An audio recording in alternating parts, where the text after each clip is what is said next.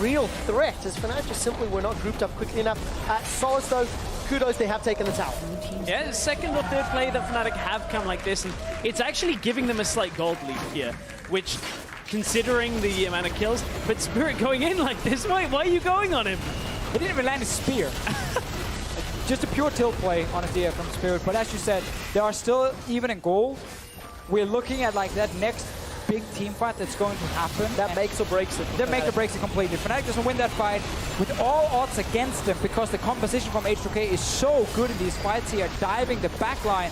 And all Fnatic has with their comp is backline. Because you got a squishy jungler, a squishy top lane, a squishy mid lane, a squishy AD carry. So you only have backline.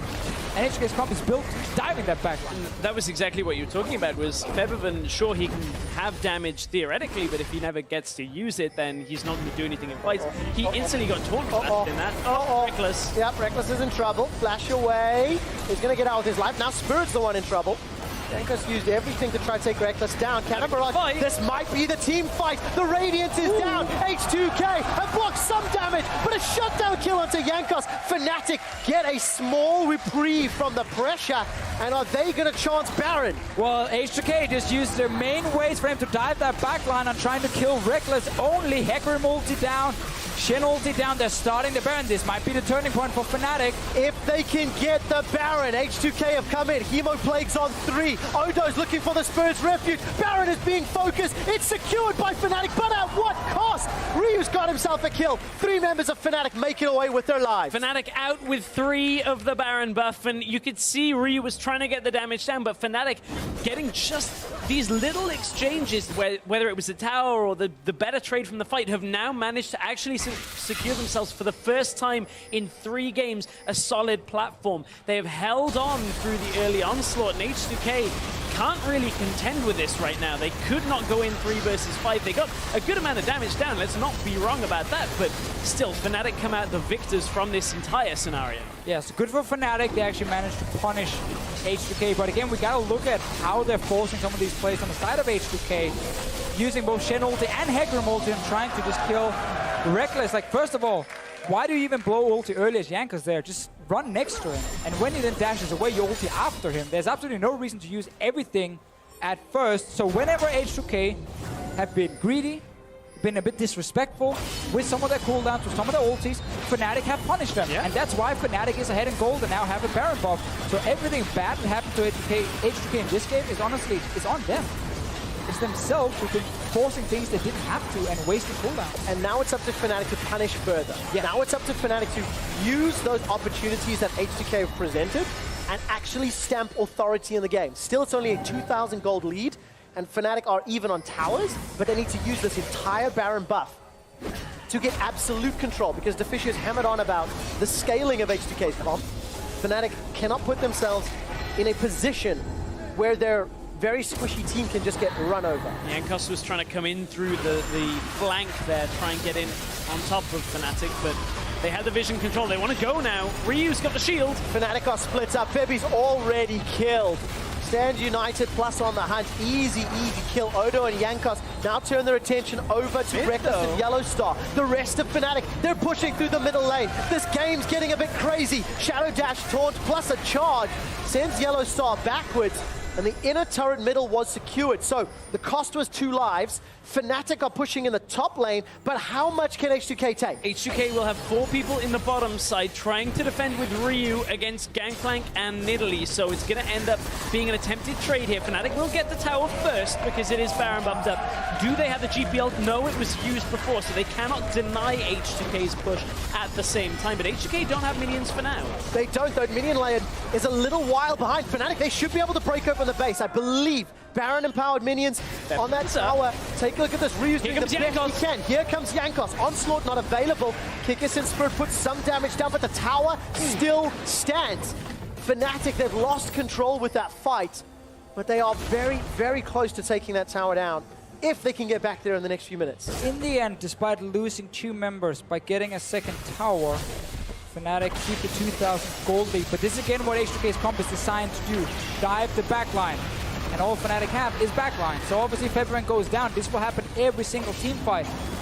we might have to see Fnatic get one of these super messy games, like we're seeing right now, where everything is kind of split up. You just kind of 1v1, 2v2 all over the place, so they don't have to 5-on-5 against H2K. Oh, hang on. Speaking of. All right, so we jump back to live. A bunch of abilities have been used, looking at ultimates. And H2K forced to run away. Fnatic, they had control of the jungle, and it looks like they're going to siege up this inner turret bottom. Again, it's good for Fnatic. Just keep the pressure going. Keep forcing these crazy fights around the map where H2K is not coordinated. Ryu was sitting in the top lane where that fight started, meaning H2K had to just disengage. And another tower for Fnatic.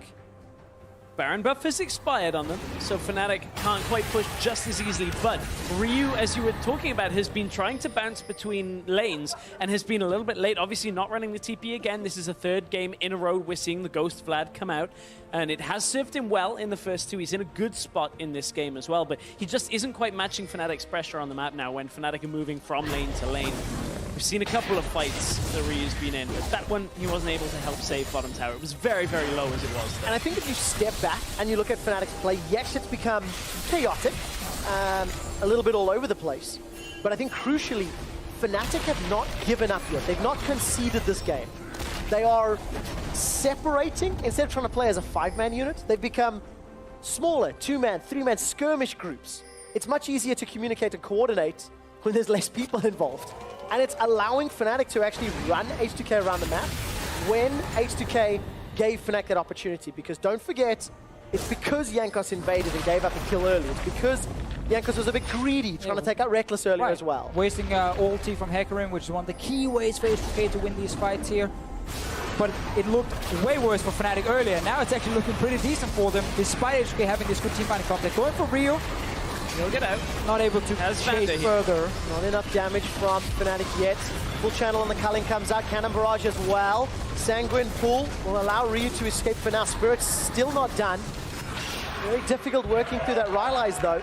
Baron's only up in a minute and a half. Cloud in a minute 20. If Fnatic get it, it really helps them out. Plus 50 move speed to get into position to contest. Could be pivotal, especially because of how important it is for Featherman to be jumping first. You know, he doesn't want to get surprised. He doesn't want to get flanked. Fnatic should have the area around the Baron to be able to secure vision control. You can see they've got one pink on their side, one in the inventory, and only one red sweeper though at the same time. So they cannot secure full control of the area without recalling for extra pink wards. Yeah, this is where Fnatic needs to kind of calm down and talk about exactly that. You know, guys, we need pinks because we need to set up Baron. So when we see H2K coming at us, we can actually disengage from the Baron and take the fight. If you stand 5-man in that Baron pit, trying to nuke it down when a Hecarim flies in with a Vladimir behind him, you die. So Fnatic, again, they want these split-up fights around the jungle. Notice how Odoamne saved his ulti before, even though Ryu was under pressure, because that ulti is so key for H2K to use onto Jankos when he dives in to make sure they can lock down these squishies. So Fnatic are not allowed take them down one by one. Gentlemen, we don't talk a whole lot about the items, but GA picked up for Jankos along with that Triforce and Cinderhulk. Rylai's Hourglass for Ryu. Void Staffs for Spirit and Featherman. A lot of those big breakpoints have been hit already. Reckless as well. Phantom Dancer, Black Cleaver, Ghostblade. So whoever's going to be able to keep that damage down. Fnatic with a 4,000 gold lead. Well, I call it 3.5. Spirit really needs a sweeper here though. I'm not sure why he's sitting on a trinket when he already has a tracking knife. We want to be able to deny vision from H2K. Ryu's going aggressive. You can see Reckless on the top side. Gets a stun on Yellowstar. Jankos is holding on to the onslaught for now. The rest of Fnatic is starting to group up. Cosmic Radiance has already been used by Vander, as has the Cannon Barrage from Kikis. Reckless is on the front line. Gets caught by the Hemo Plate. A flash forward from Ryu. Where is Jankos? He's looking for the onslaught. Throws it down and catches two. The rest of Fnatic are scattered. Reckless is in trouble. He's zoned away on the back line trying to deal with Odoamne. Kikis is killed thanks to Jankos, but the GA was popped. So it's a kill for an item cooldown. Fnatic, they are thwarted. Almost all their summoner spells blow. They had to use so much, and again, Odoamne is being relentless in these fights. He's getting delivered right next to Featherman and instantly getting the taunt off every single time, and it reduces Featherman's damage fairly significantly, forced him to ult away from the rest of the fight just to slow the Shen down, and Featherman couldn't quite balance the damage for the rest of it, so Fnatic don't have access to all of their tools. We've seen how much damage they do have when they can get it out, but not every time in every fight. Yeah, how will Featherman stay alive in the next fight when there's gonna be a Hecarim ulti flying towards him? No flash, on this Cassiopeia. No protection from his team, no proper peel either. It's great engage from Ryu with 3 members stepping forward, forcing Reckless to flash out of the fight and then chase further. H2K here would love to get way more than they're actually getting. Only getting that 1 kill and having the GA pop. But Forgiven wasn't really able to join his team either. So he's simply not able to properly chase. But getting all the summoners, it is another win for H2K. Just wait for this next fight. Look for the ulti from Jankos. Febivan. He's gonna be the target. He will be indeed. Dragon is up, Baron is up. On the hunt is used. Why? That was Very way good too aggressive. pillar of ice there from Yellow Star. He's going to disengage for H2K, and they've lost at least one of their primary forms of engage. Yeah, that was not a smart ulti from Forgiven, and where we praised H2K in game 1 and game 2, playing very slow and steady and not really being too over-aggressive at any point. This game, they've definitely been too over-aggressive a lot of times. Fnatic starting this one. Stellar Ford coming down for Odo. He completes it, so joins in the river, taking stock. Stand United available, as is the Onslaught of Shadows of Fnatic. They've also backed away from Baron for now. Yeah, this is where you start pushing mid as H2K, so you have a way to run and challenge Fnatic to either take the Baron or recall. They're moving up 2 members. The other thing that it would do is also force out the Gangplank ultimate, and then Fnatic could look to rush the Baron. It's a risky play, but that's only if H2K commit everybody, because it would slow down their push, but they wouldn't have that team fight tool available. H2K waiting for that Civ ulti to be ready. Just a few more seconds. Jankos does have his ulti. Look at Ryu. Constantly look for where Febivan is on the map without his flash. Ryu's got a good flank Ryu's here. coming in. His Jankos. Go for Reckless is in trouble. Jankos has found him. Reckless is running for his life. Reckless will be going down. Sanguine Pool has allowed Ryu to get to the back line. Now Febivan falls. That's a double kill for H2K. They turn their attention to Kickers, and H2K have routed Fnatic. As we have said time and time again in this game, it is impossible for Fnatic to win these straight on 5-on-5 team fights because the entire comp from H2K is built around killing these squishy backline targets, and they're able to get another great engage. But Official, look at it, it's only Spirit alive! Not for long! The Nexus turret is being focused. Minions are making their way in. H2K with 30-second death timers should be able to get supers. They might even set their sights on the Nexus. They're going to look to continue pushing. They still have this wave with them. They want to end this game. They have been looking fantastic all 3 games, and H2K are about to shut Fnatic out. Look at the player cam. Spirit is done. Yellow Star stands in the way, but it doesn't matter. H2K take down the Nexus turrets. H2K take down the champions of Europe, the former kings of Europe, and H2K advance to the semi-finals. Thank you for watching Match History. Every single week, new moments and legends are born, and today's action is just about to begin. Stay tuned.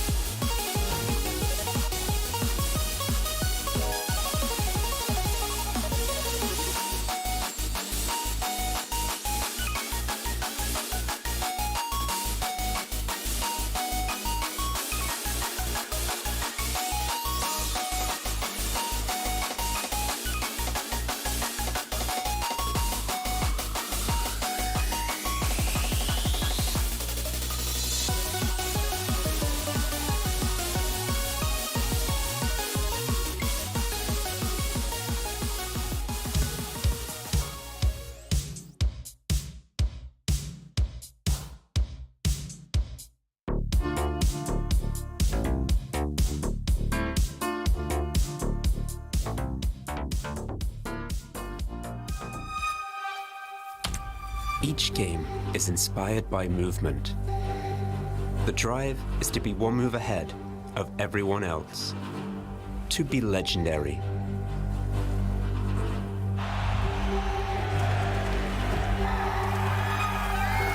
Are you ready to make your move? Make it legendary. Join Kia at the League of Legends EMEA Championship. Kia, movement that inspires.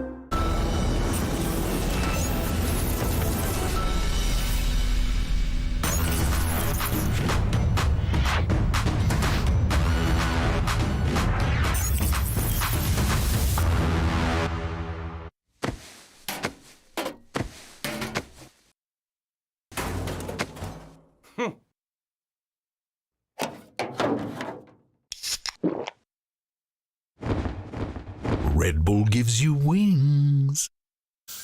Danke, Marine.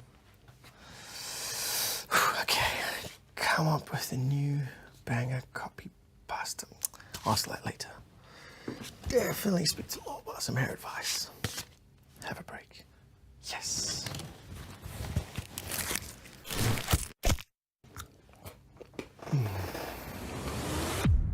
Even the biggest champ needs a break. Be on time. Oh, Get ready, summoners. League of Legends is now on Displate. All your favorite champions on officially licensed metal posters. Stunning details, easy setup, more durable than Malphite. Join 3.2 million satisfied customers and fill your room with arcane energy. Order now at displate.com.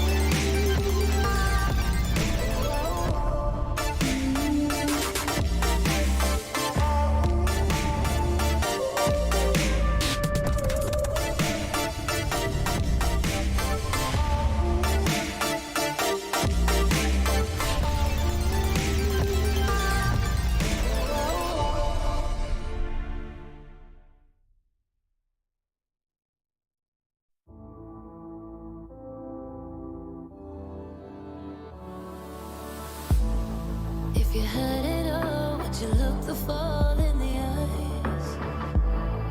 Could you walk away this time? Will you realize, recognize it's never over? And the flame that once had died, awaken. Will you rise above the days to come? Will you be enough? Will you walk away this time? Look to your left, to your right, leave the pain behind. 'Cause we all face the fires, and we stray from the light. Go leave the pain behind.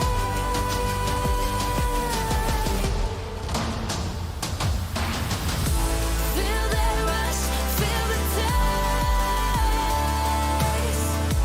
Can you feel it? Rid the pain. Wash it away and stand again.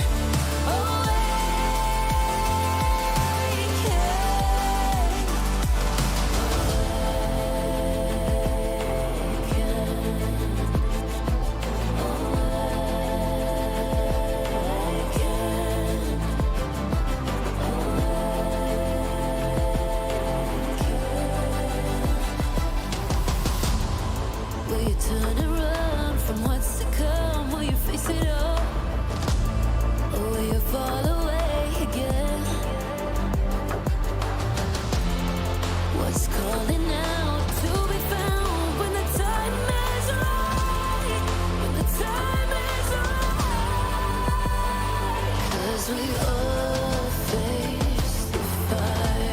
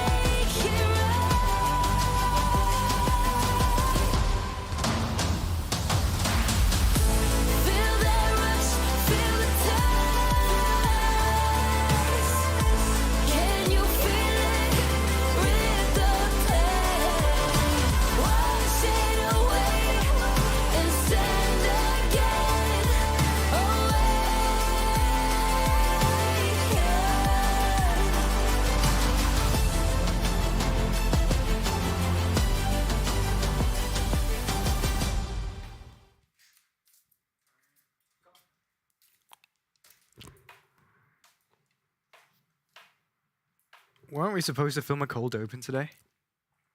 Nah, dude, that's tomorrow. I'm pretty sure it was Friday. No, our show's tomorrow, dude. It's Friday today. We were supposed to film it today on Friday.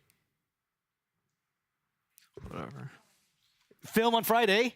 Today's Friday. Dude, LEC's on Saturdays. Can you just... We're supposed to do it today! I'm reading. What? You wanna know how to do that?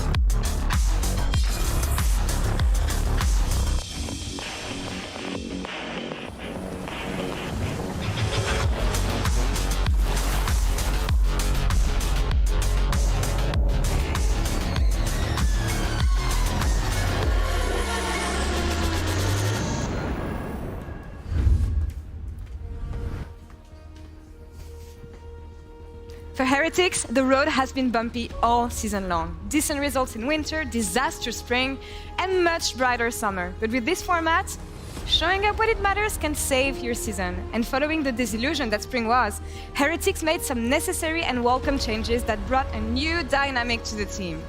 Old man Yanko said it in PGL last week. For him, what matters is helping players around him, providing guidance both in-game and outside the game also. And by reuniting with a former teammate and bringing a lost sheep to the squad, Heretics changed and he helped building and elevating the project to where it is today. Revamped Flaken on one hand, revengeful VTO on the other, and Heretics are now 2 steps away from semifinals. And to the story of Fnatic. This year is a story of struggles, finishing 9th in winter with a roster that seemed like it's almost a year ago. Wunder, Razor, Humanoid, Reckless, Rox. It was teams that changes were needed after this split, so out went Wunder and Rox, and in came Oscar and Advien. But the issues continues despite making it to groups, and they could only manage an 8th place finish, once again a disappointment for the former Behemoth. But then came summer, and with it, a new bot lane in Noah and Trimpy. Completely revitalized in gameplay and spirit, Fnatic swept majority of their opposition, finishing 2nd. But one misstep in groups have now made them find themselves in the lower bracket.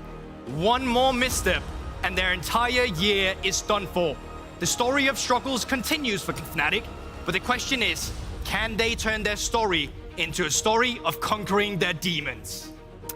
What the hell is Excel even doing here? I mean, seriously, this team was terrible. 10th place back in winter with a single win. In spring, oh my god, 2 wins!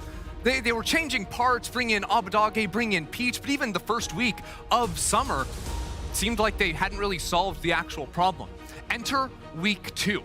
They go on a win streak where they take 9 wins, only 2 losses before their series up against G2, where they push them all the way to brink in a 5-game series. But you see, none of that matters if they don't win tomorrow. If they lose tomorrow, all that effort will be for nothing. No chance at the Summer Shield, no chance to go to Montpellier to play in the season finals, no shot at Worlds. Nothing matters unless they can get that win. 3 map wins tomorrow. G2 are the most decorated organization in European League of Legends history. And this weekend, they look to add another shield to the collection. A title that will bring them up to 11 in total and 1 short of every other title held by every other organization in European LoL history. This journey to get here to this point has been one of domestic success, but personal failures. They dominated the winter split, only dropping 5 individual games before winning the title, and whilst Spring and MSI didn't go the way that they wanted it to, they returned to Summer Split, revitalized, and a step above the rest of the competition. G2's aspirations reach beyond Europe, but first, they have to conquer it again, as they have so many times before. Thank you, everyone, and welcome to the LEC 2023 Summer Finals weekend. I'm really hyped about this game. We kicked off playoffs earlier this week with a banger best-of-5. G2 versus XL. It went on 5 maps, crazy. Yeah, 5 maps, that's what we say here.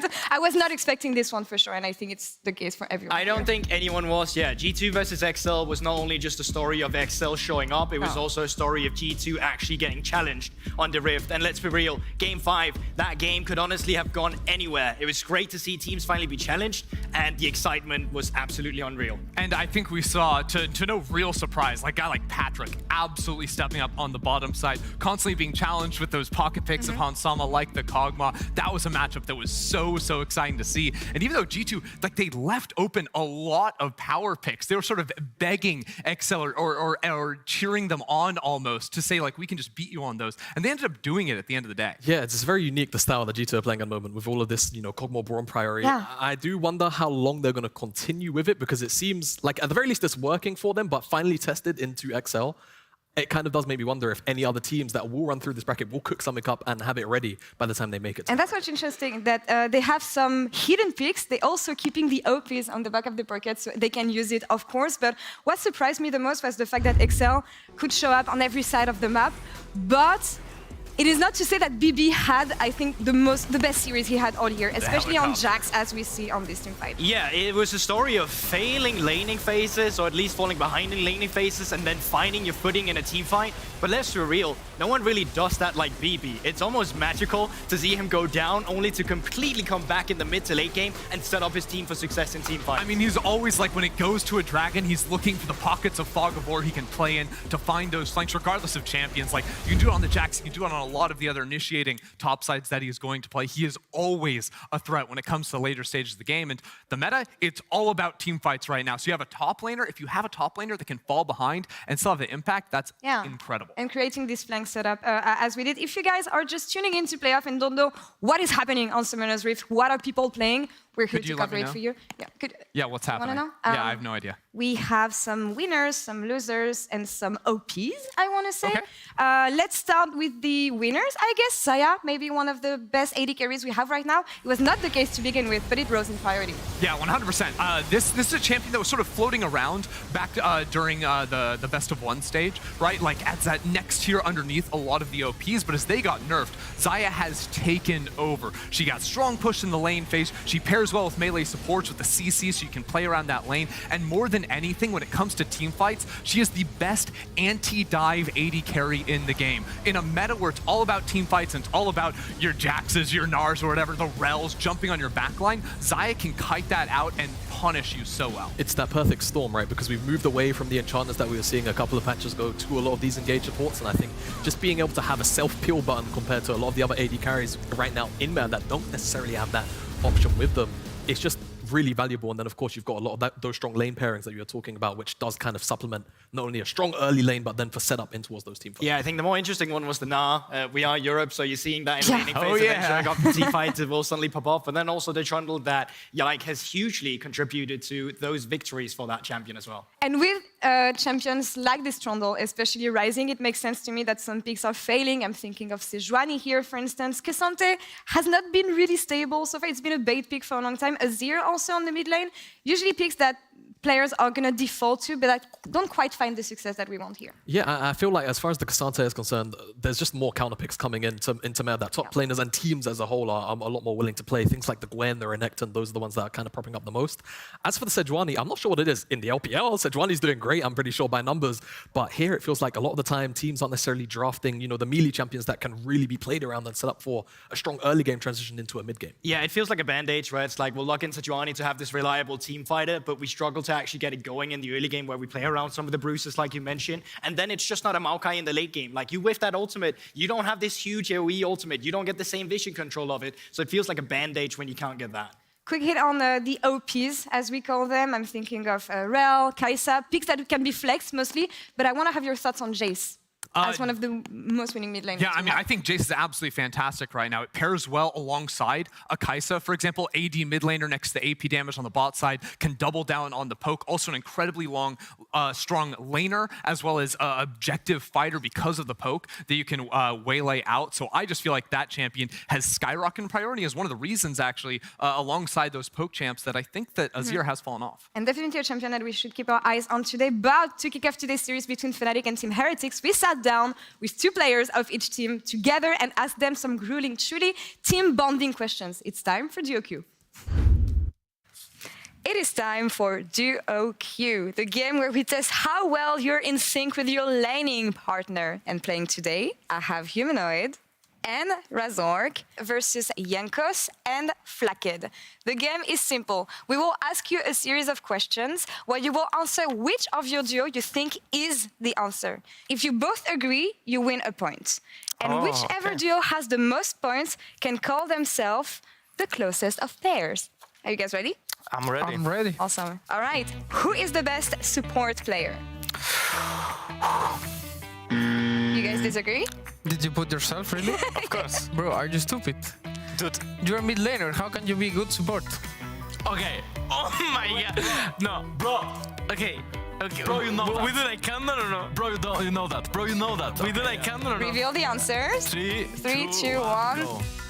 No, but like, you said don't be delusional. Bro, I play my Blitzcrank is undefeated. Bro, your Blitzcrank is, with the permission of the LEC, is shit. It's no, it's so good, bro. Dude, junglers cannot play anything other than jungle, okay? Oh, no. Listen, no. I have seen autofill junglers in my games. It is very disturbing, You didn't see my It is very Nautilus. It's fine. You didn't see my Nautilus. It's okay. Okay, it's fine. We can, like, I'm a jungler. My mind is like so smart about the map, and you think that only kills minions. Okay, it's fine. It's just the first question. It's okay. It's okay. Okay, I'm getting tilted. who's best at learning languages? Yeah, you guys agree. I want to learn English. Yeah. Like my friends is on point. Yeah, really good accent. Yeah, I have mega good accent. Who is more likely to run it down in scrims? Okay. Guys, pick Kha'Zix, Belven, pick the champs. Reveal the answers. 3, 2, 1. Yeah, of course. To be honest, you had this one day where you completely grifted. Okay, yeah, because I didn't sleep. Okay, it's fine. Okay, sorry for swearing, guys. I have only one game per like sometime. Really? I mean, I'm not gonna hide it, you know? Sometimes you just feel it, and then you have to go for it. Yeah. You agree? He's right. All right. The next one. Who is more likely to set the house on fire while cooking dinner?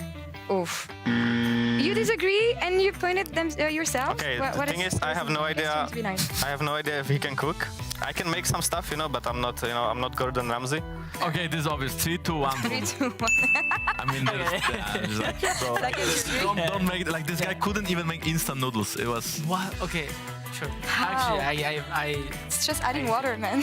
yeah, I mean, I tried to make eggs once. It didn't You go tried? Good. I tried. I mean, I made them, but the whole kitchen was really bad. Who would have the better chance against Seth in an IRL 1v1? Okay, I mean, yeah. 3, 2, 3, 2, 1. 1. Okay. Sure. I mean, there's no chance anyway. There's like no hope, but. Yeah, sure. You guys, you don't have any faith in him here. What? You don't have any faith in him here. No, I don't think he would win, but I also don't think I would win.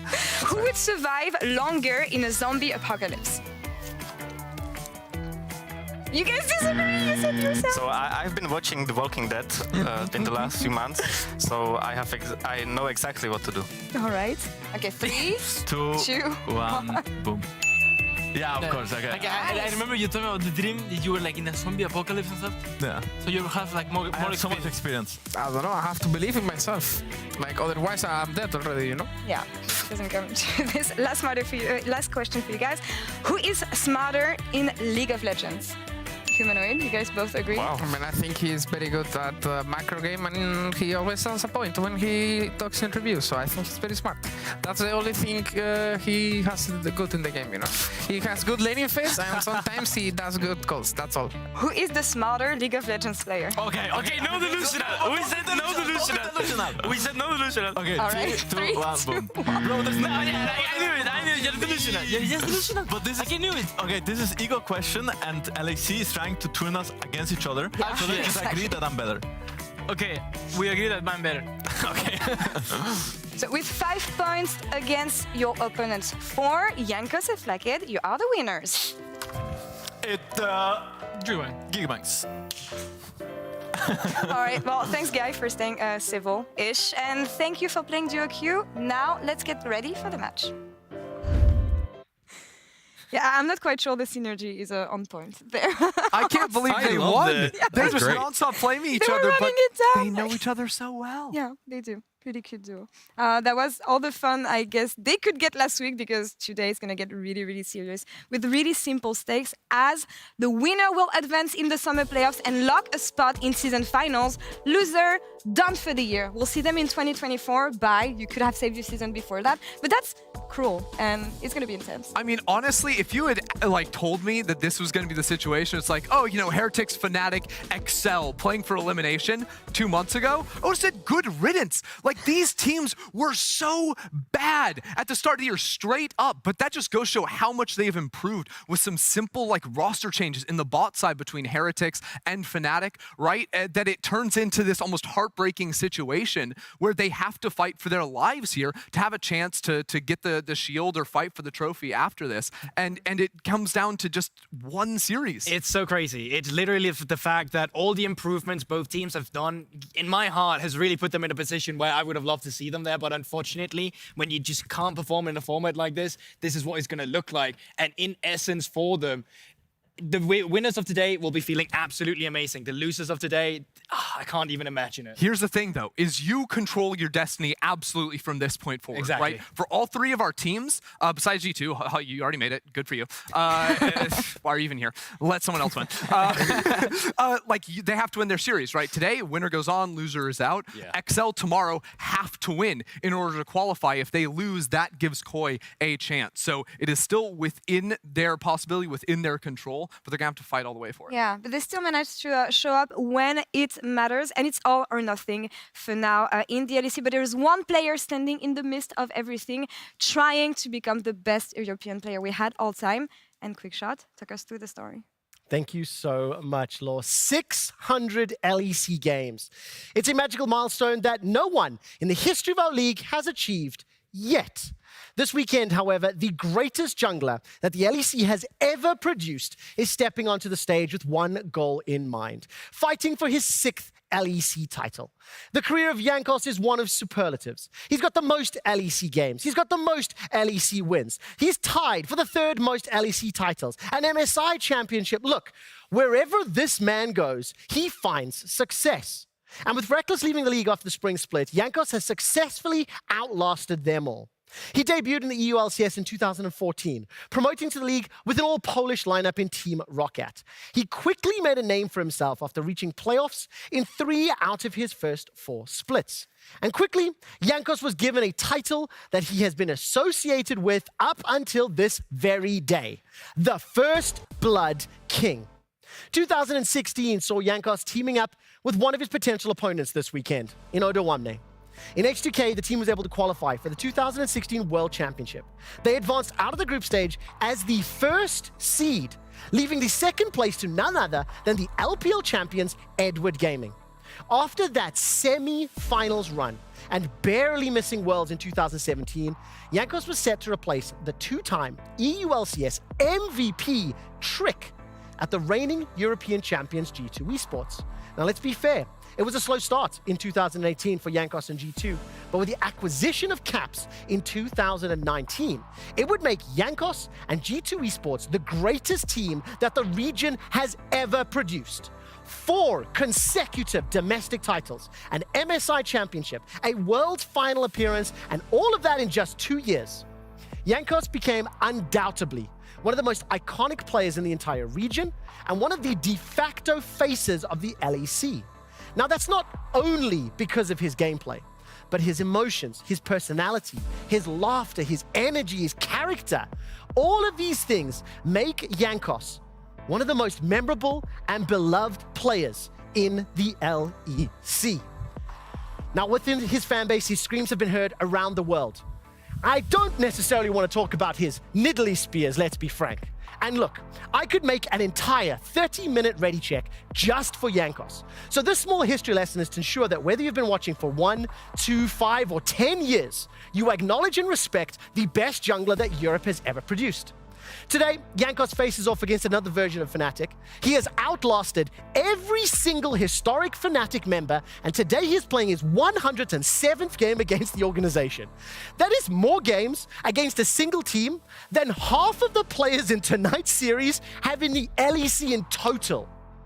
To have a chance to get back to the World Championship, Jankos' experience will be a huge factor in the match.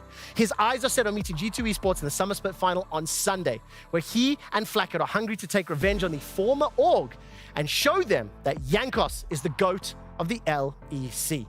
My eyes are on Jankos coming into the series. What else do I need to look for?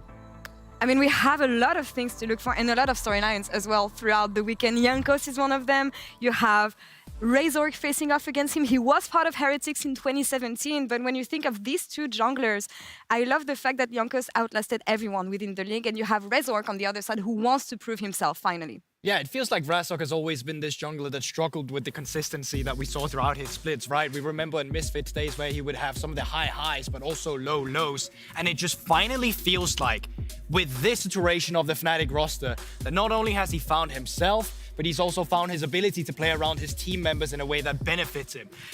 Razork has been by far the best performing jungler we've had in the summer split, and there's no question to that. But the thing is, you're going up against Jankos in a best of 5, and the experience that's come with that cannot be understated. Yeah, and you know, maybe the stats look a little bit lower for Jankos this split. They don't look like #1 in every single category. This guy was the star of Spring Split, no doubt, and he has still been an absolute top performer for Heretics. This is a guy that just has an uncanny sense of lanes he can affect and the timings at which he can look for ganks. Like, he is always going to find an angle to just repeat punish inside of a lane. And I actually think that with the changes on the bot side of the map too, that's opened up a whole new avenue for him in a similar way that Razork now has really shown that he can play top and bot side early. But he's been through some struggles this year, both with the changes of the lineup in Fnatic and also the fan perception, I feel. And he shared some words about how him and Humanoid are perceived. Let's listen to this. I'm already used to get all the blames when something goes wrong for Fnatic because I'm the jungler. I really don't care. Like, I couldn't give a f. Like, I don't give a f, to be honest. Like, just if Fnatic fans are like blaming me or people are like blaming me and Humanoid, it's like the narratives, you know. They don't know what's going wrong, or like even if I have a bad game or Humanoid has a bad game, we will get blamed, and it is what it is. Like, I really don't care. I feel like I showed a long time ago what I'm capable of, and I know what I'm bringing to my team, and I'm really proud of what I'm doing this split.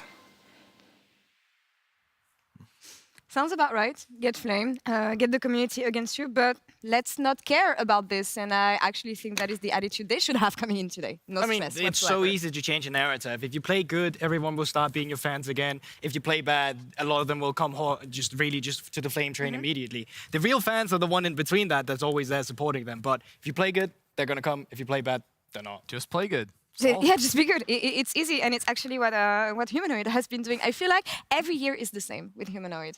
It's a slow start to the year, ramping up through summer to get ready for Worlds. And it feels like, once again, that is what he's doing. And it's going to be interesting to know how he's going to match up to a very strong VTO right now on the mid lane. That's the thing as well, because last time that VTO faced off against Humanoid, it was in the days where VTO was the 1v9 machine on Misfits. He went down to the lower bracket, one series away from qualifying to Worlds, and he's once again finding himself against Humanoid as it was back then. Back then, of course, we know the story. It was Humanoid that won the series with Fnatic, and they would move on to go to Worlds, knocking Misfits out of the contention. Today, it's the same. If they lose against Fnatic, they're out. They're not in Worlds. They cannot even try and qualify to Worlds when they reach the season finals. I feel like this is going to be such a violent mid lane matchup too, because you have players that are a little bit turbulent, like over the course of a year. Like even a guy like VTO, right? You know, on Misfits, looked like a star, had Zanzar living inside the mid lane, and then goes over to Excel at the start of the year. Not the same impact, not the same assistance, but since he has moved into the team with Jankos, he's been unleashed, playing a lot of these like fighting mid laners, the Ahri setting up for ganks, looking for roams, all this stuff. When he's unlocked to play around with Jankos, this guy just looks like he's on a different level. Yeah, I think that's the thing for me, and it's actually on both sides, right? I feel like these two teams are so unlocked by their mid jungle when they're actually paired up and linked together that it does make me wonder about, you know, how the lane priority is going to change up, right? We've seen a lot of VTO on Kai'Sa whenever that's been available. Is that still going to be the case, even if it is up, simply because sometimes you might need to have a more aggressive early game stance against a team like Fnatic? I'm not sure how much room realistically against, you know, Humanoid and Rezo on form they will actually have to sit on their hands and wait to scale up. And that on form is the pivotal one as well to talk about, because Humanoid is such an interesting player as well. At times, he's looked lost on the map. But when Humanoid is in peak form, he's looking like one of the best mid laners in the world. I don't care, I'm putting it out there. Last year at Worlds, when he was in play-ins, going through it, absolute massive performance. And the thing is as well, Humanoid scales with these kind of situations. At least that's what we've seen historically. You're now finding yourself in a situation where if he would miss this match and not win it, that would be his first ever world championship that he's missing out on. And I'm just saying, that's a scary thing to be facing up against. And honestly, when it comes to these big matches, you can't like sleep on the historical picks too. Like a Humanoid Orianna can always pop out of nowhere. And for me, what's interesting is that Humanoid doesn't need to prove himself. We know that he can show up when it matters, but when you think of VTO last year, for instance, in these clutch moments, he was not able to show up and perform to the expected level. So for me, today, with the revenge of taking down Fnatic, who blocked them last year, this is what's on the line for him. And when I look at the top lane matchup, it's a similar story, I feel, because it's about redemption. Oscarinin, slow start to the year. People were thinking that he did not deserve to be in the LEC. And same can be said about Evie, but they just both showed up. Yeah, I mean, he was looking at a lot of this gray screen at the start in his first week, right? That's the thing as well, because the first week it continued being Oscar getting solo killed, not really finding his groove in Fnatic. A lot of criticism came thrown towards him, but he was just nervous on the stage. When he finally got settled in, he started being the one who solo killed his opposition. To me, he's the fastest improving player we've seen this year, if not in years in the LEC. Oh, like, yeah. His improvement has just been impressive. No doubt, and he can play a wide variety of champions, right? The tanks in the top lane, the gangplanks, the more carry options as well. Whereas on the other side, I do feel like Ebby is much more locked into the style of champion he's going to play, right? Like the Cassante, the Scion, the Renekton.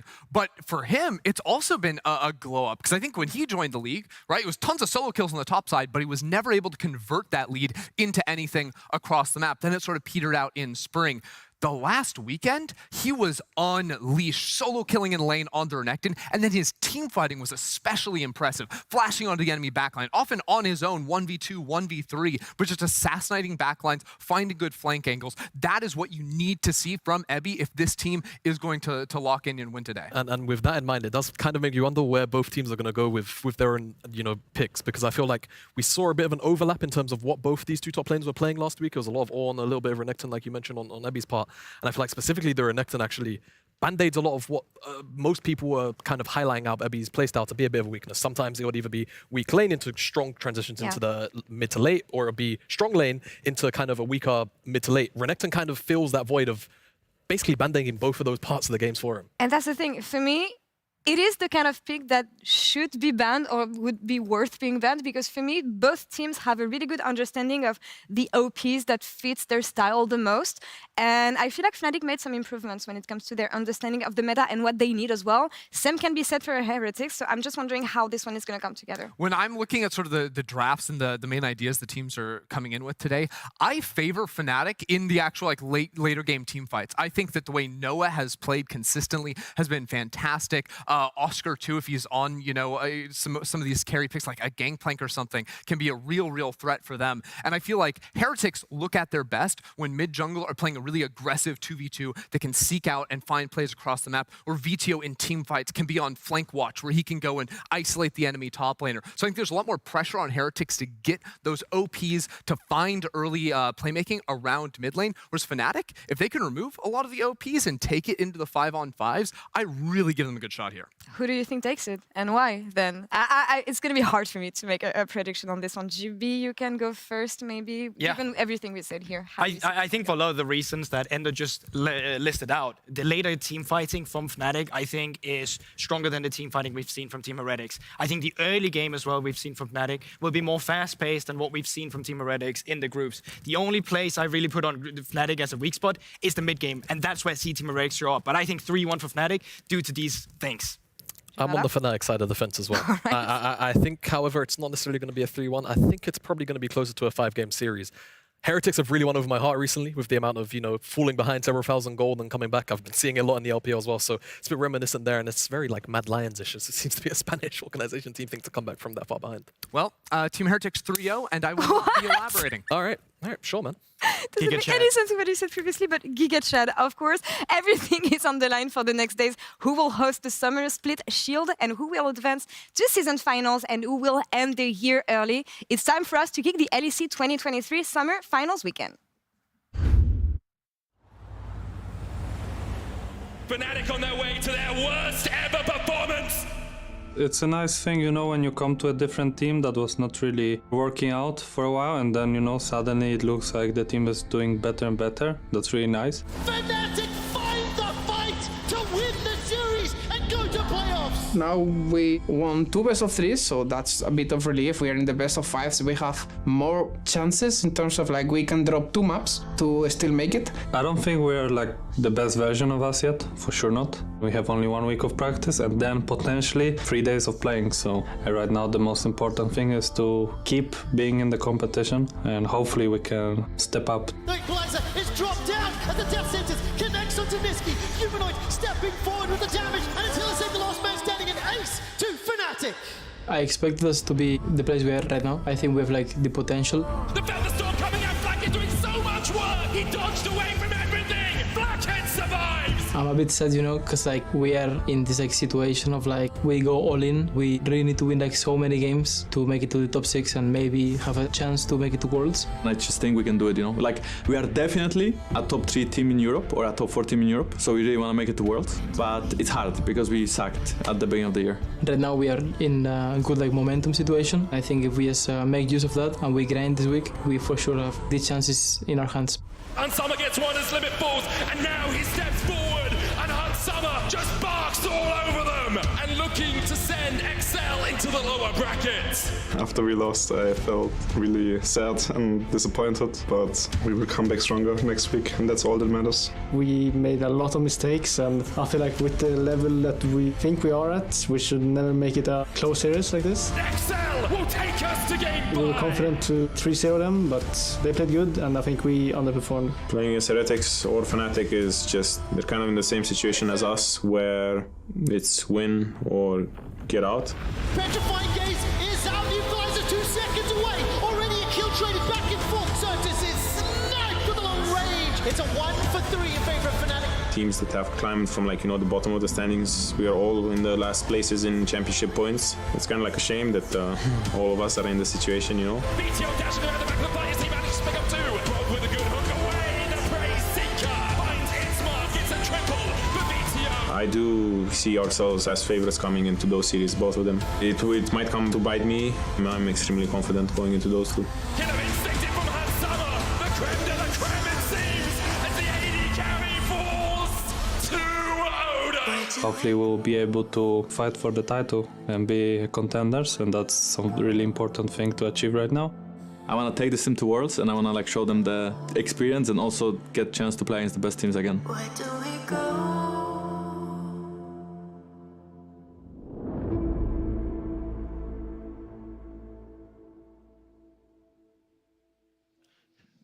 Hello, ladies, gentlemen, and everybody else. Welcome to Berlin, Germany, for Fnatic taking on Team Heretics. My name is Quickshot. I'm joined at the cast by Dagda and K-Drill ahead of this best of 5, do or die.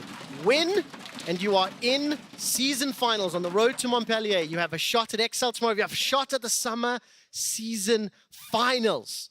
Lose, and you are done for the stakes couldn't be higher. Yeah, and it's heartbreaking to see both these squads that are the two that are in this situation, because with the improvements they have made this split, it feels like it'd be so good to see both of them make it, but unfortunately that's not how this competition works. Sad, isn't it? Sad to see one of them go, because I think both these teams are obviously peaking right now. I mean, we've had 9 teams in our top 4 across the entirety of the year.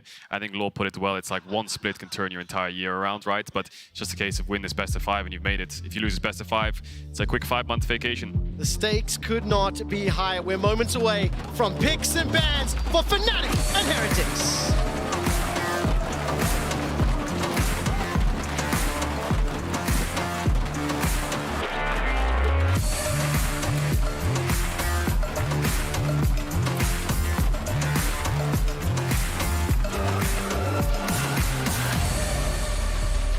So Fnatic had side selection. They elected to play on the blue sides. Dagda, we've had the pleasure of watching many of their games and casting them over the last few weeks. What do you think the priorities are going to be coming into this one? I mean, Rel, Maokai, Kai'Sa's already banned away. Yeah, well, myself and Mark were talking about backstage about what we wanted to see. So the Kai'Sa already taken away from video was a great start. I think LeBlanc on red side is going to be an easy one.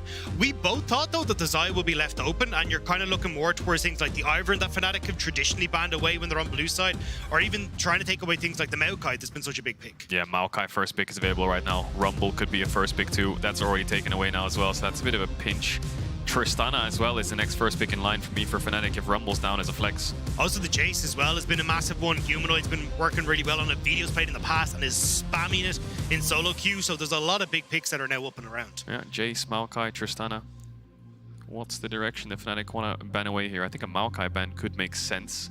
And then look for the AD first pick, but then Sejuani becomes really strong, right? They're going to take away Abby's Renekton, so that denies a little bit of the Sejuani Renekton. Feels a little surprising to me to see the Xayah, the Renekton on the blue side when you consider those other power picks, but obviously leaving them in the pool means at least you're going to get 1, maybe 2 of them. Dagda, what's your take on this? Obviously with that Maokai, the Rel, both still open and available, both picks that could be considered. Yeah, my question is more, yes, we could potentially see the Maokai ban here, but what's the plan for bot lane? Because we were kind of chatting backstage about you taking the Xayah on the first rotation here for Fnatic and then kind of having yourself in a good spot, but Jace is going to be left open and available. Wouldn't be surprised to see the Maokai taken away here on the opposite side here, just to make sure that you're in a good spot here for Jankos. And then you could end up going for probably the AD carry, honestly. Get Flacket on something comfortable and try and pinch that pool for Noah.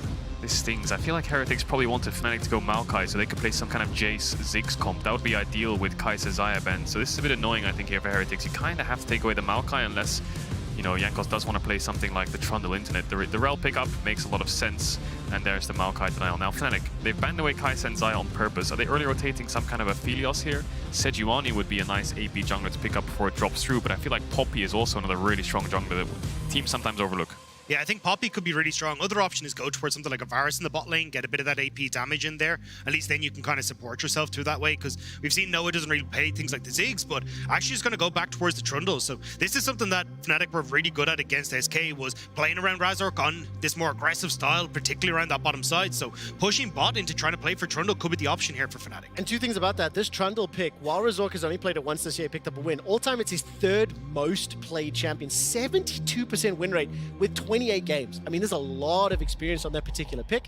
A slightly different direction. It will be the K'Sante locked in, so solo lane is secured. We still haven't found an answer. What is happening in that bottom lane, Dagda? Yeah, I think this is where the problem that you have is Flacket is definitely more comfortable when it comes towards the bottom lane champion pool. Like, we've seen the Seraphines, we've seen Ziggs, we've seen him bring in a whole wide variety of different things. So I think you've got a little bit more variety there for Heretics, especially if you are looking at an AD mid laner now coming through. You could even opt in towards something like the Ziggs. But I think for Noah, I imagine they are trying to aim towards something that's a bit more AP heavy for themselves, like that Varus. AD mids were the biggest question mark here when Tristana and Jace are taken away. It looks like Yone for BTO picking that one up to make sure that they're not playing any kind of Azir Maokai lane. I wonder if they are going to go for an AP bot, but Yone does have a little bit of hybrid damage. I'm just worried for Fnatic if Varus is taken away here, what Noah's going to be playing. This is only the 4th time that BTO has ever played Yone. Of his 3 previous games, he's only picked up that single win. And immediately Team Heretics focusing down some of those bot lane options. The Braum has already been removed from the pool. I'm also curious to exactly where Fnatic are going to put these champions, because you can actually flex the Jace into the top side if you wanted to. You can move the K'Sante to mid, so there's still a little bit of flexibility there. So even though you are up against the Yone in the mid lane, you could just stick a K'Sante in there, nullify the lane, and then have that pushing lane on top that I think Fnatic have been doing really well with just supporting us, Kieran to do his thing. There's a Seraphine ban. Maybe they're looking to take away these AP carries. Ziggs next on the list for Flackade. Braum taken away. Alistar ban wouldn't surprise me too much either, but I'm just sitting here thinking Varus and Zeri are now up, so I don't think Fnatic will struggle to find an AD carry now that the Braum bans come through and they're trying to cover off this Rel, obviously. The Rel's not a flex with the Maokai next to her. But I also am a bit curious what Evi's going to do for top lane. You know, we've seen his Renekton, it's great. Renekton's banned. Cassante's his next play, that's picked away. Barring that, it's just tanks. So we'll have to see what he plays. Probably a tank for the rest of this comp. Yeah, opportunity here to maybe go for something like Emilio Lucian as well. You just try and play for poke with the Jace, the Lucian culling as well, and see what you can do. But there's a lot of hard engage on Heretics, which may not be ideal. But I think no matter what you do here for Noah, like, you're going to be pretty immobile and you're going to struggle with that anyway. I think this is where the patch comes back to bite Fnatic a little bit. We haven't seen Trimby Alistar that much, and I feel like Alistar is just the pick into Rel. Ash taken away for some kind of engage from Heretics. Ash Rel lane denied. They could look to counterpick AD if they want. I mean, what you're looking at now is Varus, Aphelios, Zeri, really. I mean, we saw Jinx Thresh from Fnatic, but that's banned away, the Thresh, and I think Jinx without that Thresh is a little bit too immobile. Can I put a number to that, Kadril? You said we haven't seen that much Trimby Alistar. You know, of his 300-odd professional games, he has 3 Alistar games in his history. All of them were wins, of course, and with both Ash, the Seraphine, Braum Thresh removed from the pool, Flack is now locked in that Varus. Now we'll get the answer. What do Noah and Trimby want to do? Don't know whether they want to go for some sort of AP poke. We were talking a little bit about potential options in that bottom lane as well. Yeah, I think the problem here is that Fnatic, what they'd like to do is try and use the push that Jace will have in mid lane, and also the push you get in bot side now to lean in, play on bot side, and try and get in the face of Jankos. But it is a bit of an issue now, because I don't think the Zeri's really going to be able to combat a lot of the push that the Varus will have. I know you're both going to be rushing Static Shield, but I think you're actually in an okay spot here as Heretics to try and deal with a lot of that. Yeah, Rakan's open too, so Zeri Rakan's an easy one. Don't go for the Alistar into the lane phase itself, but Trimby Rakan is probably I think it's his most played champion, most successful champion at least. Another direction they could have gone in is a Kalista lane, but Fnatic, I think being pinched this hard, Heretics can kind of now guess that they're not going to be playing any Kalista lanes this series. Gentlemen, as the resident stats man, okay, Rakan is Trimby's most played, most successful. 41 professional games, 85% win rate. Pivoted away from that to go to Alistar, which is 3 games, all of which are wins, but it's 100%. Mathematically speaking, that's a higher win rate, and that sets up things well for Fnatic fans. Oh, Trevor, yeah. I mean, the Alistar makes so much sense into Varus Rel. It's just such a good pick. Are we getting Ebi Urgot here? He's been pinched a lot. Poppy is another champ that he's been playing. They have got a couple of dashes, just go even and play the tank, so no surprise there from Ebi, but the Zeri was a pick that they played in the first round of the playoffs, I believe, Fnatic, and they lost 2-0 that series against SK, trying to play things like the Zeri Braum, and it didn't really work. It wasn't their meta style. Coming in their prep, they said, wasn't the best, but now they're running the Zeri again. It has been picked around the world a little bit on this patch, and the Alistar, I think, is the big key change here for Fnatic. Very heavy AD, I must say, especially against champions like the Poppy. Zeri will help out a little bit with that, but it's the Trundle that makes it so this AD comp can function. Yeah, I think a lot of this is going to be a case of, like, can you try and play around Razork in the early stages, like get into the face of Maokai and buy space for the squad? Because I think if you have to face check on Heretics, you're going to be a little bit more uncomfortable, but if you control a river, there's no hope Fnatic are moving through any of these choke points. Exactly. My head is telling me that Fnatic's team composition is going to be a slightly more nuanced, slightly more difficult composition to initiate with. They don't have Rel, Maokai, Chain of Corruption. It feels to me like those tools are there, and for a team that, when we saw them lose against SK, they weren't able to start fights, they weren't playing proactive. I get a little nervous, so I want to see how well they utilize the comp they put together with that poke. Yeah, I think Alistar is going to help out quite a bit. Even the slows that you can get from Zeri, a lot of poke coming through from Zeri and from the Jace as well. And just trying to see if you can slow down those opportunities for the opposition to get their position that they want to. But I think when you're coming into this, ease of access definitely is on Heretic side. This is like a composition that they like to run. Jace poke, Trundle pillar, Zeri W through the pillar as well. Lots of poke coming out here. We'll see if Heretics can avoid it and set up those fights. Oh, I love that. I completely forgot about the interaction of the shock laser through the pillar. Will it work out for Fnatic? We'll find out as we hit the rift.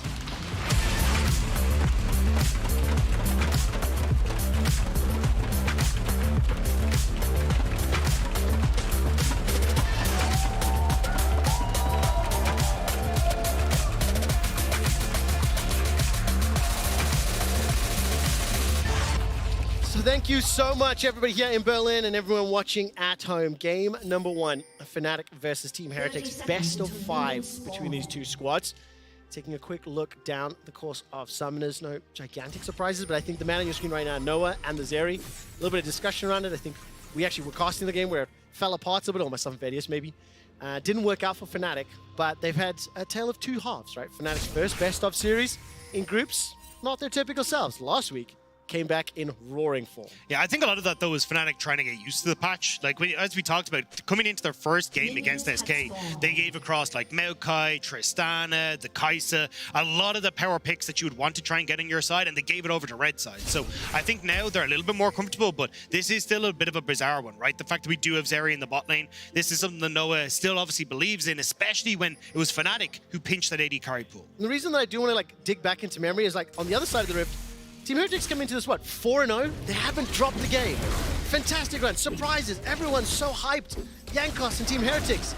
But their combined kills per minute is 0.7. They've spent 40% of their game time in a major deficit, and their average gold of 14 is minus 1.3k. I mean, their come-from-behind wins are phenomenal, K-Troll. Comeback kids, we'll see if they can continuously pull that off, finding these miracle team fights, even from the regular season up against, I think it was Vitality on that bot tier 3 when they were sieging with that huge gold lead, coming back with the Kai'Sa and the Ziggs at the time, I think it was. Yeah, I think as well, just the fact that we've seen Heretics kind of be a little bit less rigid, I want to say, in their game plans. Like, it has been a case of, hey, we're going to leave Flacken in bot lane, we're going to go up and we'll try and fight for Rift Heralds and stuff, but we're not really going to overcommit to anything. But it feels like in their last couple of series, they've been way more open to, hey, let's try and move Mercer around the map. Let's try and have him link up with Jankos, even Video go for some scraps in River. So I think Heretics have definitely been more open to not just sticking to the same game plan every single time, which is why teams are getting caught out by it. Keep a close eye on those junglers. Where do their first moves come from? Mercer steps forward at that shattering strike, and the wave is being pushed towards Fnatic's bottom lane, so Razork already with the first move will step on that ward in a moment. His bot doesn't have push, he's in a gank here. Level 2 has come through with the Alistar, but he's on a ward, so that should be easy for Heretics to play around. Now he's using a lot of time here, is Razork. Jankos has cleared out his top side. The sapling in the bush will let Razork know that Jankos is in fact here. He might need to pull Humanoid and ask him. You can see he just shock blast away. Maybe he's asking Humanoid to try and push back a bit. And if he doesn't want to invade here, just go to his top side. His bot lane's on the tower. He'd get collapsed on. It's already worth the risk. Yeah, you can already see Mercer and Flacken are starting to roam up there to make sure that they're all fine. So Razork going to have to go up towards this top end of the map. But I am curious to see how this tries to continue, because I think Razork, as we talked about, like, he's gone for press the attack. He wants to try and get in the face. He's not gone lethal tempo, so wants to try and fight early against Jankos, but not really in a position at the moment to do so, while Noah and Trimby don't have control over bot lane. Yeah, double dematerializer in bot as well, so they're going to go AP builds. I wonder if we can, look at Flacken and Mercer here hovering in the bush. They could try and jump onto Noah here, but Trimby will peel very easily. Sweeper could come out, to just spot them in the bush, and Trimby can easily walk up. In trouble though. Shot anyway. Good damage in reply. Hail of arrows, piercing arrow to boot, flash away from Trimby. Ignite traded for the flash, and Trimby kind of stepping into that, knowing full well they were there. Good trade here for Team Heretics bottom lane. Trimby is going to have to reset. Be careful here. This reset is really risky. Now flash forward, pulls backwards, and Trimby is punished by Heretics bottom lane. I wonder if he thought he was out of vision there. He was nowhere near to properly hugging the wall around. I'd love to see that first blood replay from Heretics' point of view. Because Mercer got the remount and the flash flip, right? There's nowhere you can go. Flack had good flash to commit, but that recall was just a little bit too greedy. And look at where Jankos is now as well. He's leaning down towards this bottom side, so could even maybe look to try and push Noah off the tower if he wants to. Although, I'm keeping my eyes on Trimby as well. He's not actually going back towards his bot side. Might be looking for a play on top end. So, here comes the initial trade where Trimby has to burn the flash. He even sold them with the sweeper, so that was the first kind of mistake, quote-unquote. Then he decides to reset. I wonder if it's like the ignite that takes for vision. No, it's not. He's just not hugging the wall properly. They see him just as he goes for the reset, so Mercer knows that he can walk up. Oscar, though. And that was why Trimby got punished. Now, heavy solo kill. Find the solo kill onto Oscar. He's fine as well. That is not a sentence I was expecting to say. Flash still available. Gets over the pillar of ice. Stunned under the tower, and one more wallop. Fnatic take one back. I mean, Ebby traded 1 for 1 though, still has his TP to get back, so in the grand scheme of things, this is actually a brilliant trade for Ebby. Yeah, it really is. I feel like if he flashed the combo there, he would have 100% gotten out as well, which is a bit of a shame. Manages to get the kill, but does give one back in return, but that's an insane solo kill already onto Oscar. And not a sentence I was anticipating this early in this series. Ebby is one of the players that has been, let's say, criticized. He's also playing a champion he's only played once this entire year. This is the second time on the Poppy. And into Oscar, who's picked up so many solo kills last week. Team Heretics, a minor gold lead, and that solo kill in the top lane going to help him out. Both side lanes are winning for Heretics. Maybe the CS difference in top is a little bit of a struggle right now for Evie, but that's a solo kill on top. It's a 2v2 kill on bot. Mid jungle hasn't really been able to get involved. Razork just cleaning up that kill towards the top side. Still has his flash, but of course, with side lanes winning, Heretics can then start to force these neutrals. There's the dragon already started up. Looks like it should be pretty free, but Razork's on the way. Trimby has no flash. VTO looks like he's got a little bit of mid-push, but it looks like they're walking to contest. It's very difficult, though. I was going to say, this is the downside of having that topside play not really go your direction. Trimby isn't there to help Noah with the wave, so you automatically get pushed there for Heretics, so they're able to drift over, and you can see they were thinking about trying to do something, but the wave under bottom tower, there's nothing they can do. And it looks at the moment like Heretics, this is their type of game. Slow and steady. And when Fnatic lost against SK, it was these type of scenarios where they didn't want to be in. I mean, I want to just take a moment to talk about these early game, approaches, because Fnatic, when they have found success, it's when they generate leads in the early game. They've, in their wins in summer, they have a gold lead of 14, they have a positive KD, they secure those first bloods a lot. By contrast, Team Heretics, on the other hand, have had fairly good objective control throughout the course of the summer group stage. I mean, look at that. 60-odd% Drake percentage, Herald percentage, Barons, those are the things we're going to look at. So when you consider they've got that first dragon already, maybe looking for another play, hunting down Razork, who will be able to get away from VTO's ultimate, running into the waiting hands of Abby. Razork's got no support, no backup, and the kill is secured. Not done yet as Mercer a little bit of trouble yet, jumping onto Humanoid, but another kill goes the way of Team Heretics. Yeah, nice roam coming across from Ursa. The fact that you had that push meant that Humanoid was trying to support Razork, but once he saw that Thorell was in the lane, he was like, well, I can't go to help you, it's 3v2. And it also denies Humanoid the opportunity to actually get the plate in mid, so really good cover from Heretics. These deaths are they just feel unnecessary. I mean, the 2v2 bots, Trimby could have just recalled in a safer spot, not gotten picked off with using his flash. Razork's invading Raptors with VTO already leaning to his side and Mercer missing from bot. Top player, we didn't really obviously see the replay, but maybe Oscar going a bit too deep on the lane to actually get Abby some CC for the setup on the gank and then ends up dying. So sloppy play here from Fnatic, but good punish from Heretics. Really nice roam there from Mercer using that bot push after that kill into the mid lane. The problem is now again though, Flack and Immersive pushing bot, they're going to look for the reset. Herald's about to spawn, so they can easily start to rotate towards that. Video even has his TP to get back to lane here as well, so I think you've earned a really good spot here for Heretics to actually set up for a Herald play, and I think Fnatic are just going to have to see if they can try and trade for plates on Noah instead. Seems to be the case, Vector. Look at the mini-map there, and he's Mercer moving to back up Jankos. Abby, no TP, no flash, and Humanoid, he's running his way back to that middle lane. If you take a quick look at the CS numbers, with the exception of that top lane being minorly in the lead for Oscar, because of the fact that he's got that kill under his belt, gold difference isn't significant. There isn't an advantage anywhere on the map, and it doesn't seem to be a rush for the Herald right now. You can see Abby stepping into the river, placing the vision down, while Jankos is clearing out that Brambleback. May be able to have the backup, but Mercer's made his way down bottom as well, so not exactly rushing for that objective. I thought they'd try and go a little bit quicker for that, just use the fact that Mercer had the roam. Blackett could try and clear out waves, but I think maybe they were just worried about Blackett being alone underneath the tower against Trimby's Alistair as well with the flashback up, so end up covering him instead. But I think at the moment, you're still in an okay spot here as Heretics, as Oscar goes in. Damage there from Abby. Oscar trying to trade back and forth, takes a hammer to the face. Mana's a bit low, it's a bit of a pain. Fight in bot though, Trimby Q flash. Goes for the engage, Chain of Corruption comes up. Mercer's able to use that W to escape for now. Razork stepping forward, the piercing arrow of the minions. Trimby's not going to get taken out. That melee minion not in range. VTO is wandering his way to this bottom lane and is on vision. Razork no flash. Out that ward. Razork gets pulled backwards. Is his fate sealed? Once more, subjugate, chomp, and the wallop's not enough. Another kill to VTO and to Team Heretics overall. Heretics are styling on Fnatic. Flackett with the flash predict on Trimby. He knew that the Alistair was going to try and go for that combo, so immediately flashes away and sets up beautifully then for Heretics to turn around that bot side play. Yeah, Jankos looking for some kind of top dive here. It's going to place the pink. Abby can land the stun if he can get the W down, but Humanoid's actually roamed from mid. This could backfire quite quickly if they don't get it done quick. Immediately stepping away for now. Abby's a little bit low. Jankos. No flash. Not a threat for the moment. He was able to secure the Rift Herald just a second ago. While that bottom lane play was taking place, they don't find the kill, but they got the objective. Still though, you can see Fnatic are trying desperately to cover this. Trimby again moving up towards this top side, but you're not really netting anything, and you're going all in on a Cassante, which isn't going to work. Trimby's going in really early here, isn't he? W's in, Q flash, insane predict by Flackett to know that this Q flash was coming in.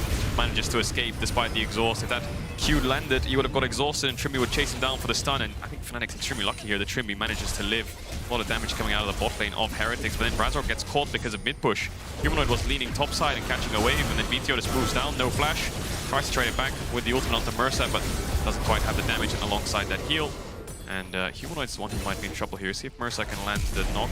Just gonna get early flash. Respect flash there, didn't want to run the risk. Actually gets a tiny bit of return damage. He managed to pick up one plate under that little bit of play, but for the time being, it is once again Team Heretics. They're around 1,000 gold up, and Dragon spawning in 10 seconds. And they're just playing so well off their lane states, right? Every time we've been talking about how they're making their plays, it's okay, we've got pushing bot, let's roam Mercer towards mid. Now. Right, static shift, V-static shift, Chain of Corruption is out, burst and zap, and not landing those shots for now. Black at 100, not going to be able to take down Zeri. He gets 20, 23. Mercer goes forward, uses that Magnet Storm. Trimby's coming in to try save the day. No flash, no cleanse, not much Noah can do, but his damage is a lot. Not enough. Connection from Mercer finally taken out by a VTO. And Fnatic trying to roam back down. They get the reply. It was Noah that won the 1v1. Noah did shut down the opportunity though for Heretics to actually get the Dragon. Flacket had push and bot. You would have been able to lean in with Video having control over mid with Yankos, but instead now Fnatic should be the ones getting the Dragon, but might be a contest. It is indeed Nature's Grasp. Humanoid, no flash. VTO steps in, the Dragon is secured. The target is Humanoid, and his fate is sealed. That soul was unbound, and VTO, with his 4th kill of the game, is starting to run away. Nearly 1,000 gold up over Humanoid. A lot of action coming through already. Big lead now for that Yone. It's going to be a horror on side lane, but good solo kill here by Noah. Actually, I think he drops a pink board. Maybe it was by accident. Maybe he thought he had a health potion there, but you can see as he's weaving in the autos, a pink board just appears behind him and a ward in front. So actually maybe he wanted to wall the bush, but of course with him moving the mouse so quickly, trying to weave in the autos, those things can happen. Mercer gets a lot of damage down and smartly decides not to take the kill, wants to give it over to VTO. So that gives Noah a little bit more uptime where you think maybe he can trade back, but easy kill for the Yone. Fnatic need to deny that Dragon like you talked about, Dagda, so they managed to get the objective but lose Humanoid in response. And now you're in a position with, I mean, first items completed now for Yone and the Varus. You're going to have the Rift Tower that you can try and play for off this massive, massive Yone as well. So I think things are looking pretty dire for Fnatic in this first one. Heretics have been playing the map smarter, and now Fnatic are kind of falling behind. Of course, for Fnatic, do have that poke. They are able to set up those objectives. I think the fact they denied that second Dragon could be huge for them, buying some time. Oscar maybe continue to trade back and forth. I mean, look, it's a 20 CS advantage to Oscar's Kazante. Because of the kills, the advantage and the plates are, balancing things out here for Ebby. They're happy to extend this play for now. I think what we're going to see at the moment is Flacket just try and quickly clear out these waves in mid thanks to the static shiv, and then immediately try and move in towards bot side with Yankos. You can look towards Video as soon as that ultimate's up. I think you just look for the dive on towards Humanoid when he's left alone in the bot lane. There's pretty much nothing that you can do here as Fnatic. You're just not strong enough to go against them. Play the King Yone, yeah, it's so strong. It's like they're trying to put their Yone on side lane to put their bot lane mid so the Flacket's not under any kind of pressure. I feel like when he's in a long lane, like bot lane when Alistar has flash, it's good that he flashed the first one, but the second one will be even harder, so putting them mid just gives them a shorter lane so they can be a lot safer and close to the tower, and then Yankos can play a lot more easily towards mid. Meteor's ahead at level 11 now, so he should be able to win out on the side lane once he gets a little bit of vision, but no neutral objective for the next 1 minute and 40 seconds with the Herald spawning soon. But it's Oscar that's doing well, despite getting solo killed there. Proxying top, getting plates in isolation, and I think that's what they expected out of this Kazante blind pick with the Renekton ban on blue side up against Ebby. Not many people expected Ebby to find that solo kill despite being ganked either, so that's a good sign here for Team Heretics as they are once again on the offensive. I think for the first 14 minutes of this game, it's probably fair to say Team Heretics have been a little bit more proactive, landed a few more of those punches, look to create those opportunities where they do have the first Dragon. They've got several additional kills, they've got a couple extra plates. And for a team like Fnatic, when they are less active in the early game, that is when we have seen them struggle. So let's see how they bounce back now. We've passed that 14 minutes. I mean, look, no tower has fallen. It's still 2 minutes till the next Dragon. And they're still very close. This game is by no means entirely over here. But for Team Heretics, they've got all those initiation tools, and they're on the hunt, Hector. That's the problem, though. When Heretics are able to take control of a river like this, how do you try and contest it as Fnatic? Like, you maybe got Trimby who can walk in, but into Mercer, into Yankos, into, I mean, even Video's ultimate as well. Like, that is a disgusting moment to try and walk through if you're in any of these chokes. So for Heretics, with Flacket able to keep control over mid with the static shiv, it becomes nigh on impossible for Fnatic to really keep control. So these Dragons, as far as I'm concerned, should, and Rift Tower as well, will probably just keep going to Heretics because they can command river first. Yeah, they're the ones who can pull the trigger. There's two options here on the map for both teams, and it's Fnatic. It's up to them as well how they respond. They could put numbers top here, have Humanoid behind Oscar, try and force that first tower top in Ebby's face while they're losing out. Or they could just try and play for bot tower here, just drop the Herald completely and avoid any kind of fight as much as Humanoid has TP. He probably just wants to push in here, get first bot tower. And then Heretics, if there's no response from Fnatic, VTO could just go down and defend it, but I think he's too late. He is going to be a little bit too late this bot tower. Trimby's right behind Humanoid, ready for any kind of dive. So I think they will trade this first tower for a Herald. Sort of playing out exactly like Dex was saying just a second ago. And of course, you just saw that graphic on the bottom of your screen. Whoever wins here plays XL tomorrow. If you have just joined us and missed Ready Check, just a quick reminder for both Fnatic and Team Heretics. If they win, they are in season finals, have a shot at Montpellier, have a shot at making it to the World Championship.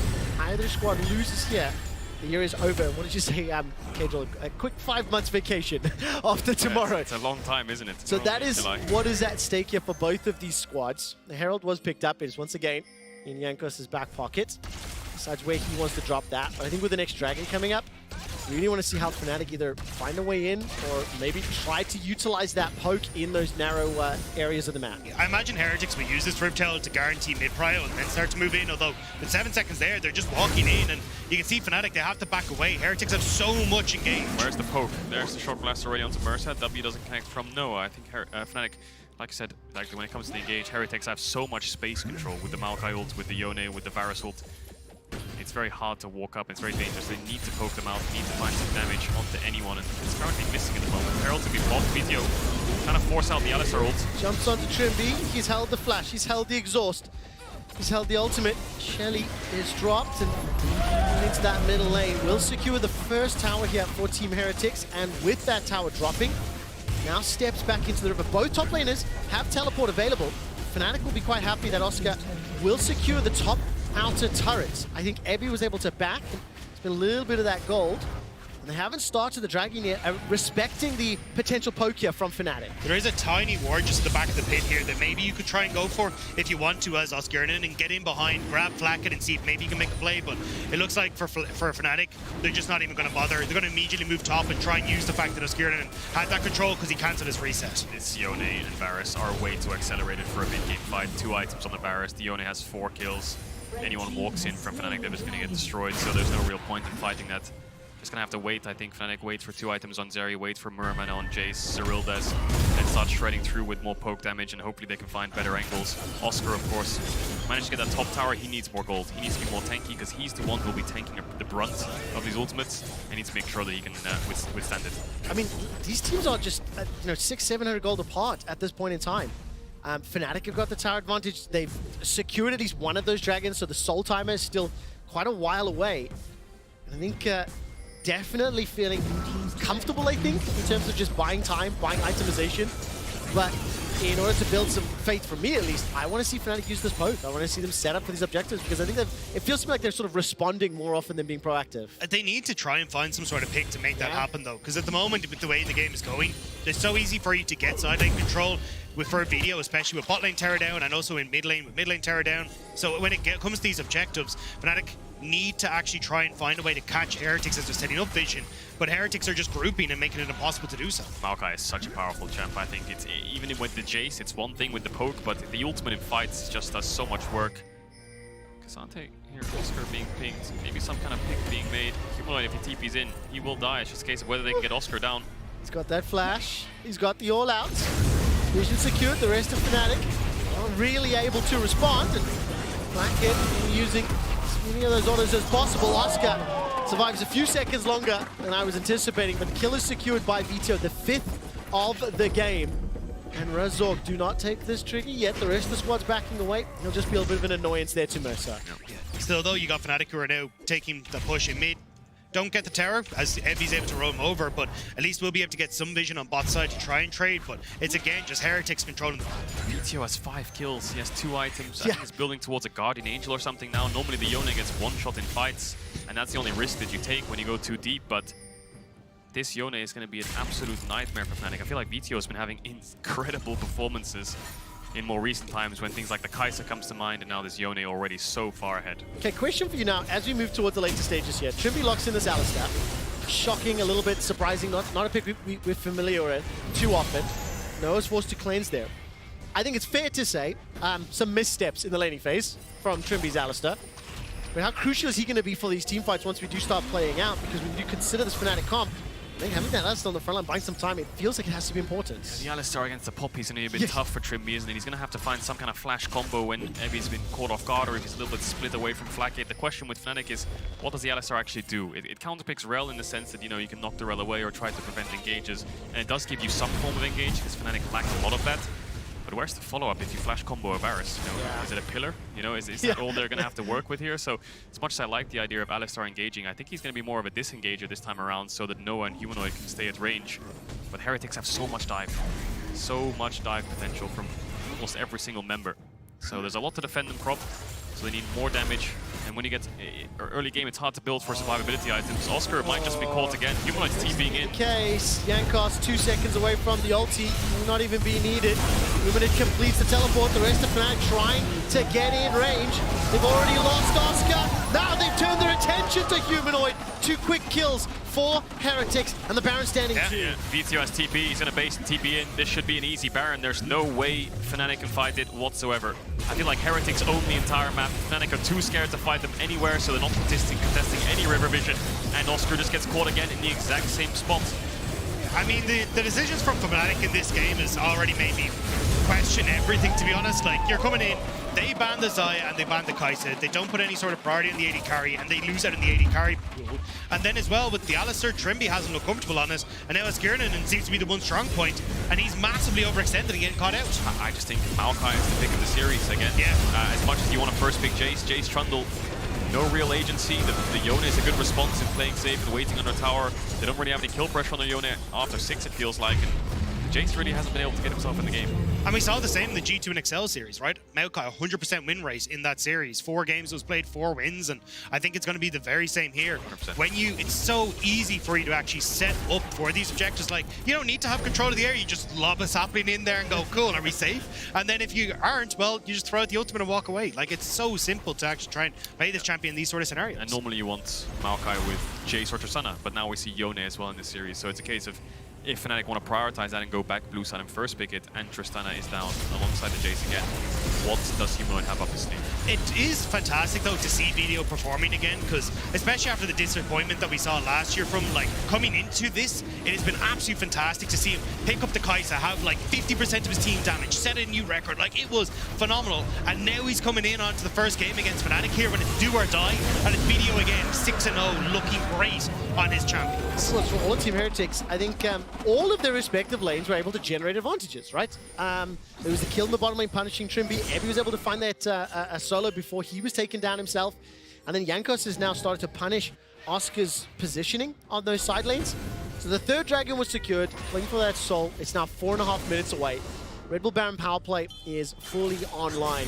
And you can see BTO and Blackhead standing head and shoulders above their respective opponents. And Ebby's going to be pretty content. He's dead even despite being down 40 on CS, 2 items completed. And more importantly, he's got a W and an R, which are going to be huge in dealing with Fnatic in any of these fights and these skirmishes. Sorry, I was not expecting the Iceborne Gauntlet to be finished on video up there. Not a pick that we see very often, but I suppose when you're up against the double AD, that's going to help it quite a bit. It's like full armor now since the changes, and even the slows setting up for you to just continue forward. And you kind of see this a good bit with champions when they get very far ahead. It's like, look, I deal enough damage because I'm already level 15, pushing level 16. Well, let's just go for a bit more of the defensive stats. And I think as well, when you combine the fact it's slow reduction as well as tenacity, into Trundle Pillar, into the Alistar stun, I mean, I can see it being beneficial. Whenever you have those carries that are late game carries that are so far ahead, then yes, buying a defensive item helps a lot. Yeah, Chovy normally goes for things like the Infinity Edge. Cream normally goes for things like the Gale Force. But it makes a lot of sense, just defensive items. If you don't get one shot, maybe he's going to build a Guardian Angel after this or a Bloodthirster just to get some more survivability. But I don't blame him. When you're this far ahead, investing in defensive items is never a bad thing when you're so expensive. He should be able to queue out here. Oh, nice try by Humanoid on the knock. Doesn't manage to land it. Vito goes back in. Still goes for so cheeky. Trouble, maybe. Gonna use that ultimate, still holding on to the flash, by the way. So point in case, it's really hard to kill Video. Yes, but when you look at Heretics, they're going to benefit from it. They get topside, they're able to push that in because everyone on Fnatic is chasing this Yone. And that's kind of the thing that I was anticipating at the end of draft. I was looking at it and I'm like, right, Fnatic, how do you jump, how do you stick to targets when you really want to? And VTO demonstrating just how easily he can run away from his squad. Fnatic's draft just looks a little bit lifeless, doesn't it? Top just plays in isolation. Bot lane gets pushed in 2v2 because they made a mistake in when it comes to Trimby's recall. So Mercer's then unlocked a bit, and then Humanoid can't really lane in the 1v1 because jungle support's permanently collapsing. Team fights don't get any better. Late game doesn't get any better. I feel like they need to, really hone in on this Maokai like we talked about. And I think if they'd substituted the Varus in for the K'Sante in that third rotation, I think they actually would have been in a better spot. You get control over bot side, you can actually start to play for invades and get control that way and then play for the poke, but not the case, and now Fnatic are paying the bill for it. Yeah, same thing that happens, like, I know I always bring up LPL and stuff, but it was in series like that, there was been similarities where they pick full top side on 1-2-3, and then the team realizes actually we need AP, and they pick the Varus instead on the 1-2-3 on blue side, and that just makes the draft so much easier when it comes to a damage split, engage, reliability in the draft, and Oscar won't get hit by the flip back. Heretics trying to siege down this bot tier too, but with no Baron buff, it's very difficult to actually force that tower down unless they commit and they threaten the dive, which is exactly what they're doing. Well, let's see what happens with this Nature's Grasp. 1, 2, 3 members caught up. Mercer lands the Q. The Fate Unsealed was just beautiful from Vito. Noah's a little late to the party. And as the minions combo 2x2, the tower falls. That's the 5th secured for Heretics. It's a minute and a half to go until the Dragon, and the number of key ultimates are down. But it's going to be incredibly hard. If Fnatic wants to face check a bush, there's still a ton of CC. So they have to respect to clear the vision out, and that's exactly what they're doing. Yeah, 1 minute, 20 seconds on the soul, just hold position, hold the line. Baron's up in 60. And in times like this, Fnatic Heretics, just need to be a bit careful that Fnatic can't rush down the Baron. If they don't drop the ball on the top side of the map, then I think this game is as good as done. I mean, Fnatic might have one team fight in them now that Noah has the Lord Dominic's. Maybe they can try and find some engage, build some armor penetration to get through that front line. Yeah, I think your best bet here is Heretics is try and play for 1-4, right?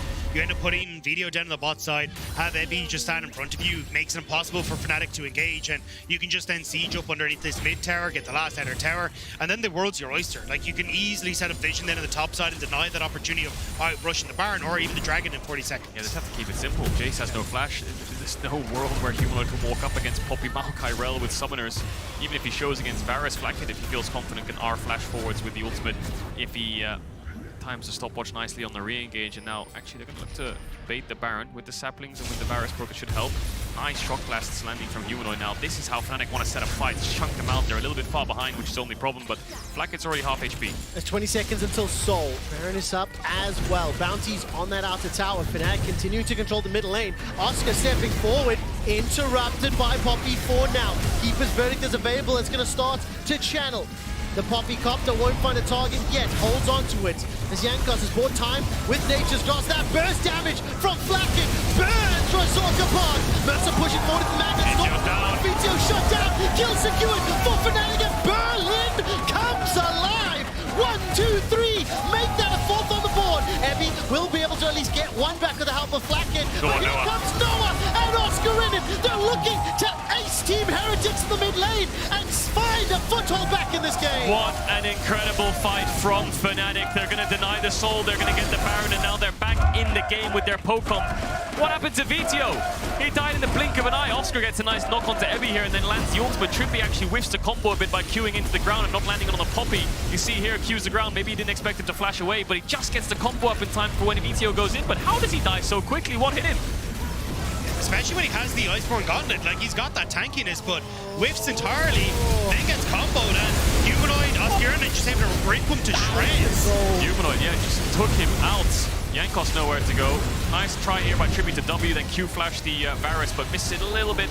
And then the cleanup crew comes in, and now Fnatic, with all those kills and with a Baron and with this comp, to just look to poke them down. Now they have the damage and the items to really fight back.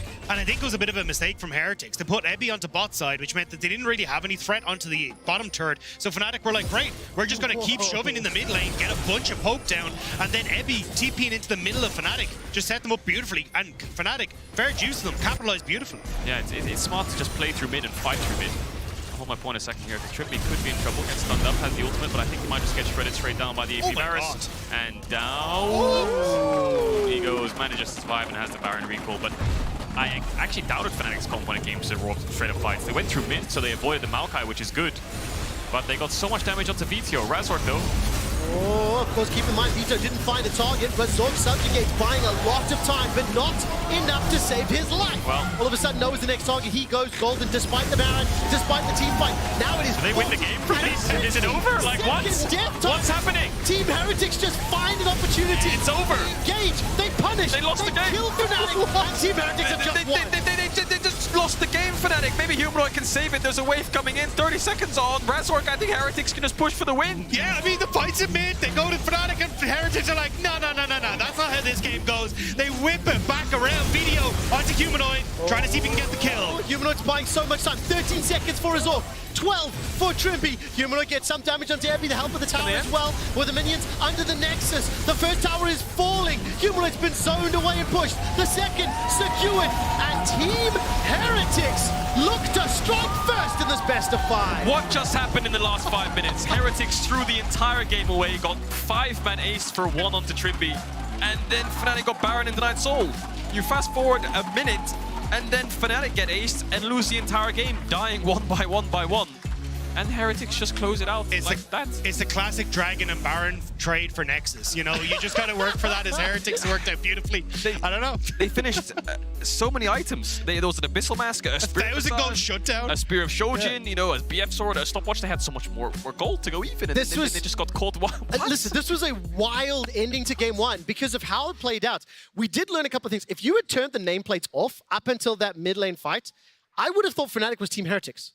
Because it was Fnatic that fell behind early. Fnatic found a way to come back in this game, which is how Team Heretics had won the previous games. But then almost just like lost focus or something. But let's be fair, Fnatic got punished several times throughout that game. Oscar caught on the top lane, Trimby caught on the bottom lane as well. I mean, Trimby gets caught, then Razork, and then I think Noah gets caught by the end of the Yone ultimate, and then Oscar dies, and then Humor is just standing there like, yes, bruh, what am I meant to do? But I think that's the thing, though. When you say, like, swap the nameplates, honestly, this is what I expected from Fnatic, right? They don't get control of the early stages. They don't really know how to play, and SK was a prime example of this. When they got leads in the early stages for SK, Fnatic just didn't really know how to play the map, and Heretics were playing off of wave states well. They were looking for those early dragons and making it difficult for Fnatic to play the game. If I reword that, so for Fnatic, if they don't gain control of the early game, they haven't demonstrated to us enough confidence. But when they do get control of the early game, then obviously they can run away with it. So I think scratching ahead on the draft a little bit. I'm very intrigued to see what changes. But Team Heretics, they win game number 1. Good luck to the analysts to explain those last 5 minutes. Not going to happen. Not gonna happen? No. Eventually, yes. All right. Eventually, but we have to get there first. Yeah, so when it comes to Heretics, I was surprised that they kept the pressure for once. Usually, I mean, we saw one team fight mid lane where they could have thrown. I want to talk about the draft maybe first here. We had some surprises, I think, on the mid lane. We knew that Jace was going to be one of the central picks here. VTO answering with the Yone, and it was quite unstoppable afterwards. Yeah, I think this was the first draft where I also thought to myself, this is one of the scenarios that if a team picked red side, it would have made sense to me. It's not what happened here. Fnatic still picked blue side. But the reason why I'm saying this is because they landed on 3 OPs being up. And the reason why that matters is, as blue side, of course, you have the luxury of being able to first pick that OP. But on red side, you now have 2. So if you land on a number that's 3 when you're letting OPs open, you get the Rel and Maokai on the second rotation, which was absolutely perfect. The Yone was obviously pre-prepared, knowing that they would probably prioritize the Jace themselves, having it in here. So I think this was just really great drafting from Heretics in general. Oh, yeah. We can jump straight into the Yone here, I suppose, because this is the type of champion where VTO can take over. That is exactly what I wanted to see. And it wasn't even just him like teaming up with Jankos. Like this fight, they run into the jungle, punish Razork for trying to walk in, which was a lot of the theory, I think, behind this Trundle pick, having a strong, aggressive jungler that can fight into the face of the Maokai. But VTO finding these windows where like the minions hadn't even crashed in mid lane, so he's running into the fog of war, looking for it. Here, there's a base in mid lane teleporting back. He has the support of Jankos can move down here. Noah's going for this fight while, you know, the rest of the team was sort of playing back. And while he does win, respect to him, this was another kill that VTO is able to roam down for and farm away, and he loses nothing in mid lane for it because he had the full wave pushed out. It's very easy to reset, run back into mid lane after getting another shove down bot. Yeah, and even finding this pick here, I thought to myself, Humanoid doesn't have flash. Yeah, you get the Drake, but you're going to be giving over another kill. And to go back to your point, Lol, with the early pressure we saw from Team Heretics, they were really good at finding the target, blowing their flash, finding a new situation where it was just easy landing their pick comp. Like their champions, there's outplay potential against them if you have that flash. But if you are completely immobile against Rel, against Yone, you're dead. And I'd actually love to like continue talking about the draft a little bit here. We can watch it again, yeah. Because I think that Fnatic were really concerned about the engage options already with the Realm Maokai opening. That's going to be a struggle. And with AD mid showing on both sides, there's a little bit of an arms race for finding AP bot laners down there with already the Kai'Sa being removed. So you can see like the Seraphine that Fnatic had gone for being taken away. You know, mage bot lane that has some engage options. The Ashe too, another thing we've seen popping up. So I think Heretics were actually really happy that Varus is still an option, right? He went for the full AP build, going for the Riftmaker, which you saw the burst and the frontline shred with percent HP damage is absolutely insane. It also gives them yet another engage option. So Fnatic, they'd love to take their time a little bit with the Jace, but the engage is going to be making those fights go really, really quickly. And that's why I really appreciate the preparation on the set of Team Heretics, because we know how much Ebi loves his Cassante, for instance. Here, Fnatic plays it, but it didn't change too much. And as you said, I think the Varus pick was really, really smart here. And I'm just wondering if it's an AD carry that we were going to see rise in the priority list, do you think, especially with this AP build, working really well against beefy front lanes like this? I think for sure it's something you will see when you're in a scenario where you have double AD and you're for sure looking to trim the pool down in the bottom lane. We have seen 6 as well, which can be something that you would see if this continues to rise, specifically when you see Kai'Sa out of the picture, so there's not that AD AP mid lane in the mid lane, of course. I think the main thing is Fnatic chose to blind pick both of their soul laners, forcing ADs to the second phase. That opened up the pool a lot. So yeah, double ADs or AD mid showing makes Mage's bot lane better, makes AP's bot better, so Varus priority rises. But there was another world here where Fnatic could have delayed the Cassante pick, gone for, you know, a higher priority AD carry, and that could have changed things for sure if they wanted to play AP topside. So the draft was smart on the side of Team Heretics. The early game was really, really well played, but I remember Yonkos telling us last week that they need to work on mid-game. They need to work on macro mid-game and not actually throw when they're in the driver's seat, which was going pretty well for them, honestly, up until one point. Yeah, for sure. But I think like the only thing that Team Heretics really needed to do with this draft was just continue to take Drakes when they spawned. They had pressure because they had the early picks they found and the advantages. And then in the top side as well, they kept picking on Oscar leading into the Baron that really blew open the game. And I think that was really the bad part for them, was just him getting caught. But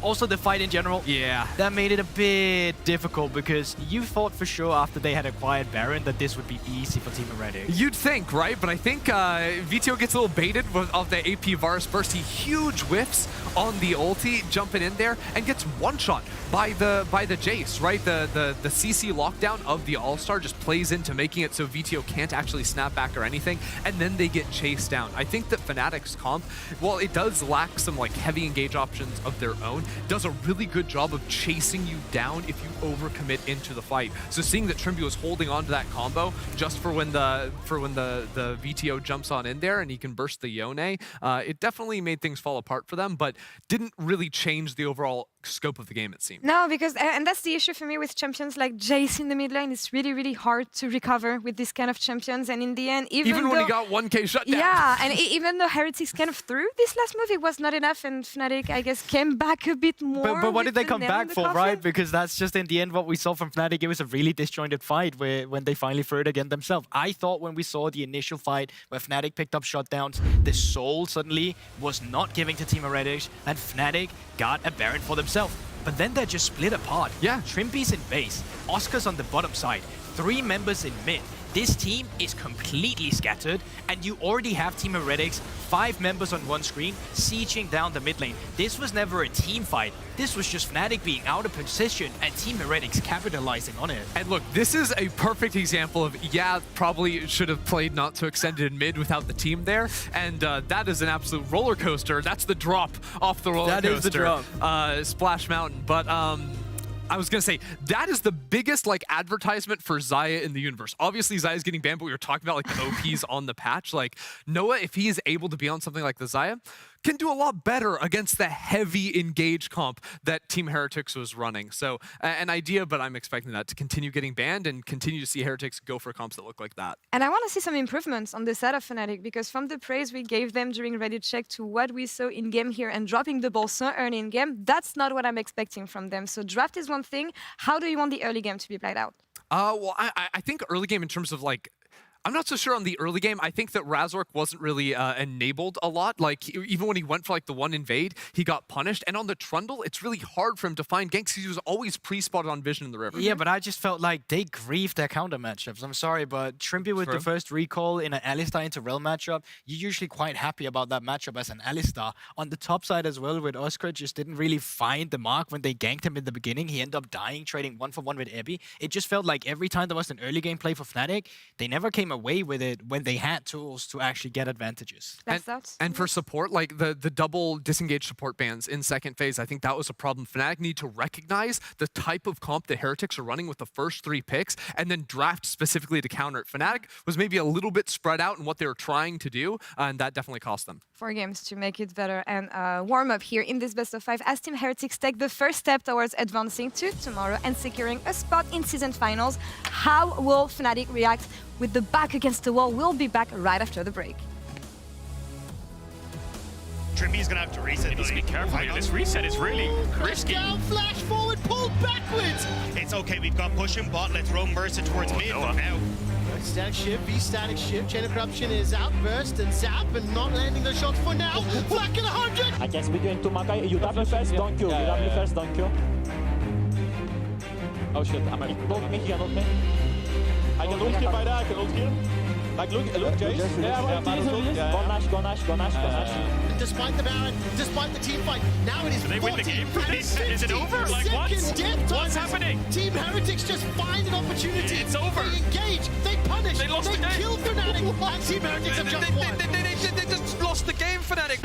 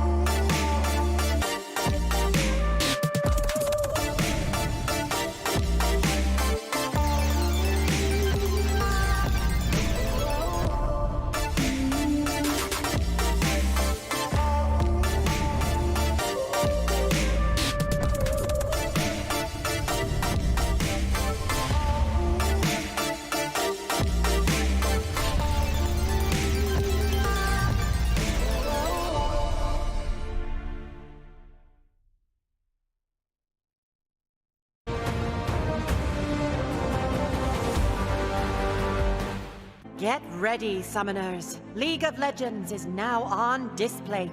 All your favorite champions on officially licensed metal posters. Stunning details, easy setup, more durable than Malphite. Join 3.2 million satisfied customers and fill your room with arcane energy.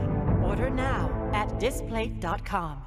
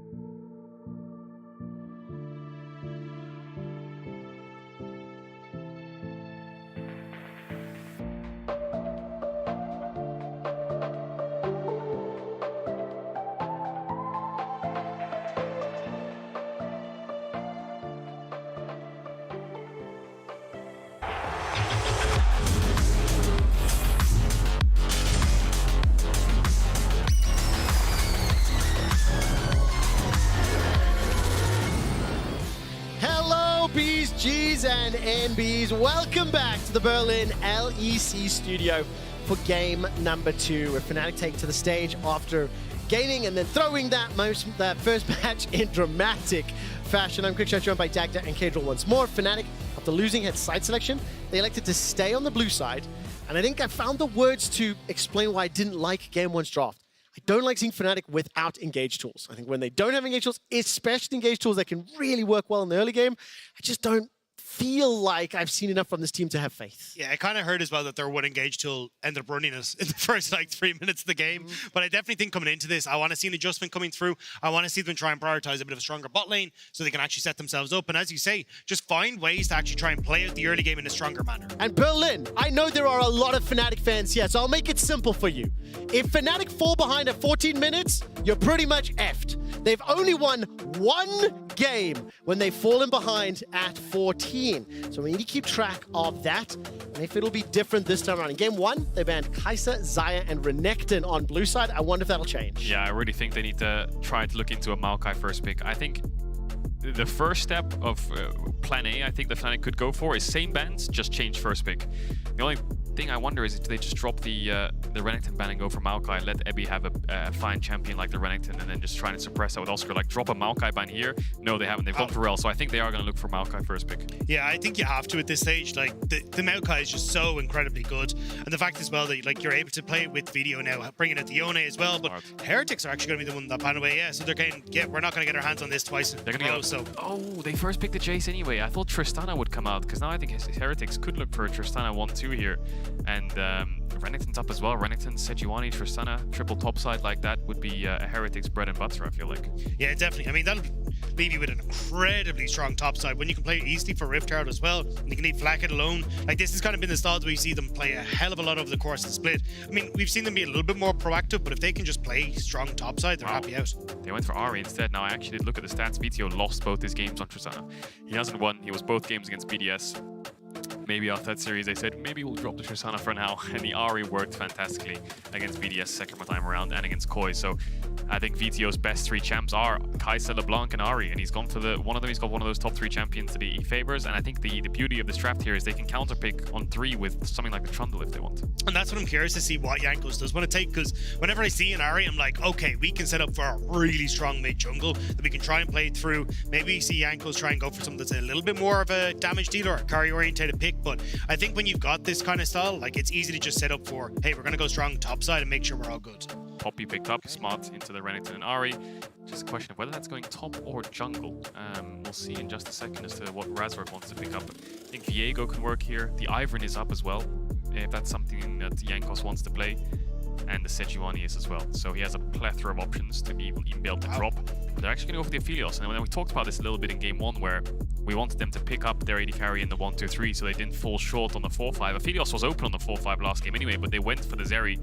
But this is one of Noah's best champions. Yeah, but that's the thing. It kind of feels like, well, Aphelios is starting to be pushed out of the meta just because he can't keep up with a lot of those bot lane champions. So again, we're kind of seeing that Fnatic may not be up to scratch when it comes to just being able to play a lot of the meta on that bottom half of the map. We got Zeri twice now from Noah and the Aphelios as well. So if this is a read from Heretics, they can look to keep abusing it. I mean, for Noah, 6 times he's played this Aphelios this summer. He has won 5 of those games. All-time career-wise, it's his most played at 36, with a 67% win ratio. We've seen the mechanical prowess he has on the champion. I would like to see what Trimby will pilot next to him in that bottom lane.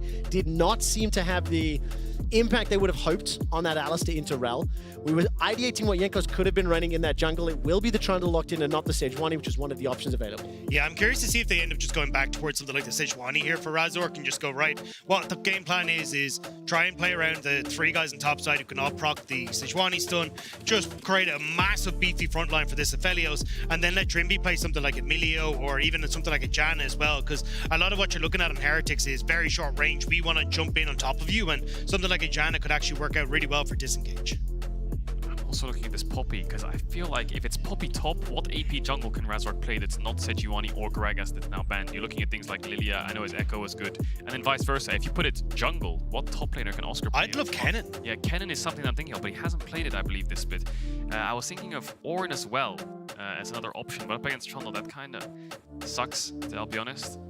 So yeah, I think Fnatic might have a small issue with picking a top jungle here. I'm curious to see what direction they go in. Another easy way out could be Jayce top, Poppy jungle, and then pick a mid laner, right? But I don't think they want to play Jayce top. I mean, Oscar Inen has played a number of Jayce top games himself, comfortable on the pick. What I really love though, Kedril, as you were talking about that Emilio being a potential option, Heretics see that as an opportunity themselves. They ban it in second phase along with Gragas, and Fnatic got one more ban after that Varus before we turn back to Heretics. I'd love to see Nautilus ban here. I think when you set up for Heretics, you want to try and go for some sort of like range support here for Trimby, but we're not going to get it. I think you've set up now for Mercy to go for the Nautilus and actually have great engage on you. Yeah, I think it's going to have to be a cannon game. Yeah, this is the tricky one. I feel like they should pick AD here, Heretics, and last pick support, but it looks like they want Rakan. The only worry I have there is if they play a Philios Nautilus into the Rakan.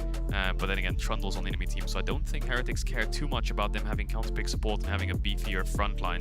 So the denial pick comes through, makes a lot of sense, but they're picking Rakan into Poppy is my only concern. So we'll see how that plays out regardless. Now, the top lane situation and the jungle situation, where is the Poppy going? I think both Razork and Oscar are very comfortable picking it up.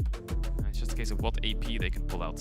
Could be an Ivern. That's a decent amount. This will be the first Ivern that we get out of Fnatic though. They even banned it in a bunch of their last series because on blue side because they didn't look like they're comfortable, but I think the Ivern would work out perfectly. The fact you get to add that magic damage through the bushes onto both the Aphelios and the Jayce is going to help out drastically. Is Trimby Soraka a pick here? Is that something you think of when you think of like I think Janna. Trundle? Yeah, Janna as well. Yeah. Or Braum into Rakan's a bit of a tough one. I guess they have a few things to proc the damage, and they have Renekton Trundle, which is two beefy front lines that'll run straight into you. There's no real going out when they're going in, so that could be a direction for Fnatic, and then it's just up to Flakkit what he wants the last pick. The Nautilus makes a lot of sense into Rakan, just will struggle against the Trundle. Now, what AD carry do you think he's going to go for? Yeah, I'm actually not sure. I think especially against the Nautilus, you're kind of in a bit of trouble here. Like, yeah, actually, I think Sivir's probably your best bet because you don't want to go for the Varus this time around. There's a ton of CC that can come your direction. So going for something like the Sivir is probably your best bet. A ton of speed up for the rest of your squad as well, which could be good, but it looks like they're worried about going that short range and may swap back with Jinx, but I think Sivir's best here. Yeah, Sivir makes a lot of sense. I was going to go for the Jinx, doesn't have enough peel, but the Sivir has enough self-peel, I think, to live against the Nautilus Assault with that shield. Fnatic running back to Jayce, they've got the Nautilus, they've got a decent amount of poke through mid, but they've got no on Aphelios, which I think is something you can always kind of rely on with Fnatic despite the nerfs, but Heretics come very mid-game heavy. You've got the Sivir as their late-game insurance. The only problem that I see for Fnatic, though, is kind of similar to the last one, which is you're kind of reliant on Trimby to be your main engage tool again. You don't have a lot of kind of setups, so you're trying to see, hey, look, maybe we can try and find some kite back with a Skirnin and buy space for the Aphelios and the Jayce, but when it actually comes to starting fights yourself, I mean, Ahri's going to dash away, Sivir's got the spell shield, you don't really want to engage on Renekton or the Trundle, so I think you're kind of in a similar boat here as Fnatic. All right, let's talk a little bit about Fnatic's early game. Where do you want to see the pressure levied? You and I have seen them struggle early game, time and time again. It's been a huge talking point. We mentioned it only one time when they fall behind at 14 and they've been able to bounce back. So I want to see Fnatic improving that, be more proactive, be more engaged in the early game. Yeah, I think a huge amount of it has to come around this bot side, like just trying to see if you can prevent Sivir from consistently shoving in, because she'll go for the static shiv rush, plus she just shoves waves like there's no tomorrow. So try and dissuade that, allow the Aphelios to scale, and then hope that you're able to command space when it comes to river, so Jayce can get some damage down, you've got opportunities to kite back, and Aphelios can't get caught out. If you're watching from home, the tension here in the Berlin studio is palpable. I hope you can feel it through the camera. A lot of Fnatic fans hoping they bounce back, even up this series, and push Heretics to Game 3. Let's find out what happens as we load up to Summoner's Rift.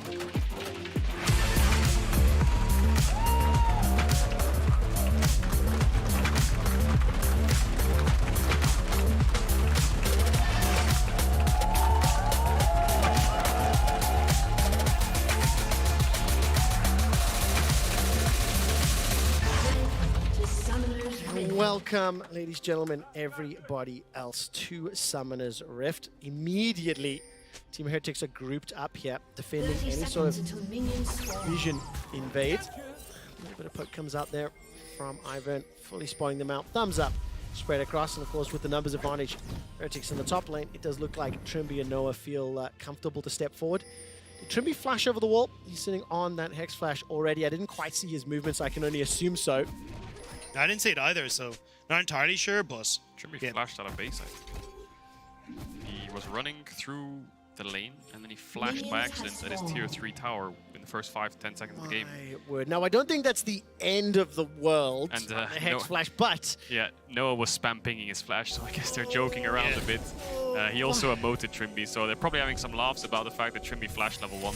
I mean, the worst part is Heretics will know that he flashed level 1 because he has Hex Flash, so they'll know that bot is punishable. Just a mistake. Yep. Okay. Okay. Observers, huge kudos for that one. Pulling that up really, really quickly. I'm going to be a little bit unfair and read a touch into that. After you see that Aster plays earlier and you see that flash, maybe some nerves, maybe some shaky hands. I obviously cannot validate that, but it feels that way from Trimby on the side of Fnatic. Now, let's see what it does in this lane. Again, with the Hex Flash and knowledge, you still have a lot of tools available. Jankos just pinged Nautilus Hex Flash as well, 1 minute 50 into the game. So they've realized that the Nautilus has no flash. Does that change Jankos' pathing is the question. Does I this hope it mistake does. Get punished. Kadrill, I'm going to take a moment to be a bit selfish. During Ready Check, I had a big speech about Jankos. Do you know he's played against Fnatic 107 times before game 1 is 108. This is now 109. The stats don't include that first game, but 47 wins to 59 all time. On teams not named G2, Jankos has had a more difficult time taking down Fnatic. And on G2, 5-2, and he'll be looking to eliminate Fnatic from obviously the summer playoffs this weekend, as well as eliminating them from season finals. The reason I say all that is Jankos being the one that's picked up, noticed Trimby's lack of flash, and he's got a wave that's pushing directly into him. Yeah, and it's nuts when you think of like Jankos, how many games he's played, and then you look at like Skirmishes, first time in playoffs, Noah, his first time in LEC playoffs. Like the fact that you got one of the oldest players in the LEC going up against two of the newest, it's absolutely insane. And we'll have to see now if maybe the new blood can overtake the old, or whether Heretics can keep the streak alive. If you add up all of Fnatic players' total games in the LEC, there are only 100 or so more games than Jankos alone. Right, let that sink in for a second. And I think maybe that is something that will play into Team Heretics' benefit when you do get to those crazy situations where Team Heretics throw a team fight in the middle lane, the gigantic lead, only to find an opportunity to punish Fnatic. For now, though, all three of Team Heretics lanes are pushing into Fnatic, and Razork may be able to have the first move here, stepping towards Mercy and Flackers. Yeah, Noah should be really close to his purple gun there as well, so he can look to try and snipe down for a root. Spotted out though, I believe, or pings are coming down from Heretics in that general area, so Jankos finishes up that crab, and Razork does the same thing. That ward must have spotted him out, so both junglers on opposite sides of the map. Humanoid possibility for a dive here. He's very low. Jankos has a lot of damage with the PTA. Ooh, stepping forward, flash available. Shock blast comes out, 100 HP, flash chop, and honestly, that was just too easy. Yeah, press the attack does so much damage in these early levels, plus the double points into the chomp are going to make that a bit of a difficult time for humanoids. Dagda. The first Blood King strikes again as Jankos secures it for Team Heretics. I got the biggest eye roll from Kadrill and Dagda. In a world where Barbie and Oppenheimer are taking over, you went Lord of the Rings. Yeah. Like, that's just such a weird one to go. If looks could kill, I wouldn't be able to shoutcast the rest of the series, but nevertheless, they get the flash out of their middle lane at the cost of Jankos's. And now Razork and Noah and Trimby looking for an engage. Ursa is in trouble. We'll be able to dash away. Here comes BTO to boot. The flamethrower burning Ursa down. Below 30 HP. Trimby gets killed. Team Heretics secure a second. Secure a third. And it is a gigantic advantage before 5 minutes. Trimby's flash came up and immediately burnt it and died again. And now BTO. Oh, the root caller all the way forward. BTO is able to escape. 100 HP. Still has the flash. Over deception by some time. While that was going on, Airby was applying pressure in the top lane. Shock blast! Not gonna find its mark. And this first pick, Jace here for Humanoid, hasn't yet found the advantage. They're gonna try and redive maybe. The Iron's hovering. Could look to land a Q over the wall here to Razork, but it looks like he's just gonna back away. Jankos ready to respond. What is happening to Fnatic in these early games? Yeah, I mean, the fact that Video managed to escape there, had the level 6 as well to walk away, but I mean, Trimby trying to go in and get vision, has the backup, so they try to turn on to Mersa, but doesn't actually have his flash up to try and disengage this, especially with Video having control over mid. He just gets to roam down, Flacker to clear out bot wave, so now you just end up in this position where you burnt everything as Fnatic, and Heretics have fresh recruits on the way. Yeah, looking for maybe a ward there is Trimby, and Mersa, unfortunately for Fnatic, manages to escape. Jankos is on his Gromp, fresh out of base, second respawn. He's happy to fight around the 4 minute mark.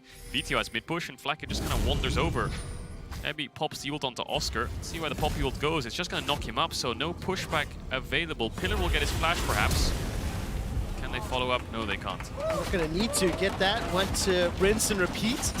Ebby, the only member of Team Heretics minorly behind the rest of Fnatic. That's because he hasn't been able to kill a member of Fnatic yet. Yeah, it does mean though that Oscarina now no flash for something like a Rift Herald flight if they want to. Humanoid, I don't know if he's running the Cosmic Insight, but chances are his also won't be up. So it means that now you've got both laners. Actually it is. So you will have Humanoid's backup and available as he gets to that Rift Herald, but when you look towards the rest of it, it's a bit of a disaster. Gage there. No, we've still got Flash and Cleanse. Boomerang Blade is out. Spirit Rush forward below 200 hit points. Looking for the charm. We'll go right between the two members of Fnatic. So on that roam, after pushing the middle lane out, VTO unable to find the kill. We will be able to at least force Nova away from that wave. He's going to give Humanoid a free reset there, so that stings a little bit, but their bot lane is quite chunked now, is Fnatic, so Heretics can capitalize on that, take advantage of it, and try to keep him under tower. Dragon's still up, Yanko's taking his base. Third respawn of camps coming through on the bot side of the map for him. Most notably the Grump, but I think an early Dragon start would be great for Heretics. He managed to get the first one last game, and he starts stacking those up with these pushing lanes. And I want to see what Razork is going to do, find his way back into this matchup. For his team has been one of the primary, players in controlling the early game, generating the lead, and then finding the wins. Has in the past had a positive, K plus A. Has in the past had a positive GT.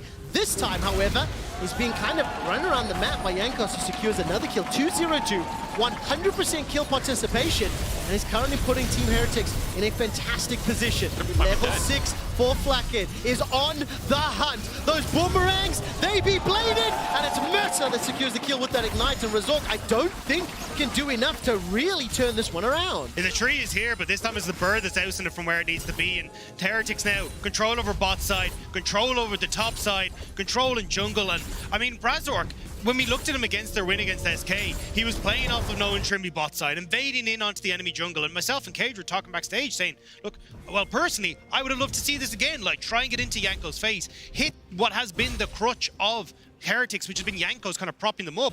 But we haven't got to see it at all, and Jankos has taken over. I think the reality is Jankos is just outperforming this series, and Trimby is just really struggling. I feel like that's another 2v2 kill, second game in a row, where Heretics just capitalizing on bot. Granted, this time around they were already behind, but not really able to find any link-up of jungle AD support. The only time they did was when they died on the bot side river. And yeah, not looking great for Fnatic right now. And for this, it'd be heartbreaking to see Fnatic drop out like this. Again, if you lose, you are out here as either squad. So for Fnatic, when it's been such a good performance for them to turn it around and get to the position that they're in, to now flounder at this stage is heartbreaking. Yeah, Heretics just keep leveling up, don't they? Their draft so far in game 1 was strong in fights. BTO has been star of the show, whereas Jankos has been carrying through the early game. Ebby's now really pulling his weight in this top side. As I walked backstage after game 1, Peter Dunn was giving a big pep talk to Ebby about lane resets, how to manage his lane, how to manage his waves a little bit better. And he's been drilling that into him all year long, so you can see the improvements coming through.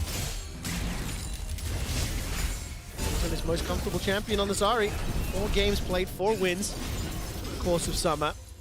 His team right now with a 3,000-ish gold lead, but important to note, no Dragon secured yet. The Rift Herald's available as well. And it will actually be Fnatic that start this one off, taking advantage of the lane setup. Jankos trying to work there on that Rift Herald. Dragon down to 3,000, but I think there's an ensuing fight. Level 5 here for Mercer, but Mercer's the one that gets caught by that dredge line. He will fly himself over the wall. Dragon now swapped. Jankos steps into the pit. Daisy has been smited down. 4 members of Fnatic available, no teleports for the top laners, and it's Team Heretics that are respecting the team fight, and they're starting to back away. Humanoid flashes forward, but there's no target to bring the hammer down onto. Yeah, he tries to land it on the flash. Ebby's getting a bit greedy here for plate. Needs to be careful up against Oscar, who's slowly chunking him down, looking to proxy the next wave, but Mercer was level 5, Trimby was level 6. They had a disadvantage on support, and Jankos had to use the smite on the Daisy, so he didn't have it up for the Dragon. They decide to disengage. Herald base is coming in, I think, here for Heretics. They're going to rush up towards his top side, probably. But that's the weird call, actually, is Ebby might have found Razork here, but Heretics had the Rift Herald. They'd already had the position where they took the Scuttle Crab. You had the Trundle in the area to start taking it, and Fnatic were trying to trade the Dragon, but Heretics put off Rift Herald and were like, we can take the fight, we're stronger, but Fnatic with positional advantage take the fight to them. First now, Evie being a little bit punished. He's minorly ahead on CS. He's secured himself 2 plates, all right?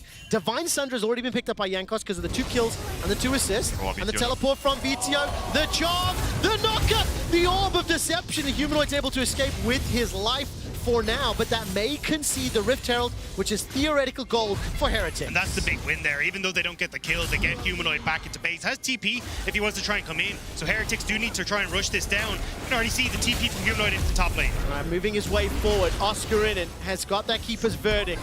Daisy stepping into the river. Emmy finds himself a yordle to the face. He's held in place. The Dominus buys a few seconds, but it won't be enough as Yanko secures the Herald.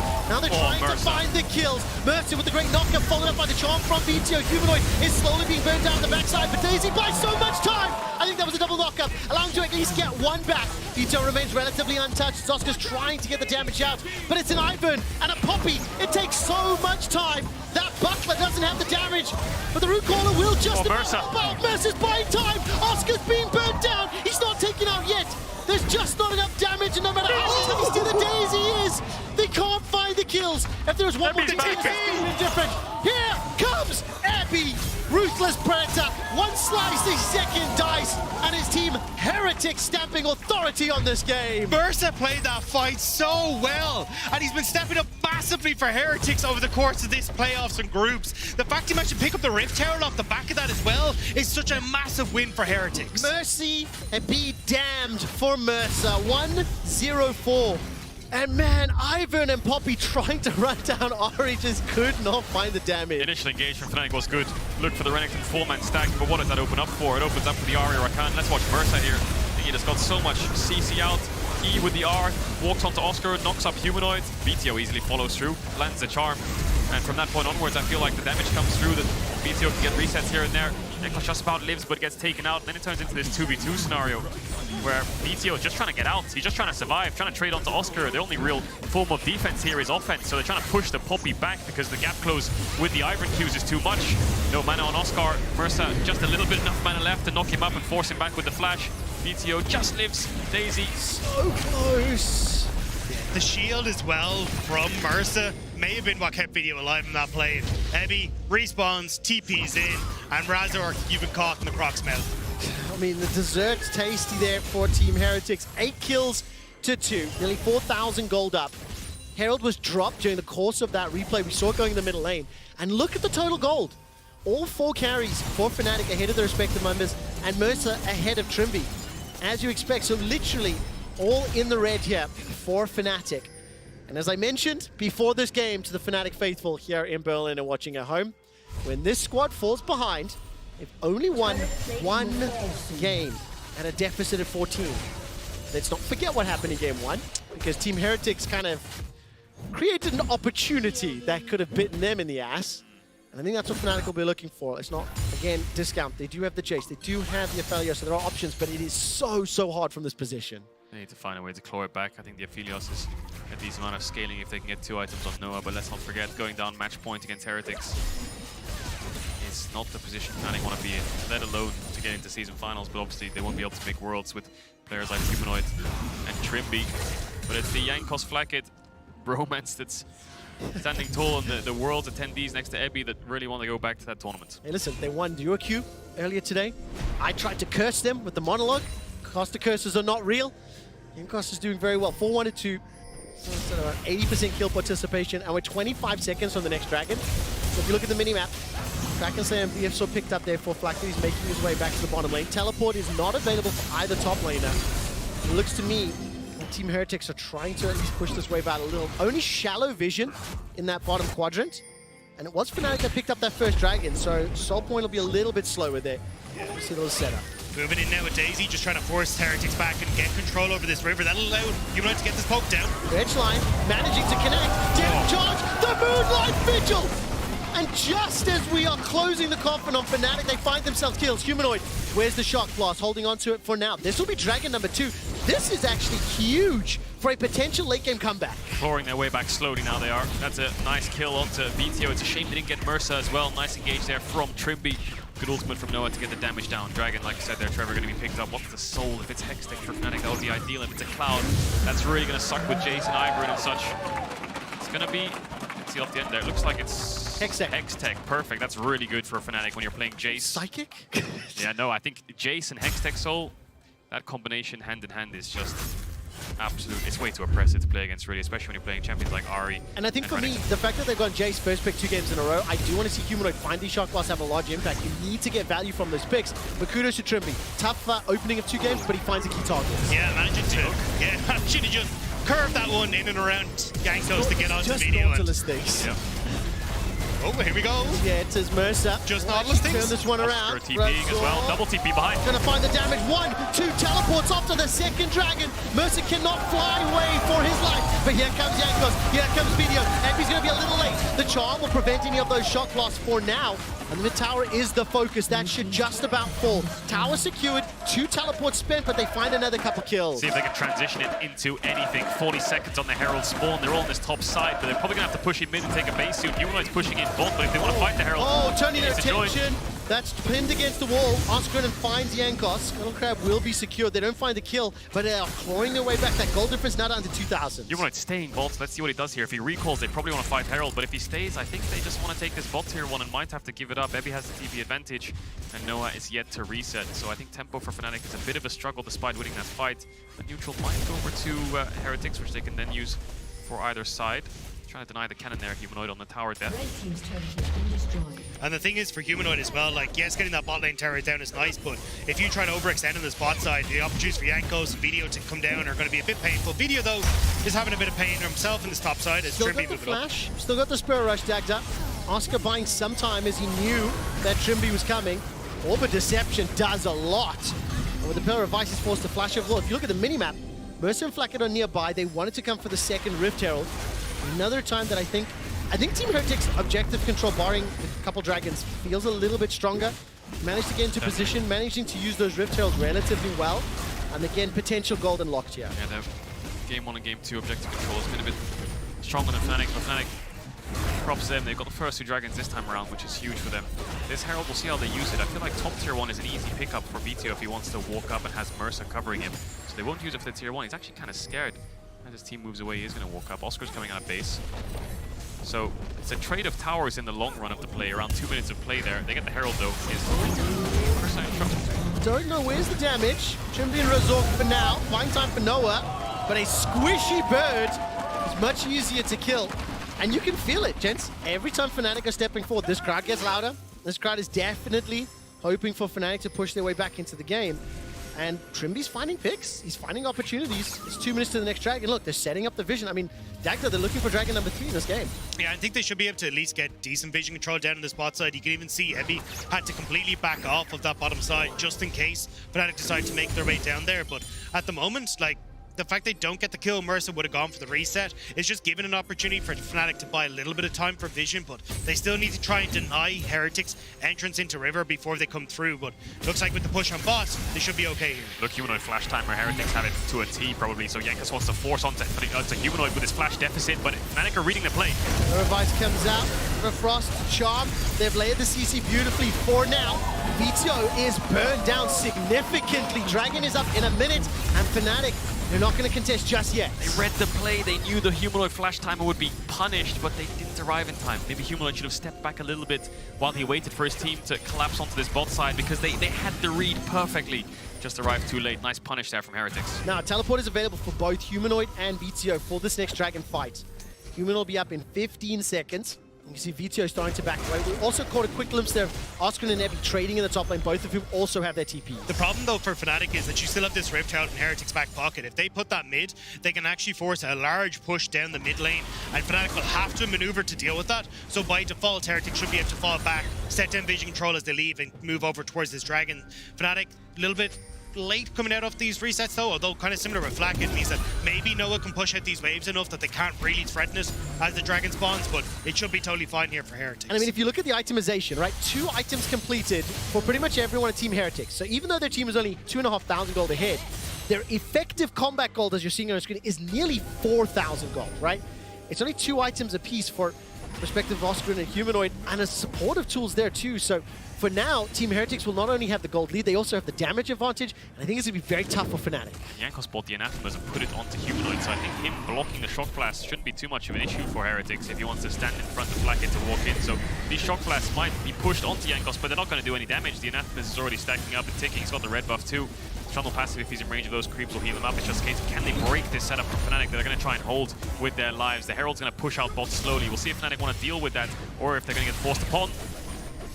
but that's why I'm surprised to see the Riptide bot. I thought they'd use a mid, threaten a tier 2, even an inhibitor for this Dragon, and really put the hurt onto Fnatic, but Heretic slowly but surely now out to move in. I think it's not too bad, it's just slowly pushing through bot, isn't it? It's going to land onto the tower. When's the engage going to come through? Spell Shield is used, Mercer's off to the side, they know Mercer's there, so they don't want to walk up. Oscar's W is going to be so important here. The tower falls. Heretic's trying to finish his VTO is now off to the side. It's swap places. Verdict gets rid of Jankos inside the pit. Fnatic brute forced their way onto Dragon number 3. They need to spike this one down. VTO buys time. The Dragon's still not secured. Epi goes over the wall. Finally, Fnatic do it. They find them 1, 2, 3 kills, and they're not done yet. Fnatic absolutely running away with the fight. That's gonna be Baron. Oscar had the team fight of the series so far. What an individual performance. He steps back, stops Mercer's engage, flashes onto VTO and kills him, and then manages to get flacked as well. He just single-handedly won that fight for Fnatic. Now that's going to be the Baron for Fnatic as well. Amazing stuff coming through. Absolute loss for words. Oscar in it on the Poppy, hiding inside the Brushmaker. I mean, literally no information for Fnatic and for Team Heretic. They didn't see it coming. Oscar, honestly, honor Oscar after that fight. Player of the game for winning that fight for them. Because not only does it give them the Baron, but they're on Hextech Soul Point now. So as long as they keep control with this Nash and they push Heretics back, they can control the bot side river. So I just want to highlight Oscar here for a second because he's just standing in the bush. The knockback onto Jankos, first of all, fantastic for the secure of the actual objective first place. Now they start to walk up. He knows Mercer's around. What he's going to do here is he's going to go towards the Dragon. As the engage comes onto the right side, he realizes he needs to peel the Rakan knockup, then go onto VTO and stun him. Get the damage onto him, get the kill, then flash after Flacken and kill him too. So I feel like the positioning there was perfect. Yeah, really, really well played from the top laner of Fnatic. And one of the newer members that is slowly but surely stepping up over the course of this year and over this split. Fantastic to see him now taking control for Fnatic. And I mean, we talked about Fnatic not being so hot when they don't have control of the early game. Well, they've massively taken that back now. I think they are definitely giving me the middle finger after I made such a big deal about them falling behind early. Yeah. This would be the second time this summer they've bounced back from a gold deficit. They do still need to close out. It's 1,000 gold up, but it feels like momentum's heavily in their favor. The big thing about that fight is Noah has kept his summoners and so has Humanoids. So not only is he prevented the engage, but he's kept their subs. Trippy's going to burn his flash there on mid-wave, maybe walking up a bit too much. These sides need to push for Fnatic. Last time they got a Baron in game 1, they lost the game within the first minute, so they need to be careful. Don't step up on that mid-wave. That's the second time Trimby's done that. The thing that I do like is both Oscar and Humanoid have their teleports available, and yes, obviously Trimby getting caught and potentially punished, but you can see where their heads are at. Fnatic trying to now arrest control of the game. They're in gold lead for the first time, and as you mentioned, it's 3 minutes away from that Hextech Soul. Teleports available for both solo laners for Team Heretics, and they now need to find a way to execute this team fight. And I think, unlike game 1, the sort of front-to-back, how the 5v5s play out, I really like how Fnatic can use their comp. It's a bit simpler, a bit easier to understand and follow as well. Ivory Jace is really easy, right? You just stay on one lane as 4, you walk up, Poppy has the TP, and he can juggle top and mid waves. Put brushes down and poke is the idea. It's also just how often we've seen like Nautilus in the bush, just hiding there and just lands a hook that ends up getting a big pick. And you're going to see them try and do it here as well. You just got to sit in this bush, see what you can try and land here, and see if Heretics can actually try and defend this. At the moment they're doing well, but more members are picking up. Yeah, the Sivir wave tier helps. What Fnatic will do here and what they should do is just stay around for a little while this Baron's up, push Heretics back in siege, but they will need to take a base before Dragon spawns, because they'll obviously need to refresh these wards and get some more control wards in this bot side river.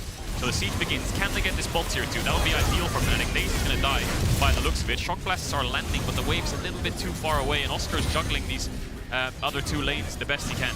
I mean, Oscar's pushing that top lane. Ebby's moved his way towards middle. No real teleport opportunities behind the members of Fnatic.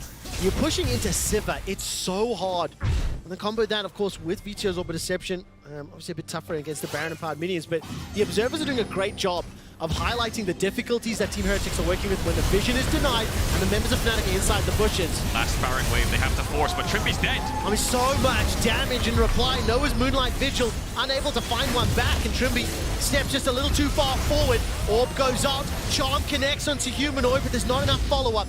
Oscar completes the TP, so did Ebby. Kill secured, the tower still stands, which I think is crucial. That's the thing, Baron buff is gone now, so with Dragon in a minute's time, that's going to be our next big port of call. Heretics defend successfully, and now they'll have to see if they can actually try and step up and do anything at this Dragon. Oskirnan was huge in the last fight. It feels like Razork and Co should be able to reset and try and get control, but we're just going to spot it here. Trimby doesn't land the hook, and then as he starts to step up here, the pillar behind them just causes so many issues. Yeah, he gets charmed up too. Trimby again, just a little bit too far forwards. Granted, it's really hard to play Nautilus into Sivir trundled, and then 2 mobility champions in the Ahri and Rakan, but again, he needs to play a little bit less so far forward. He's playing so extremely up in these mid waves and on these sieges. He needs to be careful. 20 seconds on the Hextech Soul. Fnatic gonna group mid. Oscar needs to join them. Base coming out from Humanoid. I wonder if he has Cyrildas in base so he can TP on that mid tier too. Looks like the recall's coming in. The purchase is coming through and the TP's there. So here comes the fight. Video is very separated though. This is why Fnatic starting to step forward. See what they can do! That's the engage! Oscar throws down the Keeper's Verdict. Flack is able to flash away to keep himself alive. A slicer dice, Dominus keeps the Croc on his feet. But here comes Daisy and the rest of Fnatic. That forces Evie to go golden. There's no Flacken available for a few more seconds, and Humanoid takes down the top laner for Heretics. Dredge line from Trimby. Trimby giveth the Trimby taketh, but here comes Noah. Man, the Gale falls forward, comboed with the flash. Backed up by Fnatic, and that is what we love to see from Fnatic's bot laner. Fnatic managed to get the fight they needed. They spotted video on the wave on the bottom side, and immediately they jump onto Flacken.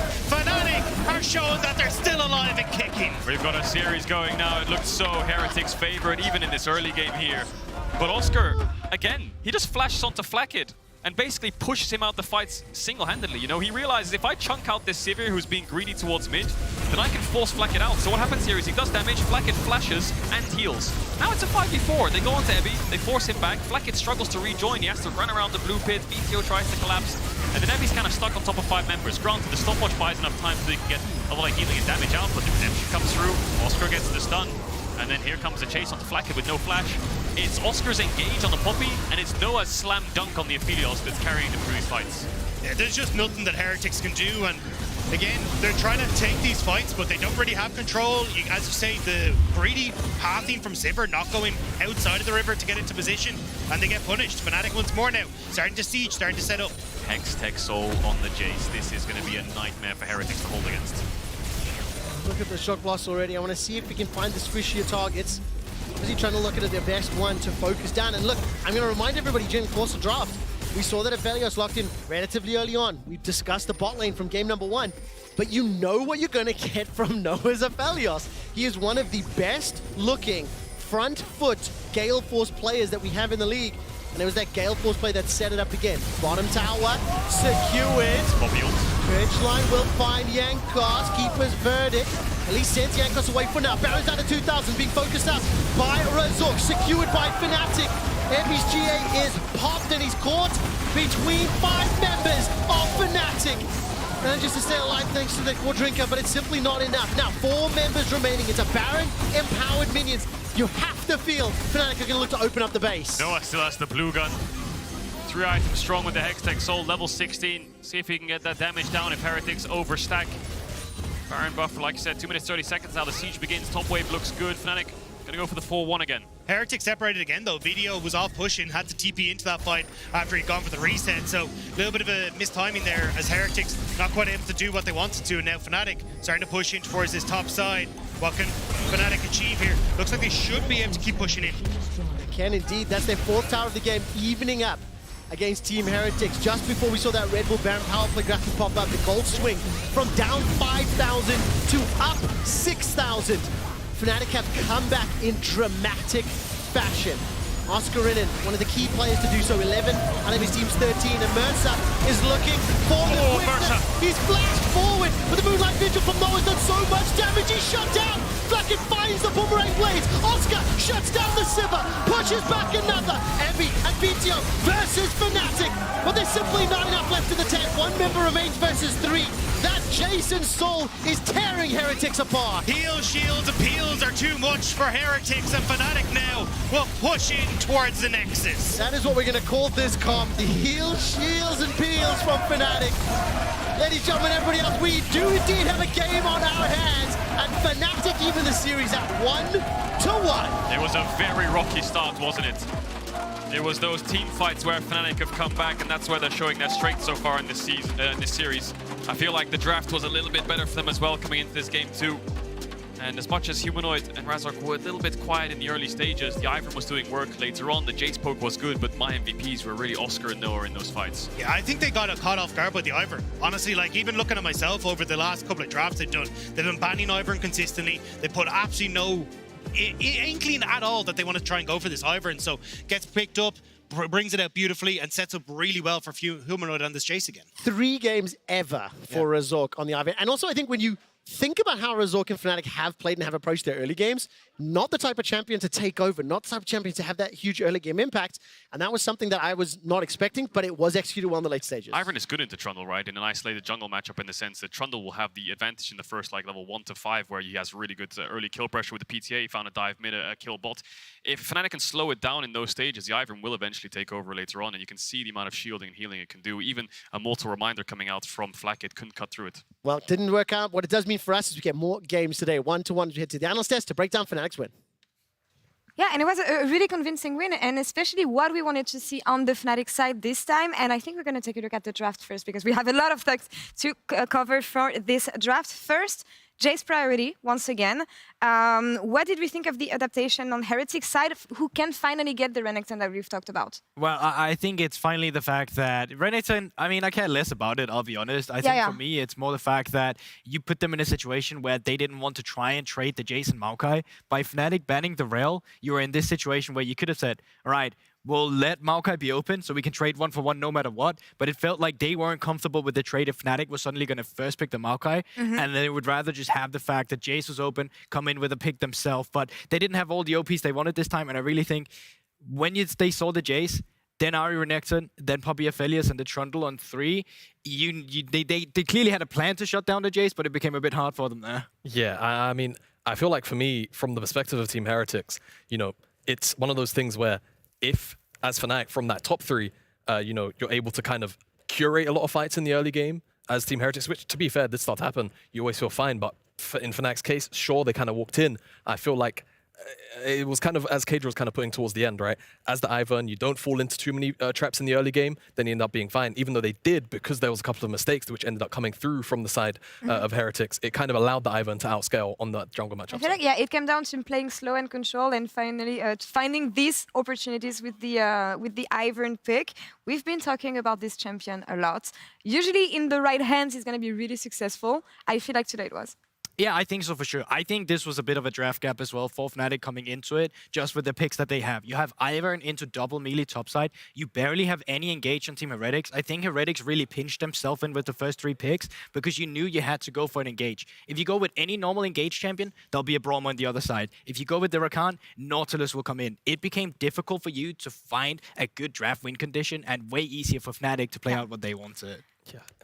Yeah, go ahead. I was just going to say, and I think just going towards then the Ivern afterwards, it breaks apart everything. It's too short range of a composition as Team Heretics to really walk into, because then you've got Bruiser against Bruiser, but one Bruiser side has basically a million shielding and healing coming out of the Ivern. We're going to break down a bit more this Ivern pick and how impactful it was. But before that, Andrew, run us through the first 3 kills in the first 5 minutes, please.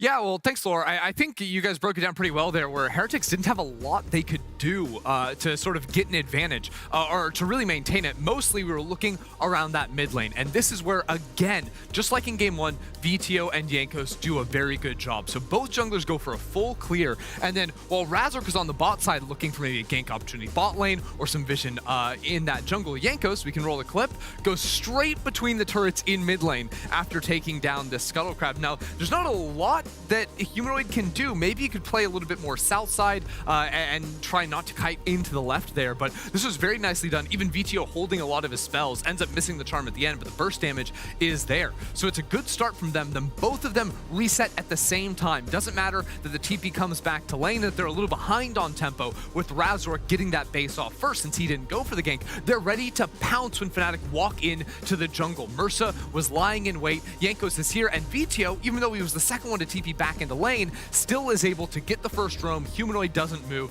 and they find those kills. Regardless of how the rest of the game played out, right? Like, this is what we're going to continue to see. This is the play style of VTO and Jankos, and it's a miracle, honestly. The VTO manages not to even die here, even holds on to the flash, completely confident, sort of seeing how much damage the enemy team was going to be able to do to him in that 2-on-1. Now, it started off good, and Jankos went on to get 1 million kills, and gold stayed close. But there was a big problem. The problem is, Daisy's the GOAT. Daisy was definitely the GOAT here, and unlike game 1, where you had the Yone agency of playing side lane and also joining team fights, I feel like Heretics, with the composition they had, it was going to run out of time anyway. And while you have Heretics just stacking kills, Fnatic is actually stacking plays on the map, the dragons, heralds, and everything, and it played out in the end and just came together with Daisy, as Andrew pointed out here. Yeah, I think the big problem that happened for Team Heretics in this game was, even though they got the early leads that they got, they didn't necessarily always put themselves in a favorable position. And you can see it here with Daisy just in general into these melee comps. She's literally just wreaking havoc with them. There's so many shields coming in, so many knockups, so much CC for Ivan as well, but also just the fact that before coming into this, Team Heretics had spent a lot of time trying to go over on the heralds, even abandoning the first herald to try and fight the first Drake that did not work out and working out for them. And here again, Daisy's just a face checker, man. Like, she's just going in there. Yeah, she kind of fulfills. She kind of feels like everything that you need in this specific niche, right? Especially if, in the case of Oscar and not being there to face check, right? And even then, you don't want him face checking. You want his health bar intact. So I feel like since the rework was all, Daisy's just like prime Mike Tyson, will just box up any champion pretty much 1v1. And again, I feel like the sort of moving into 4-5 from both sides. I think the fact that, like you mentioned, if you go Nautilus as Heretics, then you just get Braum plus Ivan, and in this case, it's just extra lockdown that works out with the Ivan. You saw it in these clips, Daisy being able to being sent in rather as a sentry to then basically set up for any additional team fight or engage options. It just made it too oppressive, I feel like, for Heretics to answer. And it's a really specific gameplay, honestly, playing Ivern, and really counterintuitive. I didn't think Razork would maneuver the champion that well, but it worked out in the end, leading us to game 3 with Heretics playing on blue side. Expected, of course, but it's going to change in the priority picks that they're going to want in terms of OP. They want to secure first. 100%, and I think this is where it's going to be a bit more interesting. I think Kai'Sa will still continue to be banned out on this side of Fnatic, but all of a sudden the Maokai, the Rel, these are 3 you probably have to give up. Then Saya suddenly opens, something they've seemed to be worried about a lot, and even Jace, because they may not be able to secure this for themselves. Exactly, that was the pick I was going to highlight that you're missing out. I was going to say, what's going to happen with the Jace now, because it's been 2 games of priority for Humanoid now. How do things, swap out now? Because I feel like it's been a very strong pick for Fnatic recently. And does VTO feel like he wants to pick it up on his side? Is it something that he really, wants to play, or is it just going to be now a ban on the opposite end?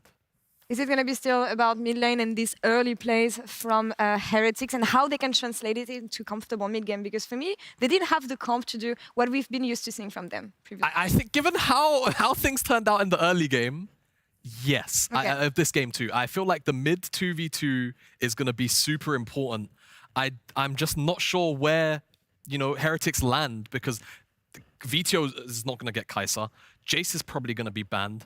Do we just land on an enabler, or do we want a true born carry for him that is going to be dealing out the damage, something like his Akali or something really crazy? I'm gonna put it there. LeBlanc is a champion that they both play and love. Sure. So, but I think it's also so much more important they're comfortable with engage, because if Mercer's you only engage, it makes it difficult. And secondly, I think they definitely need better Drake setup. They put all the emphasis on Rift Heralds this games when you didn't really have the winning matchups to accelerate the game. If you had it around the team fights in the beginning where you just keep Jankos where he can get the Drakes, then the Rift Heralds when you can play through his prowess, definitely something to look forward to. So it's going to come to map movements for Heretics and how well they can play for this setup, but it is tied up here in this do or die series between Fnatic and Team Heretics. Let's find out which team moves to match point right after the break. But the root corner will just about help out. Mercer's buying time. Oscar's been burnt down. He's not taken out yet. There's just not enough damage, and no matter how tasty the Daisy is, they can't find the kills. I can hook in if you want. I can put Daisy to be annoying. Look, Oganari. Okay. Oh, good. Make a good. Bump them. I see you. Yeah. Okay. I'm looking on Drake. Okay. Good. Very good. Head for a can. Back now. See the nice. Okay. I see you now. No problem. Yes. Head for a can and get started. You don't die. Look here. Genau, Larry. Nice.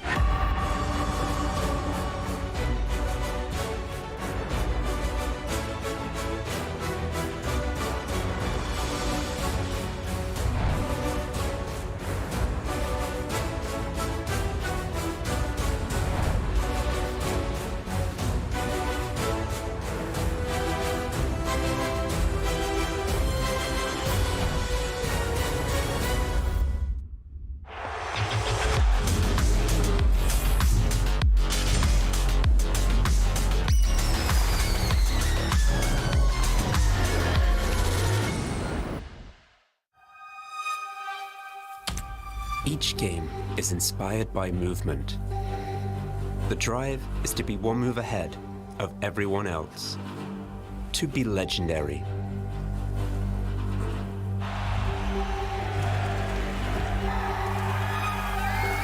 Are you ready to make your move? Make it legendary. Join Kia at the League of Legends EMEA Championship. Kia. Movement that inspires. Red Bull gives you wings.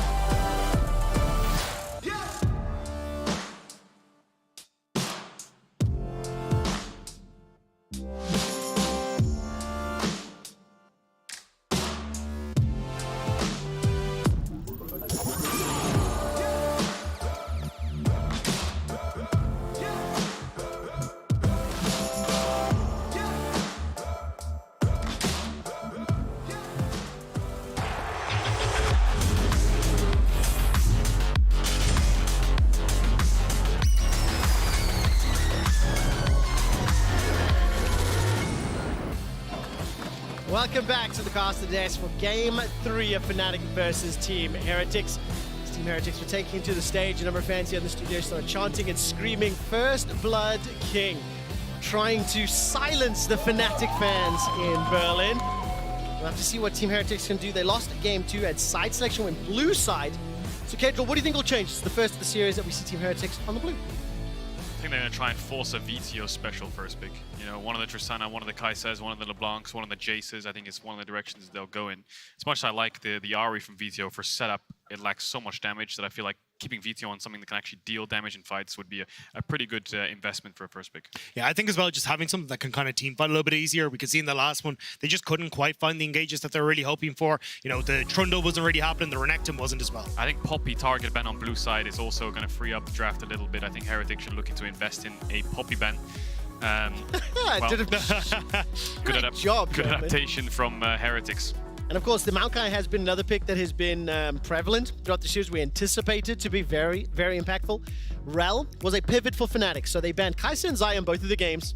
Renekton, and Rel. Kai'Sa will immediately be removed. That is not a surprise when we've seen the impact that VTO's had on that in the middle lane. There are things, though, that start to open up when you have to shift over, right? So for Fnatic, you're looking at, like, LeBlanc, you're looking at, like, things like the Maokai, the Jaces, the Tristanas. Like, these are picks that you definitely want to try and take away. I think of them, Tristana, you can probably leave open for VTO. I think it would be more the Maokais that I'd be eyeing up here. Yeah, Maokai LeBlanc on 2-3 for Fnatic here makes the most sense in terms of bans, but Rel would be open. So they're going to ban that one instead. So LeBlanc will be open, and so will Maokai if Heretics don't decide to target one of those champions. Yeah, I'm curious because VTO has had mixed success on the LeBlanc. I think he's 50% over the course of this split on the pick. So I'll be curious to see if he's able to have that big success here, if he manages to get his hands on it. I think if they can get a Maokai here, Heretics, Jace and Tristana are up, so they can trade off if they don't ban one of them away. They could look to target one of the junglers, perhaps. Yeah, Ivern makes a lot of sense because that means that you free up AD mids. Now, Fnatic, if you ban Jace, they're going to first pick Maokai and you get Tristana. If you ban Maokai, you can kind of trade off the Tristana if you want to with the Jace. So it's a bit of a tough one. You can't leave all three open, though, I think, because I think the Maokai ban is just a catalyst for all of it, but then they get LeBlanc, right? So it's a toss-up in terms of what to ban away, but Rakan will be open. I think putting Trimby on Comfort's important. Putting him on Rakan, I think, would free the draft up. So the Jace ban comes through. So Maokai, Tristana, and LeBlanc. Also, importantly to note, Humanoid's only got one game played on Tristana throughout the course of this year. Very impactful. Obviously, that LeBlanc, as has already been mentioned, 2 games played, 1 win, 1 loss for VTO. But when you do take a look at his entire career, it is his most played champ, 25 games, 60% win ratio. That is what's been locked in, and that's exactly what we wanted to see for VTO, for Team Heretics. Yeah, and as well, like, we have seen the static shiv build a lot, but also in the LPL, they're still playing it the old-fashioned way, where you just go for that AP damage. So be curious to see exactly what style he wants to go for. It is going to take both the Maokai, though. Chances are the Tristana here as well for Humanoid, and just making sure you've got that strong mid jungle now for Fnatic. Yeah, so there's the triple picks that we expect to come through from the Jace ban. Now it's a bit of a weird one. I feel like Heretics could try and deny the Aphelios, pick up the Trundle again, but I would like to see Jankos on Viego. You know, I feel like when you're playing LeBlanc, I would love to see a Viego pick Sunder or Rush. As much as the Trundle can do well into the tanks, I also do think that if they pick Rakan on 3 here or something along those lines, the Trundle will have no agency in the game whatsoever. So Aphelios, Viego, the champions come to mind. The early Renekton works pretty well. Renekton, Sejuani. I feel like they have a couple good combos here that they can decide to go for, but they're going to go for the Trundle again. There's the Aphelios denial, which I think can come through, but I'm not a huge fan of this Trundle. No, I'm not the biggest fan of it. I think, as you said, like, hasn't had the biggest of impacts. It can set up alongside the LeBlanc to actually go for some of these plays in the mid lane, but against the Tristan, it's so hard to actually have any sort of lockdown on this Trundle. Or Tristan in there, immediate rumble as well. This is a nasty composition for Fnatic. Especially when you can ban away 2 top laners on red side. I think the Trundle's doing good in the early, but later on it just falls off a bit in the team fights. Yeah, and also as well, when you want to try and play for this with the Aphelios and you're up against a Maokai, a Rumble, this long range engage is going to be abysmal to deal with. I think you need to probably look at something like a Braum maybe for Mercy, something that can tank the Maokai ult and buy space, so this Aphelios isn't just getting locked up immediately every team fight. Gentlemen, how many games of Rumble has Oscarinen ever played? 2. 1. This is his 0. Played it for the first time. It was a win the first time he pulled it out. 13 KDA. Gigantic impact. But I really love what you mentioned, Dagda. When you combine the Maokai Ultimate, Rebel Ultimate together, the zone control, the damage is gigantic, especially on a champion like Aphelios that ideally kind of wants to be relatively low mobility. I think Rakan on 4 here is incredible, Fnatic. You were talking about the Braum blind, but I think Rakan there shuts off the Braum blind. So I wonder if they ban Nautilus here to force a Rakan ban, then they can take the Braum themselves. That could work pretty well. Renekton ban's going to come through. I feel like Nautilus, Braum, Rakan, like you said, it's a bit of a touchy one, because Nautilus for Fnatic would be good, because Maokai Nautilus into LeBlanc, as soon as she dashes forward, there's 2 point-and-click CCs, she's gone. But the less frontline Fnatic have, the better against the Trundle. So now that Braum's banned, is Nautilus worth here for Fnatic, or is it Rakan? It's a bit of a weird one. They can leave it till 5 pick. Varus, of course, is open, would be a little bit of AP. No, I think you can go towards the lethality build, though. Yeah, I'm really curious to see what the plan is here, though. I mean, maybe something like a Thresh to try and keep them safe, but I mean, you're in such a weird spot. I feel like this Aphelios is going to be so incredibly vulnerable in this fight, so I'm curious to see exactly what they want to go for. We have seen this Annie come out as a bit of an answer to Humanoids, to the Tristana, at least in the mid lane, so may still go back towards that, but with the LeBlanc there, I don't know if they're actually going to see it.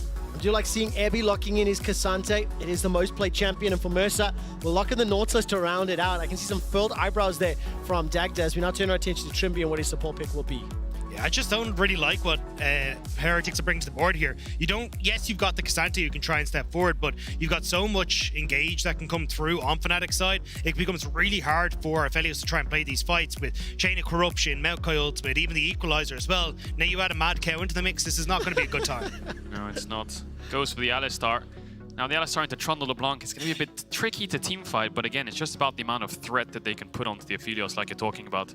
So it's on VTO to step up in these fights. Now the Rumble, of course, with the percent health damage, will be good into the Cassante. I think the Aphelios also should get bot push. Mid is contested. I think Tristana can get it early, of course, though, because of the E passive. But I think Fnatic's got a well-rounded teamfight, raw, kind of engaged team comp, whereas Heretics have single target damage, play the team fight perfectly to cover it for the Aphelios. And I actually think, as you say, like a lot of this is on video. I think this would be a game where I'd want to see full AP LeBlanc. I feel like you don't have enough lockup for the LeBlanc to actually immediately take care of her. So if you can gain access onto like a Varus or even the Tristan on a flank, maybe you can remove that extra damage out of the team fight and make it a bit easier. But it's still going to be incredibly tough with still Rumble and one of these 280 carries still in the fight. And of course, you do need to close that gap significantly when you consider the long range, Chain of Corruption, Equalizer, Nature's Grasp. The tools for Fnatic are gigantic. We keep a close eye on both VTO's LeBlanc as well as Trimby's Alistar. He played it for the 4th time earlier today. Some question marks in terms of early game decision making. And that was a harsh sting. The Vitality members who will not be advancing to season finals. One of these teams will not be advancing to season finals. Whoever wins is locked in and will face XL tomorrow. Let's find out who wins game 2 and is one step closer.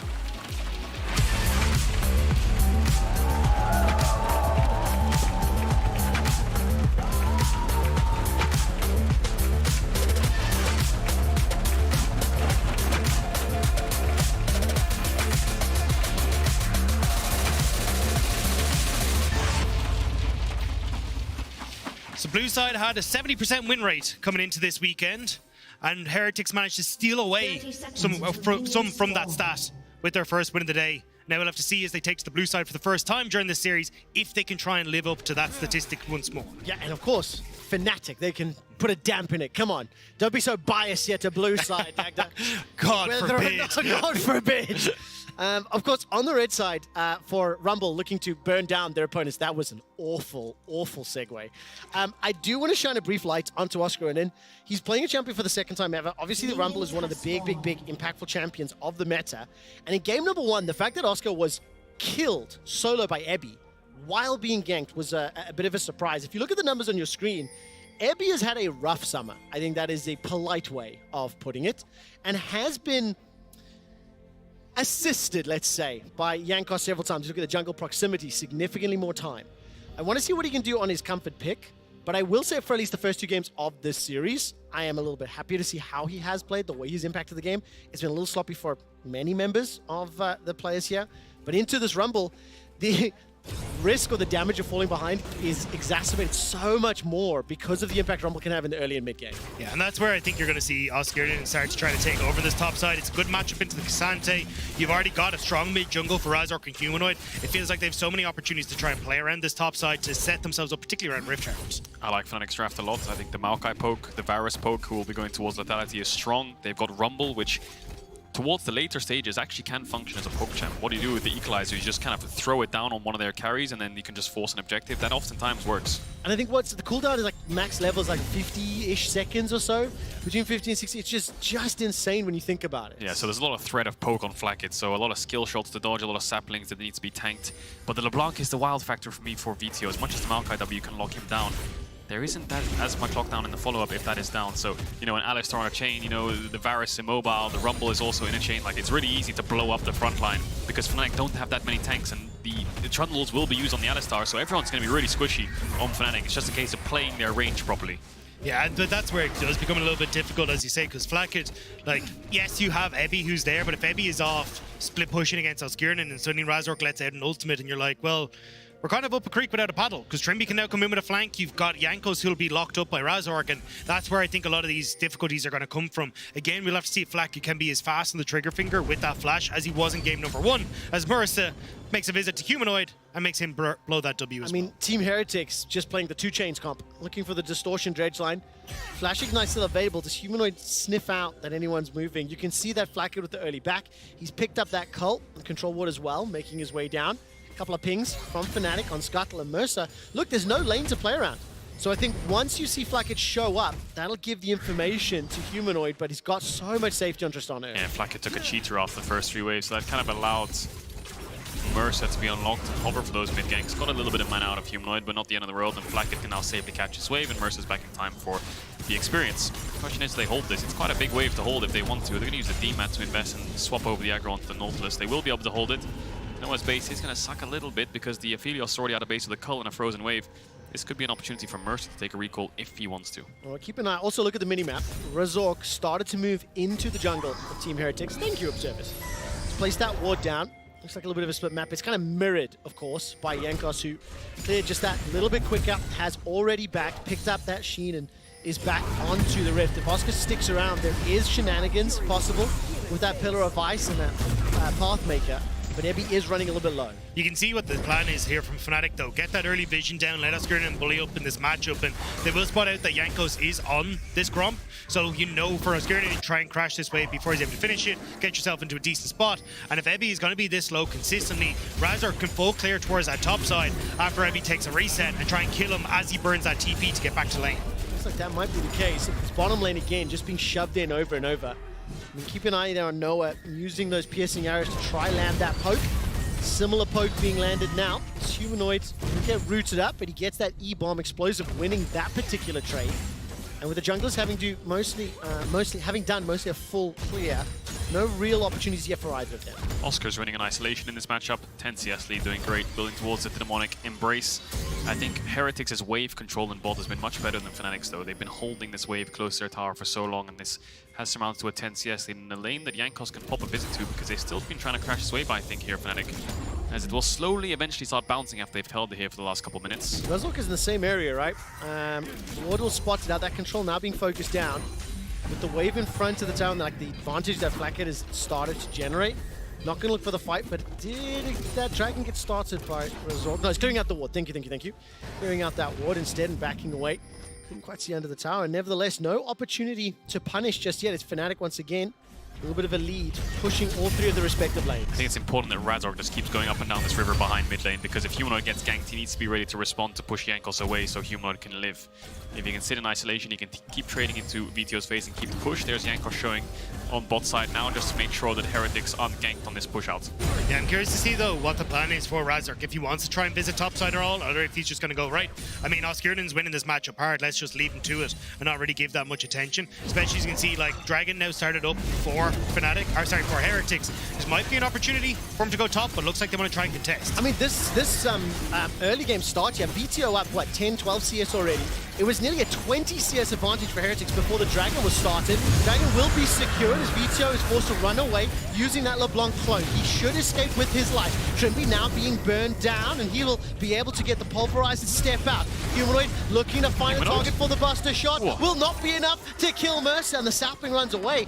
So the gigantic CS advantage leads into the Dragon, and everyone from Heretics escapes. Yeah, it's a greedy re-engage from Heretics, though, at the end of that. VTO was already taken out of the equation because of good engage from Razork, but trying to turn around to get the kill into Trimby, he's so damn tanky. Now bot side, Jankos is here. Yeah, he's baiting it, Flackett. Flackett's walking up potentially, hoping Trimby combos in. And Jankos is saying this could be a free kill if Trimby decides to flash combo. Don't react, let it hit. But Fnatic aren't taking that bait. It's going to take a reset is Jankos, but a lot of summoners blown from Fnatic. That's 2 flashes on the mid jungle, the heal from Noah, the ignites from Trimby. Only Mercer really losing out on Heretics, on top of them getting the Dragon. Looks like, though, Heretics want to try and bail out Ebby a little bit on this top side. 30 seconds until that Herald is up and available, so they want to try and get that push out in mid, use the fact that Humanoid's now gone for the reset to get control over mid lane as well, and try to move in that direction. No blast cone for Mercer, though. Hex Flash is available, see if he goes for it. See if Ebby gets the knock. Back up from Jankos as well. Oscarina's got the equalizer, needs to manage to keep well. Hook. Waiting for it, dredge line, connects, equalizer, the red carpet is laid out, and VTO's coming for the flank to boot. The Q. Look available there. Damage will land, knocks him back. Here comes Video over the wall for first blood. Well played by Heretics. Great roam from Mersa, just knowing, look, Humanoid stuck around for the plate mid. We're going to be back on the map faster, so let's try and use that opportunity to get the kill top, get control of River, maybe get a plate for Ebby as well, but most importantly, get control over Rift Herald. Gentlemen, that started by one of you saying, we want to bail out Ebby. The kill is secured by VTO, who we said we wanted to see him get accelerated and play well. He looks to be going for that static shift build, as is to be expected itemization, but the first kill secured and the advantage to Heretics early is looking good. Yeah, Jankos a bit greedy going for the Herald. Mersa needed to take a reset, and Fnatic did have their jungle support on the map, so they're going to push him off that objective. Rumble's down, and so is Cassante.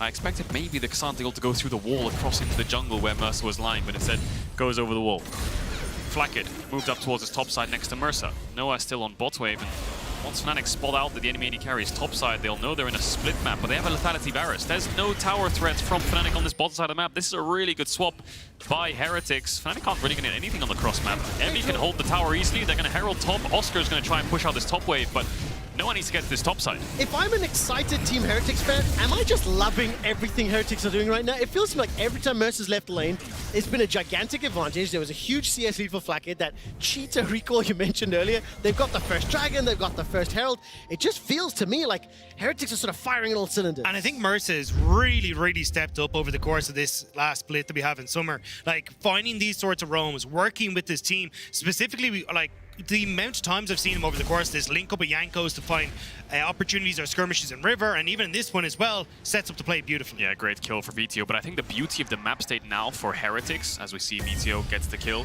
is once they push out top with Herald, they can base and swap back, because Noah's going to want to go top to match. And as we come out alive here, we see the Aphelios spacing. I think they can just swap back here, Heretics, put the Aphelios bot, match into the Rumble, and then just start mismatching with Herald, and eventually Heretics should win out. The only problem they're going to run into is the Rumble ult, which can blow a wave straight away. The Herald should make up for that, but Ebby has TP advantage as well for the next 30 seconds. And so crucial, the fact that he's got that plate, he's got that assist under his belt as well, despite being 20 CS down, dead even on the gold. So you have to respect, obviously, the power of the Sorcerer's Shoes equalizer, and it's a minute 20 until the next Dragon. But that's the thing as well, you get to avoid the matchup with Ebby, where he's in a terrible time, as Mersa went a bit too far forward. No flash. Target is going to connect, but there's no fault. The Pillar of Ice. Yep. Dissuading Fnatic's aggression, so the 600 gold lead, no Nature's Growth. I think it'll be on cooldown for the Dragon as well. The thing is, though, while Skirnin stuck around to try and help out to get that play onto Mersa, because they don't, look at Ebby in the top side. He has TP, he's pushing onto that turret, is running demolished, so should get a plate here for himself, and you're going to get the Rift Herald onto the bottom side as well. Like, Heretics are just playing so well. So what Oscar's had to do is run from bot lane to top because of this TP disadvantage. I think Heretics' usage of swapping back and forth after they got that Herald was great. You know, Noah had to keep up with Flackett, and as he did, it's Oscar that's the loser. Loses a wave, loses a plate. Almost not the end of the world, but he has the TP coming up now to match Epi on this Dragon. Most important thing, though, is Fnatic don't have the Maokai ult for this Dragon. That's a huge spell to have in locking down any form of front line to play front to back. So as Razork's taking this recall, I think Fnatic might have to give it up. I think in terms of cooldown available, Razork still needs another minute or so before that's up. So if Heretics decide to rush it, they drop the Herald, they can do so. Also, Flackett is currently 10 on CS up over his opposite number. Culler's about to proc to boot. Should be able to get a plate to 2 here as well, and can peel back for the Dragon. So on this Aphelios being accelerated very quickly. Now that I think about it, Razork has the Demonic Embrace. He's got a spike coming through. He's down a level onto Jankos, so the fact that he's ran down here makes me think Fnatic are fighting, but with what tools? They're down a level on mid jungle. They have no ultimate on the Maokai. What's the plan? Depth charge lands, Buster shot out, Mersa's. This time the hook doesn't find his target, but here comes Flackett over the wall. Moonlight Vigil, the tick and the burn. He's not going to find the kill just yet. Humanoid manages to stay alive. Trimby unable to find his target, and the Dragon is now being focused. Team Heretics are able to force Fnatic away. Flackett lost all of his Crescendum sacks though, so maybe this is the time. Oh, we're going to find out. Chain of Corruption is available. The re-engage, Nature's Crop. Here comes Oscar. And Jankos may be the sacrifice here. Dragon was secured. Noah is going to be oh my god! What's it? Don't! Manages to find the kill. It ends up being secured there by Avitio as well, and now Oscar in and throws out the equalizer. Trimby secures the kill back. It's a 2-for-1, but the Dragon goes to Heretics. In the long run, Fnatic wins. I think Heretics committed so many resources to get Humanoid down. Ultimates, everything invested, Ignite. They didn't get the kill. Humanoid didn't have TP, but on the re-engaged fight with Oscar coming in, with all these ultimates being down, easily turns it, doesn't he? The Red Carpet managing to get the kill onto LeBlanc in the long run so that Alistar can pick it up. And Fnatic didn't get the Dragon, but at least fighting back at an ultimate disadvantage. The Razork ultimate eventually came up towards the end. Yeah, and as you say, then you get to fight off the spike that is that demonic embrace. The fact that Mercer missed that hook was so crucial at the end of it. And as well, the chakrams for Flacket had just run out as he tried to come back into River, so he has no way to really stack them up without the ultimate available. So Heretics fumble the ball at the last second. They did, and Flacket, not only did he use the chakrams and the ult, he also flashed, right? So there was so much invested that he had to run back around. Even Mercer losing his flash to Trimby, catching him out of position. Bladings are falling soon. They've already used the Herald. No Rumble ult for Oscar, but Trimby's on his way up to defend it. They've got Humanoid on the bot lane with TP. Good luck to TP in behind if they get a ward down, if they know they have TP advantage over Vito, but he's leaning on this top side.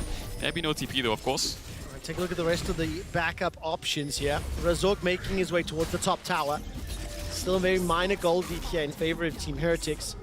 And Vito sitting with that completed static shift, pushing back in the middle lane to catch it out. I mean, here's that replay we talked about in terms of Flacket rejoining without having the chakrams up. Yeah, the initial hook missing from Mercer then again, and you can already see you just got more members of Fnatic that are coming through. The ultimate's able to separate them out well. Now, Evie does get a nice ultimate here to set up the slam dunk, yeah.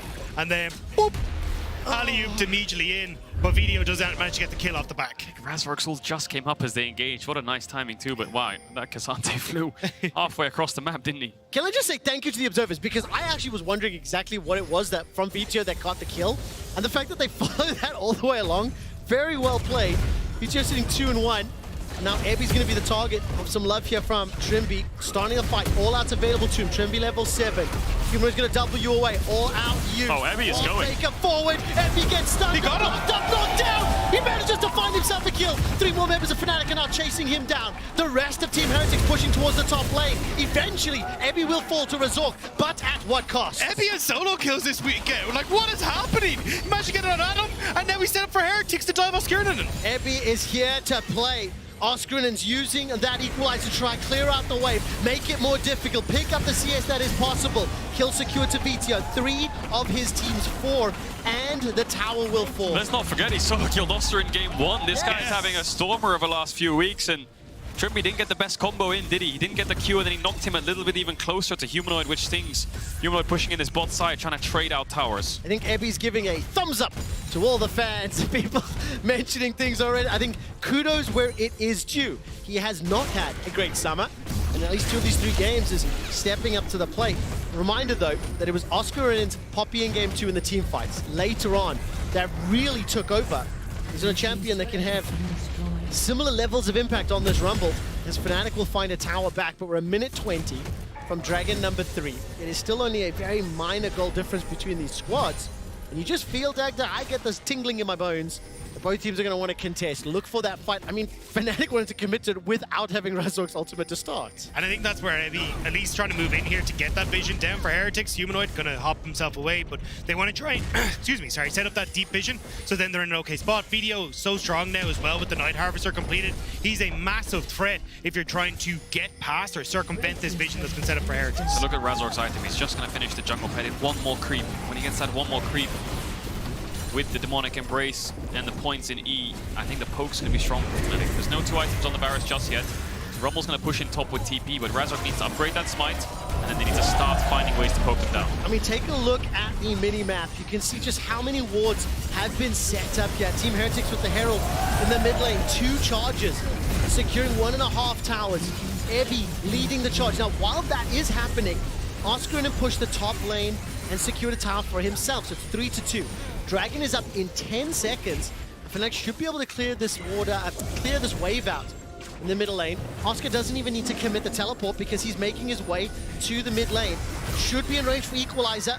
We're on the verge of a fight. Dragon is now alive, and it's Team Heretics on the river first. Where's the poke? There's none landed just yet, and Fnatic are still walking up for the fight. Flacket has perfect guns. He has a bit of front line in front of them. Vito has a nice little flank position going. There's the Maokai ult to try and find some position. Oh, follow the equalizer. Nature's Growth doesn't hold people in place long enough, but Ebby is burned down. It holds Team Heretics at bay, at arm's length, for an easy kill onto the top laner. Vito doesn't fancy an opportunity, and Fnatic will pick up their first Dragon. Very well played, and that's again the power of Maokai and Rumble. Use that long range, use the damage. Team Heretics simply cannot have an answer. Yeah, the forest fire across the top of them as Kieran and Razor are able to get entirely on top of Evie, murder him instantly, and now Heretics in a position where they maybe can try and lean back to Video, pushing on side lanes and try and play around that, but realistically the team fight from Fnatic is so strong at this mid-game point. Maokai, we've been talking about it the last 2 games. Look how much space it creates. Oh, we have no vision on Dragon. Let's just Maokai ult and run in a straight line. Then they have to walk away, right? So Evie thinks maybe I can block it from my team. No, all of them go onto him while his team's running away. Vito's on a flank, but he can't gap close in time. Hook goes wide. And like you said, the damage from the Rumble ult on top of the Maokai ult, it's just too hard for Heretics to walk up. But there's no winning in that fact either, right? Because you want to conga line your way through because you want to dodge the Maokai ult. And then it's like, brilliant, you just lined up for the Rumble ult. Like, it's such a nasty combo. And this is why we're talking about it. I think if you're on red side, across this playoffs, you have to ban Maokai. He's way too strong and opens up just so many opportunities for these kind of AP carries or even your AD mid laners to play with. And again, if you're in the shoes of Team Heretics, you're going to be looking for flank opportunities, or ideally, you have to play outside of the cooldown timing. For Razork, it's already available, level 11 now. You can see it's Fnatic pushing the bottom wave while the rest of Team Heretics pushing top. And the Rumble ult, can he get it down here, Oscar? If he can Rumble ult that top wave, they can't get a top tier 2. So it's like this Rumble is just so annoying on cross maps. It's similar to a GP when you have Herald advantage or whatever, when you push sides and you try and trade 1-for-1 on opposite sides of the map. He can just Rumble ult waves and slow you down. I mean, the cooldown at the moment is 1.5 minutes on that equalizer. And used exactly like we talked about. You can use it defensively, clear the wave. You can use it for poke at later levels to try force opponents down. It obviously can be lowered on top of the Maokai ultimate for that forest fire combination. Beautifully coined by Dagda. Now, as Fnatic, they are regaining some level of control. The fact they got that dragon, they've slowed down the soul, and that will just give them time to scale up. The thing is as well, like Video has hit his 2 items, but you can see when you come into these fights, he had a great flank at that dragon fight, but actually isn't able to get a lot of damage off and isn't really able to get onto some of the carries or force a big threat from Fnatic to actually deal with him. So in this situation... And Nature's Grass comes out, equalizers on cooldown, remember, but they might not need it. Jankos forced to flash for his life. Flackhead's on the green-purple, not the best, as Vito's trying to slow down the pressure. Fnatic have zoned them away. Baron is alive. Do they fancy a shot? I think they're going to have to go for it. They have the Tristana for the on-hit damage. The Poke Varus won't do as much. They have the Tristana ultimate up, but the Rumble ult's up soon. Keep your eyes on Trimby. Flashes up and available. It's that combo of Skirnin and Trimby that they want to try and see if they can turn on. TP in from LeBlanc, Video's on top side. That was such a great vision toggle from the observers. No information yet for Heretics. Baron is burned down, it is secured. Vito's trying to slow down the escape. Jankos takes the Hex Gate behind them. Trundle Pillar can do work. Humanoid Rocket jumps forward, Dreadline catches a target, but the red carbon is laid out and sidestepped and has moved away from. Team Heretics have lost 2. The resets are come in, and Humanoid is hopping, skipping and jumping and delivering presents to Team Heretics. Who needs the Maokai ult to set up when they're just going to run through a choke point? Oscarinen lays it down, and there's nothing Heretics can do to follow up. Heretics just walk into their demise, don't they? It's a Baron pickup by Fnatic, and it's in these situations as a team that you feel like you can't let them get away with it. You have to fight them. If they can 5-man reset here with Varus, with this Maokai, with this Rumble ult, with a Baron, you have to try at least. And like you said, Dagda, they walk into this choke, the Rumble ult comes down, overheated with the Q, walking into a Varus as well, and there's no damage. Flash forward from Humanoid, who just solo killed the ankles off to the side of the Varus Q, and now the game's only really going to get worse. This draft from Fnatic is such a pain to play against. Especially now as they start to step up, you're going to have the combo of that Maokai ult and also the Rumble ult to just siege towers. It's like as you walk up, it's like, oh, you want to try and defend this Baron, but you don't have a chance. So opportunities galore for Fnatic, and it looks like topside is going to be where they go for it. As Humanoid, yeah, great TP away to make sure they can join the rest of Fnatic on that top end. Really nicely done. I mean, listen, it's already a 4,400 gold bonus from this Red Bull Baron power play, which is absolutely gigantic. Fnatic can continue the siege. Vito's trying to at least match a little bit in that middle lane. They'll be able to take that tower in a moment or 2. The rest of Fnatic, how aggressive are they feeling? Nature's Grasp is up. Equalizers available. Do they even need it? Baron Empowered Minion will open the base, turning their attention to the inhibitor as well. They could stick around even longer. I mean, Vito has not recalled yet, and there's nothing that Team Heretics can do. Yeah, they're trying to see if they can get that mid lane turret, but you can see there was indecision there from Video, not able to do particularly much. They were never going to be able to defend the top turret, but now at least they do have some pressure in mid lane where maybe, just maybe, they could look for a pick before this dragon comes up. You see they're trying to stop the stragglers from joining in, but Fnatic is also straggling now on this top side, so a bit of a messy call here from Heretics. Heretics are just giving it up, aren't they? The Aphelios just pushing out top, knowing the little Fnatic of base. Maybe you can get another wave in or get some vision. Look at Mercer, he's in a Hexgate over perhaps, try and put wards on the top side. A bit too scared to Hexgate, just a couple shallow wards in the river, and they're going to give this dragon up. So, 2 dragons over to Fnatic, won't be around 33, 34 minutes until they can find themselves a soul, but I think with the lead they have and the comp they have, it's going to be it's going to be one more Baron setup, and I think that's going to be lights out for Heretics. So Fnatic need to make sure they keep these lanes stable, keep them pushed out, have vision on one side, play some kind of 4-1 in a group up, don't over siege, and just wait for this Baron to spawn. Pop the saplings down, wait for them to face check, and then push them back. The important thing is not dropping control. Well, they're kind of doing that at the moment. Noah's still pushing in the... Black is still pushing in this top side, which means that Fnatic can actually start to step up and siege this turret as well. So, already, Razor uses the ultimate to buy space. Targets held in place. Not going to have the equalizer available because Oscar is still inside the jungle. Will not even be needed because the inner turret will just drop. 3 members pushing that one. Flacket now forced to recall, recognizing that Fnatic are stepping into the darkness. And like, if you remember the first 10 minutes of this game, Team Heretics were kind of running circles around Fnatic. All the lane reassignments and movement from Mercer as well as Airby generated them a respectable advantage. But the moment we've hit these skirmishes and team fights, the composition from Fnatic has just completely taken over the game. 2 dragons, 5k gold lead. We saw that big swing from like 2k down to like 5k up now. It's all Fnatic, and they're just going to be waiting for these next neutrals. That demonic embrace on Razork's done 2,300 damage so far. Wow, that is insane. It's ridiculous. I mean, the first strike hasn't done too much yet because. So how much damage has everyone done? Oh, I double tapped that. The entire game. So demonic embrace has dealt almost as much damage as Flacket has. Right. I mean, it has. It has. It's absurd, isn't it? You just rush that item, put the saplings down absolutely everywhere, and as longer the game goes on, the better it'll be for first strike as well to start getting you some extra gold on each of those saplings. So yeah, not only is it impressive in the poke and in the scaling, but also the engages too. So such a strong champion, and we'll see what kind of Fnatic looks for with 1 minute 30 seconds on this Baron. Going to be just a case of grouping up, not getting caught, pushing Heretics out, and then topside Baron start. How does Heretics respond? It's so difficult with their draft. I mean, when you look at it, Oscar is up 2k gold, 2.5 items completed. It's 1.2k in favor of Razor. Can you just think of the long range and just the frustration of playing into those respective champions? Sapling once again will pop. That'll actually interrupt. Airby's back. And you can see that Fnatic just pushing this vision line deeper. Now, admittedly, with 7 towers secured, it becomes a little bit harder to continue pressing forward. They've got super minions that'll apply pressure in that top lane. Baron's up in a minute. And I think if you are a fan of Team Heretics, you have to hope that these Hail Mary team fights, either at a Dragon, a Baron pit, or maybe under your own inhibitor, that's where they have to try and find some way to turn it. Once that Nature's Grasp is down, once the Equalizer is not available. Yeah, I think I'm watching video to see what he can do. You have the Lich Bane. This is where you're at the point where you're going to start falling off. But if video can maybe get in, get some poke down as Fnatic are trying to step forward, as you're trying to contest some of the vision that's been established, maybe, but that's engage! That's engage from Trimby, forces the flash out from Flacket already. Here comes Humanoid over the wall, turning attention to Mercer. Nature's Grasp going down the middle lane! It's time for the turn of the burn! VTO simply can do nothing but watch. He's trying his best to jump onto Oscar Ridden, but he's burned down where he stands. It's a triple kill for Noah, and a complete team fight win for Fnatic. And a Baron for Fnatic as well. The wave was cleared out by Video thanks to the static shift, but that's about it. The Video was able to achieve. Fnatic now move into River and will be able to pick this one up for themselves. Oscar should just reset with that TP and make his way back in. I expected it to be a controlled Baron. Wait for them to walk in.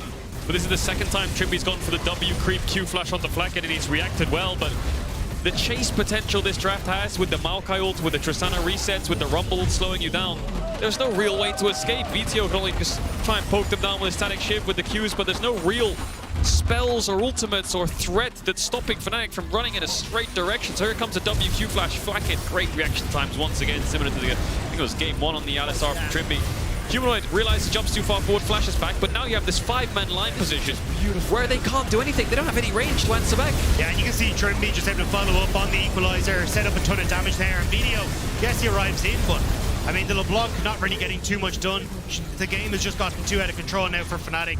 And with this Baroned up, wait for the cooldowns, siege the base. I mean, Heretics are just going to be burned alive in their own base. I will tell you now, when I saw Trimby going forward, I clenched real hard. I was nervous off the game one, but he pulls it off. Huge kudos, as you mentioned several times, Schedule. Flacker's reaction time was great. Ultimately, though, the power, the long-range tools of those ultimates pushes Fnatic to nearly 10,000 gold up. They've got the Baron as 20 seconds to the next dragon as well. Yeah, the ult was used by Noah there, but it's like the smallest, slimmest of silver linings of all time, because realistically, we know that isn't really the biggest problem that you're having right now. But cooldown as well. Exactly. So I think for Fnatic, they realize how strong they are. They're just going to siege up mid. If anyone tries to defend, they're just going to take them down with this tower. I think this meta is all about who has more range, really, it feels like, doesn't it? Or more space buying spells, more range control, more collateral damage in team fights, where I think it can just happen in terms of knock-on effects. Or Jankos actually getting knocked up. See if there's an engage from Fnatic here. Their eyes on BTO, looking for the flank. Nature's Grasp in reverse. This Humanoid that finds the first kill. Jankos is burnt down. Humanoid hops forward. It's another secured. Humanoid's now chasing onto BTO. The Buster! LEC secure it. 3 members of Team Heretics are down. Flacket is flashless underneath his tower. And Evi's being cooked alive like the shrimp that he is. Fnatic now turn their attention onto the Baron-empowered minions, the Nexus turrets, and the match point. Game 3 has been won, and Fnatic are 1 win away from locking in season finals and for advancing to a showdown with XL. Fnatic absolutely stomping their authority on this game, running directly at Heretics saying, "What have you got, lads?" And the answer was straight up nothing. Yeah, I think good turnaround game from Trimby. Humanoid on the Tristana looked very, very clean in terms of positioning in fights. I think the Varus worked out as a great pick to round out this draft, and I think this Maokai pick, we talked about it so much, and the Rumble for Oscar is now the second time it's been successful in this LEC playoffs, in this top 4, now coming into it. So yeah, I think there's a lot of question marks now for Heretics going back to draft. Is LeBlanc really worth first picking? What are you giving up if you're letting them have LeBlanc and Tristana's open? Maybe you could go for the Maokai Tristana instead, something along those lines. But I think if Fnatic are smart, they'll think about this and be like, well, in game 4, we're actually going to ban it because we know you're going to first pick it. We're going to have to find out as well, because of course Team Heretics will have side selection for game number 4. It could be the last game of the day. We'll find out on the other side of this break.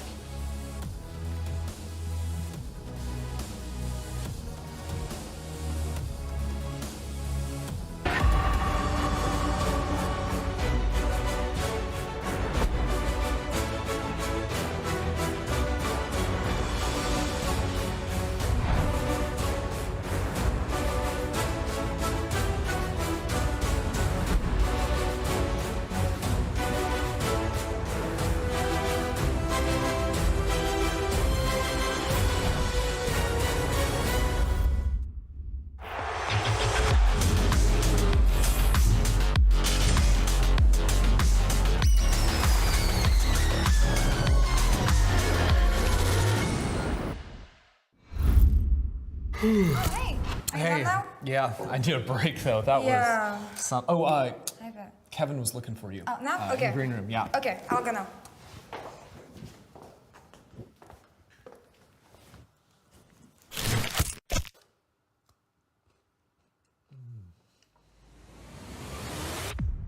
Even the biggest champ needs a break.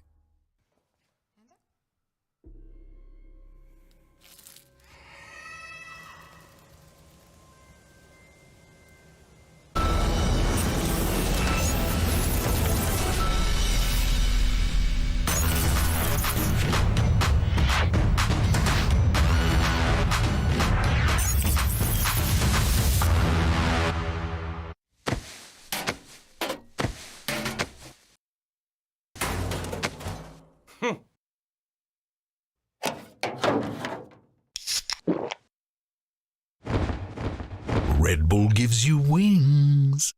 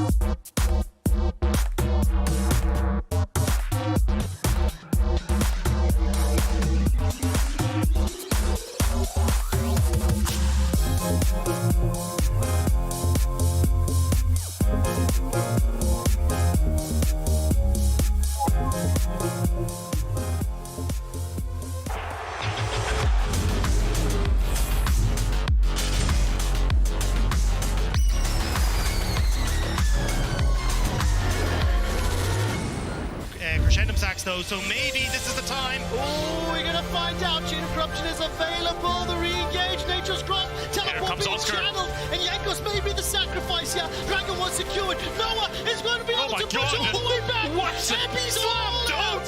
Varus, Alistar, Varus. Look top, I want to die next time. Yeah, I'm running.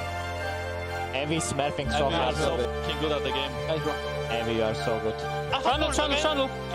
He's trolling. Yeah, go. Here. Look. Yeah, guys. We win. I flash. Look on Cassandra. Kill him. Guys, we kill them all. Go. Very good. And welcome back to the LEC, where Fnatic is on the verge of eliminating Team Heretics for the 2023 season, as we see the teams backstage resetting outside between games. And guys, what did we think of Fnatic's approach here for this game? They keep on winning the same way, making comebacks in the mid-game.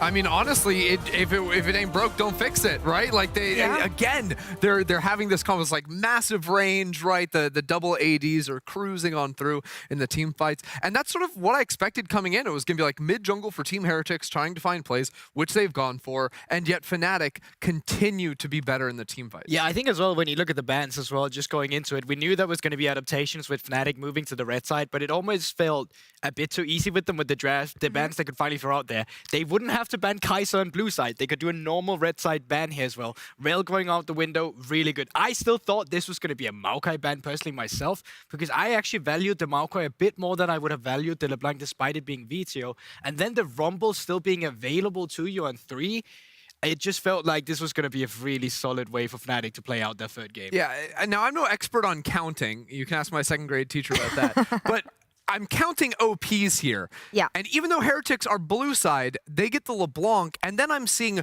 Maokai, Tristana, Rumble as the first 3 picks before second ban phase, which just seems ridiculous. And yeah, like Heretics, they have the Trundle that seems to be like a popular answer into like the tankier junglers, but it just doesn't seem worth it for me, because when you look at like how Fnatic want to play into team fights, like you have so much range out of your top side of the map, which is usually where you don't have any range. In Rumble, Maokai, and the Trist to back it up, that's nuts. Something was cooked, and it wasn't particularly a very tasty dish, I think, in the end of the right. I think the big problem that Heretics really faced was by the time they got to their 2-3, they're staring at Tristana Maokai, which can play so many different ways, right?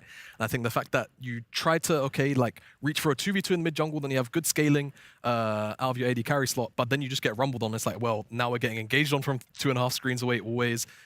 You don't really get to answer that, it feels like, from just the offset, because you basically will always get matched probably by the Tristana in the mid lane.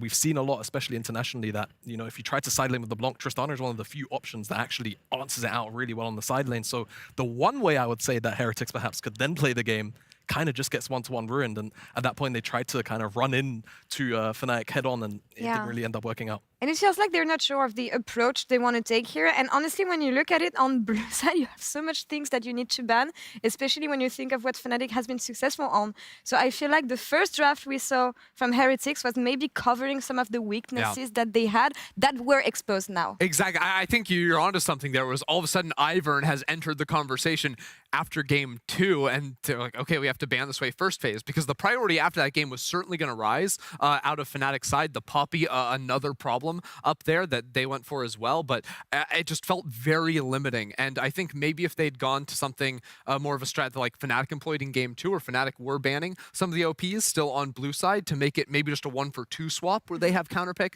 against something like the Maokai, that could have been a slightly better approach. But I think they ran into a lot of issues. And even the way like Fnatic rounded out the comp, where they have snap engage on the bot side with Varus plus Alistar, accommodates for the fact that your top side is maybe a little bit of a slower engage option with Rumble Maokai. Well, let's move forward a bit and go actually into game, and the early game here is what I want to talk about, because it has been a series about Drake setups, Heretics leading the pace in the early game.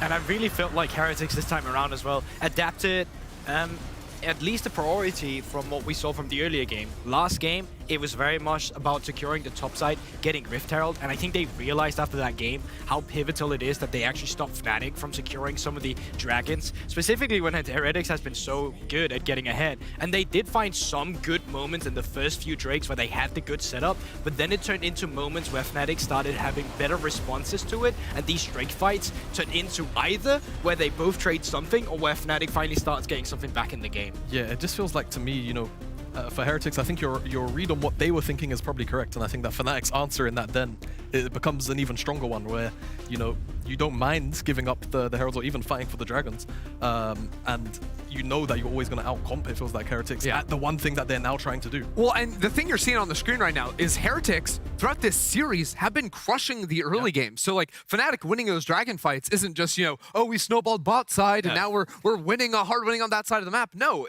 Heretics have consistently, especially through VTO's roams and ganks from Yankos, have found big leads early on, even in the 2 games they've lost. So again, this comes down to the fact that Heretics' game plan is to win with VTO roams early, but it is not enough against these drafts Fnatic are getting, and against their powerful team fighting. We've seen it all split long. Yeah, and it's really curious, because I think this is the best early game we've actually seen from Heretics in groups. They're super slow against Koi, even in the games before as well, and it just felt like the nerves was there. It didn't feel like that this game. It felt like they really understood how they wanted to beat Fnatic, and then it got dropped in the mid game. But for me, it is not enough to see this from Heretics, because that's the issues they had last week. That's something that Yonkers highlighted last week, and they knew they had to work on. I thought these issues were solved moving into this week, because the first game was so decisive from them. But it feels like Fnatic is just one step above them when it comes to coming together and knowing how to play these team fights we've talking about. What I'm thinking is, like, what was the game Heretics won, right? It's game number 1, where they have VTO on a champion, the Yone, that can roam, can skirmish, just like these next 2 games with the Ahri and the LeBlanc.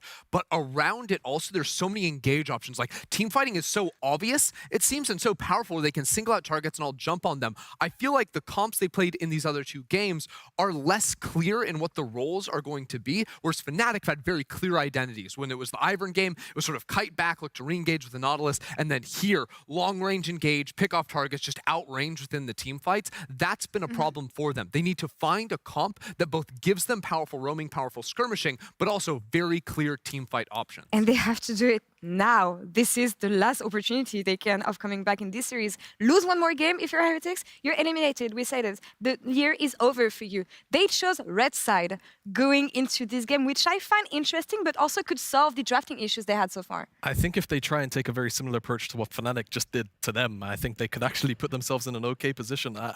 I feel that you can really summarize a lot of the strongest looking points for both of these teams over the last few weeks when, like you were saying, and they're basically all on the same thematic page and they've got the agency to just go, right? Snap their fingers and actually just make a fight happen. So I kind of hope that Heretics in this way take a page out of Fnatic's book, considering what they just saw and how that played out. Because I feel like you mentioned, if you go towards stronger skirmishing tools as Heretics, sure, that's fine, but you have to round it out then with something that actually scales into the later game in that team fighting department as well. The difficulties going over to red side, though, is I don't think they're dropping the Xayah ban. No. I don't think they're dropping the Ivern ban, because, again, if you're trying to play these dive comps, those two champions absolutely crush you. So does that mean we're leaving Tristana, Kite? Like, what's the third ban? Like, how much are we leaving open? Because I think there's a world where, yeah, they can get the Maokai, they probably don't get the Rel, but I don't think they play the Rumble. Ebby's not going to lock that in, so there's plenty of options for Fnatic even on blue. I really think that's on Fnatic to make that adaptation, though, because I think Fnatic on blue side is not that good of a blue side team as far as we've seen from the series so far. They banned Kai'Sa, they banned Xayah themselves as well, right? So I think it's up to Team Heretics to find that adaptation, what you mentioned before, where you can go into the same draft we had in Game 2, but there's better engage tools where you don't go the Renekton, Trundle, Ahri on the first three, but you get better options that scales better as a team fighting unit into the mid to late game. We'll see if Heretics can make it happen here as they are staring down the barrel of elimination. Will they keep their dreams alive or will Fnatic advance to face Excel tomorrow? Let's go to Quick Shot for the call. Bring. Thank you so much. My name is Quick Shot. Hello? Really? Welcome back to the Caster Desk. It's Dagda and Cage will join me for potentially the last game of the day. If Fnatic close it out now, they will advance to not only the season finals, but they'll play XL tomorrow. And for Team Heretics, they get that 5-month vacation, as Cage was saying. And I will start by saying that Dagda cursed Team Heretics. He was touting the blue side win. He was saying our Team Heretics... Hang on a second, lad. You gave them an entire monologue. That's not the truth. Caster curses are not actually real. And let's see. Cajal, picking red side. What's going to change here for Heretics? What do you want to see Heretics them do? pick red side. That is correct. Mamma mia. Right, so Fnatic's on blue side. I feel like they're going to have to ban Maokai on red side for sure. I think they can afford to trade Kai'Sa for Xayah if it's up. If they get like Tristana for it or something, or Jace for it. But I feel like Maokai's a locked ban, Rumble might be a locked ban, but this blue side draft allows for Poppy ban, and I feel like Fnatic blundered last time they were on blue side because they didn't know the strength of Maokai, so I think they won't do that again. I think Kai'Sa ban from Fnatic into Poppy could just shut Heretics down a little bit on this red side. Yeah, I kind of agree with you, especially if you want it. You can even keep the Xayah 31, because I think Ebby, although he's had some good performances here, I don't think you're really worried about things like the Renekton that we saw in the Game 1 bans, but yeah, the LeBlanc going to stick around, so now you're kind of looking at Rumble, Maokai. You're still going to leave open things like the Jason that they can first pick here for Humanoid. LeBlanc, Rumble, Maokai were Team Heretics bans on red side in Game 2. They've got 2 of the 3 already removed. Rel has been taken out of the pool, and for Fnatic, last time they were blue side, it was Kai'Sa, Xayah, Rel were the ones that they have removed. Xayah going to be let through. Poppy is Sana opens, Poppy's open too. I don't see why Fnatic would give it up. I feel like Poppy ban just covers that off. Why would you take the risk in allowing them a Game 5 here from Fnatic, like letting them play it here, Heretics? You know, you could take away the Xayah if you really want to. Actually going to be the Ivern, so I feel like Ebby does have his champions open, you know, the Renekton and the Poppy.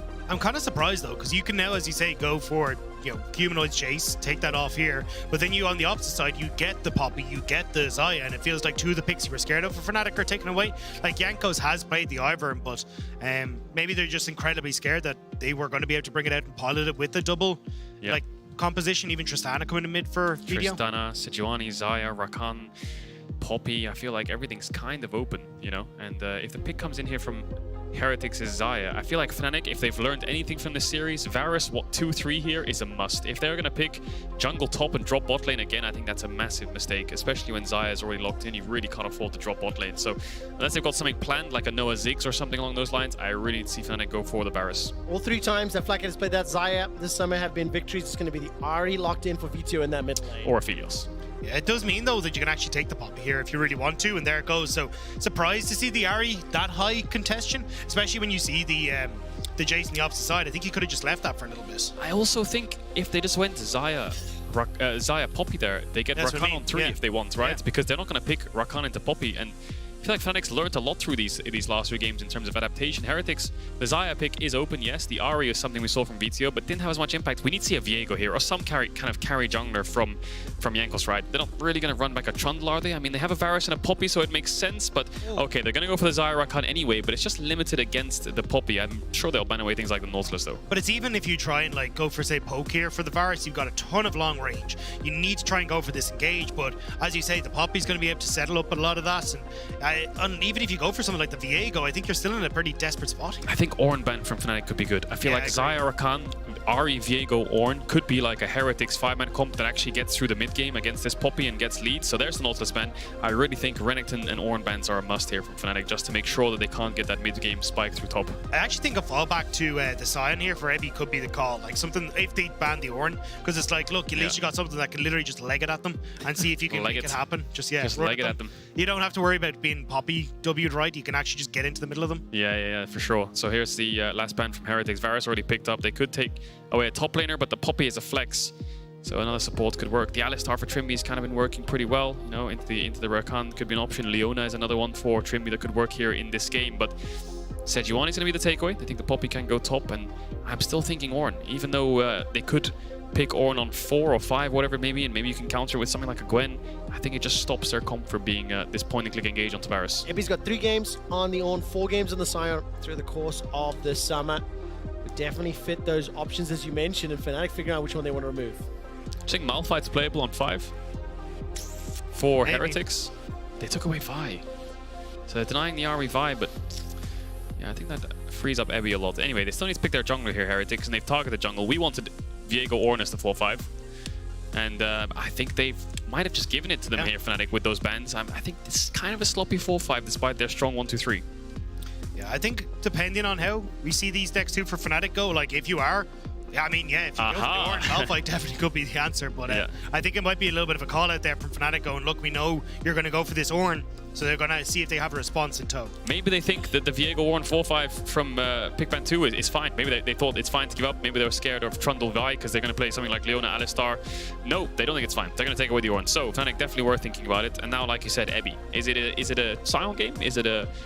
I don't think we're going to get an Ebi Gwen or anything along those lines into this Poppy Ornn, but yeah, I think it's either Cassante really, isn't it, or Sion. Yeah, I mean, you could go back to the Renekton if you really wanted to, but I don't think it really fits with what you need to achieve here with your top laner. Like, you need that hard engage, so I'd imagine it is probably going to be something like the Sion or maybe the Cassante, but I think you definitely need something that can kind of be that start off this fight. Honestly, I don't hate the Malphite in this position. Like, there isn't a huge amount of AP damage, and unless that Varus does decide to go towards that. It would be first time ever Malphite for Ebi, no professional games on record. I really love the tools that Fnatic have available to them in terms of initiation, long-range engage. It's exactly the flavor that Fnatic... Is it Lilia top or is it Viego top? Lilia Viego top. I think it's Lilia top. Cooking. What does this be? I think it's Demonic Embrace, Conquer, Lilia top into Ornn. It used to be an old school counter because of the % HP damage burned through. You want to know how many Lilia top games Ebi has played? Here we go. It's 3 of them. Wow, okay. All 3 of them are victories with a 6.5 KDA. Tag that you talked about magic damage. Well, Lilia's got that in heaps. And Ebi, the player that has been arguably the weakest for Heretics, is now the player that may need to step up biggest here in Game 4. It's also an ability to engage from super long range, like non-committal, with just tossing a few of these bowling balls down and seeing if they strike. Like, this could actually work out where maybe, just maybe, that could kind of work. I wonder what he's going to build. Is he going to go Demonic? Is he going to go some kind of like Leandry's tank? Is he going to go Seraphs? Like, how much scaling does this Lilia bring, I wonder? But I feel like Leandry's Demonic is probably the core of this, if I had to guess, with Conqueror, and it will push the Ornn in on the tower. I am so excited to see what Ebi can do on this Lilia. Will he be able to score the strike, send us to Game 5, keep Heretics' hopes alive, or will this be a 7-10 split?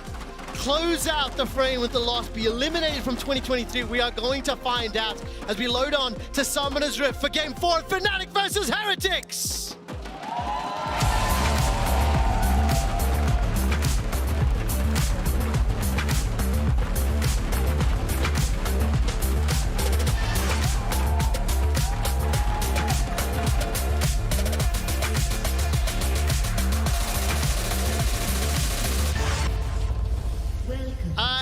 A quick stat for everybody. This is the very first Lilia top of summer 2023.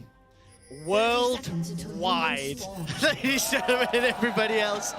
And it is in an elimination game. Putting Conqueror in the top lane, we're going to keep a close eye on what Ebi decides to build. And I love the observers keeping a close eye on this devilish character. While the rest of Fnatic are grouped up, stepping towards Jankos on that Viego. And the Viego is something that, Kadriel, you've been almost begging for in draft. Really wanted to see Jankos playing it. Let's see how this is going to combo now. I think mainly because VTO's playing an enabler. I think if you have an enabler mid like the Ahri in olden times, like the Annie and the Nico, I think Viego slots in really nicely as a carry jungler. Decent early game, really good mid game. So we'll see what Jankos can get cooking. Not on the Trundle anymore, so not playing that heavy early game into press R on a tank and hope your team does more damage style of jungle.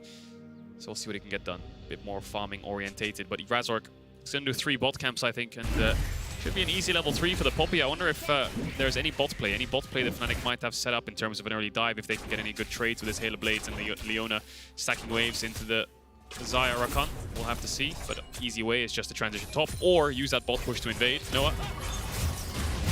Grand entrance comes out. Actually, the return damage onto Mercer is pretty strong here from Noah and Trimby. I think Fnatic are trying to set up for a play, though. Look at the way that Razork's going for it, but also they placed the ward in that bot side brush, then reset and got the sweeper here for Leona as well. So I think Trimby wants to try and sweep out as they're coming into lane to make sure that they can actually get this Poppy into the bot lane. Level 2 is just about a ding. You can see the birdies flying away. Flacken and Mercer respecting it. Keep your eyes on the minimap. Razork's making his way forward. If this wave does get bounced back, there is a potential available. You think of Poppy plus the Leona, there is so much CC to allow Noah to find that kill. It's not going to land out just yet. I think you can use it to walk into the bot side jungle, you know. I don't think he'll go for any kind of dive, but I think bot side jungle will be where his focus is. Oscar has the grasp in this matchup. I expected him maybe to go for something like the Spellbook in such a difficult lane, but look like he's proccing the grasp. There's the invade from the Poppy. So Jankos knows that the Poppy's inbound into his jungle. Now using vision information against him is really important here, because Jankos can pull away his wolves and take his wolves. Then you'll see Razork on his blue, and Razork is yet to know where Jankos is. There's also an option here for Jankos to just say, well, screw it, I can actually just transition to the top side because Razork hasn't done it, but it looks like the fight is going to come in. Fight! Trimby Noah inside the jungle with Razork. Here comes Mercer and Flack, level 2 each. Grand entrance out, interrupted by the Poppy W. First blood secured by Razork and Fnatic as the feathers are flying. Flacker can't pull them back just yet. VTO trying to push. While that is going on, Humanoid's left alone in that middle lane and pushing towards the tower. Poppy is so strong into Rakan, isn't it? You can never really land that knock-up. Instantly stopped, grounded, knocked into the wall, and dead. Down goes Mercer. Knock-up from Oscar. That's a lot of damage. Oscar is not going to flash just yet. 110 HP on Ebi. Those blooming blows were problematic, but he manages to escape for now. Still fighting on this bottom side, though. You can see Leona starting to push in as Trimby to push Flacket back, give him a little bit more time to know on the spot side of the wave, and also see if they can get Razork in to get anything, but not quite able to. So Razork will finally move back up towards his top side, having gotten his first scuttle, take his second, and then take his top side. When does this Lilia matchup become good? It looks like the trades are not great for in the early stages. Maybe he's getting hit by a few too many spells. But he's going to TP back up towards that top side and start to push in. Oscar saving his TP, knowing that he crashed the wave and the wave will slowly bounce. Razork needs to clear out his top camps, but that ward in the lane of Heretics here is getting spotted. The ward in the lane from Fnatic, sorry, spotting out Jankos is going to free up so much time for the rest of the map. Huge information here. Trimby and Noah fully aware. Starting to step back. They've both got an assist under their name. CS advantage as well. Trimby's pulling this wave to boot. While that's going on, Razork has already unlocked, mushing towards the top quadrant of the jungle. Yeah, Ebi needs to be careful though. His wave is bouncing and Razork is on this top side, but looks like he's just going to continue down towards his wolves and make sure that he can actually get a reset in before he enters back into his bot side jungle. Yeah, that's exactly it, isn't it? Razork really needs to base, needs to take a reset, needs to get back out onto this map after he spends his gold. Sitting on around 1.4k at the moment, so needs to spend that and invest that for the next bot rotation of plays that'll come through with this dragon spawning. Oscar is going to let the wave come into him. Pretty simple and easy. He's playing the weak side and he still has that teleport, which is important for Fnatic. Of course, on that weak side, playing into this Lilia, down 13 CS for now. Obviously a wave and a half in front of him, so that will close the gap relatively quickly. Small advantage in the middle lane, +6. Pretty much even in the bottom lane, but look at this. Mercer and Flackhead, after they push the wave in, starting to step into the jungle. Mercer was spotted out there by Trimby. So Human will be fully aware. You can see how many pings are being spammed. Two birds in hand here for Heretic stepping into the jungle. Look at Jankos coming in behind Vito as well.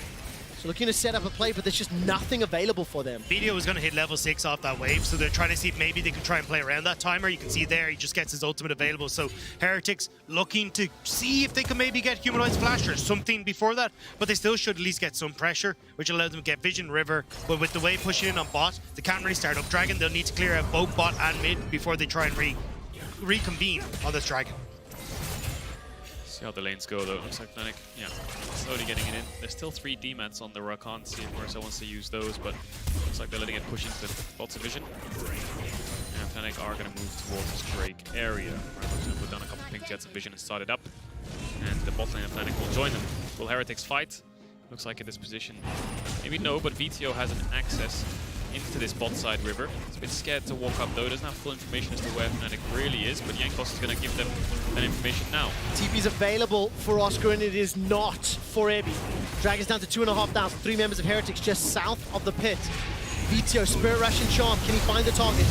Dragon is secured, the engage from Ranzor, the steadfast presence for the Charm comes out, they turn their attention onto VTO, force to use the Spirit Rush defensively and Jankos gets on the board, instantly reply back from Trimby. The Dragon goes Fnatic. It's a 1-for-1 in the fights. Fnatic may still be in trouble though. They're stepping forward here. Over Deception comes right back out to bring the hammer down. Humanoid goes to the skies. But VTO does get another in reply. Blackhead continues to chase, looking to pull some feathers back, waiting for the cooldowns available to him. Will not find the route, will not find the target. And Oscar's waiting in the wings. Look at the piercing arrow, the shot block. It's a double kill for Noah. But it's one back for VTO. Right between the eyes, he landed onto Flackit, but he also landed onto VTO too. Managed to pick up 2 off the back of that kill. Does Noah, and we'll go back to the Dragon start. So this was actually a nice call from Fnatic. They have a level advantage on their bot side and also a reset advantage, which is why they try to take the fight. But you can see here, the fact that Mercer got that knock-up and you get the follow-up from VTO was just way too much. Great turnaround from Heretics. But as they start to follow up, they just go that little bit too far forward. And this is where great turnaround from Trimby onto VTO in the back line as well to set up then for Humanoid to follow through, hammer it down, doing so much damage. What a fight from Fnatic, managing to turn that on his head. Seeing a 1,500 gold lead roughly out of that play.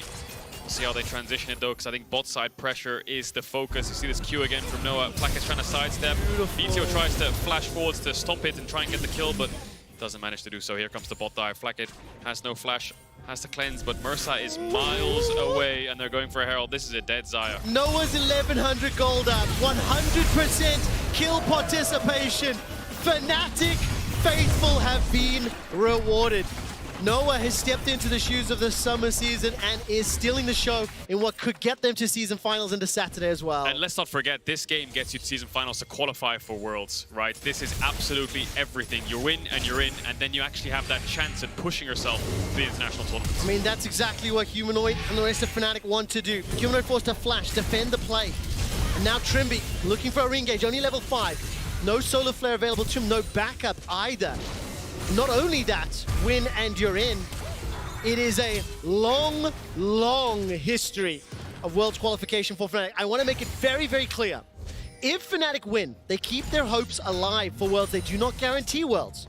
They keep their hopes alive for a summer showdown with Excel tomorrow, with G2 potentially on Sunday if they can run the gauntlet. But more importantly, they've missed World once, Dagda. That is insanity. Yeah, I mean, the fact that it's been one time in the organization's history, and now they are one game away from being able to get themselves at least in with another shot of qualifying at our season finals. But they have to try and close this game out, and at the moment it's smooth sailing for them. They've got a 2.5K gold lead. They're starting to get control over Rivers, and they're starting to push in towards the mid lane as well. Yeah, it's a very heavy mid-game comp that Heretics have. And Fnatic have a lot of frontline and a lot of poke behind that front line that can keep Heretics at bay. Range so important in this game.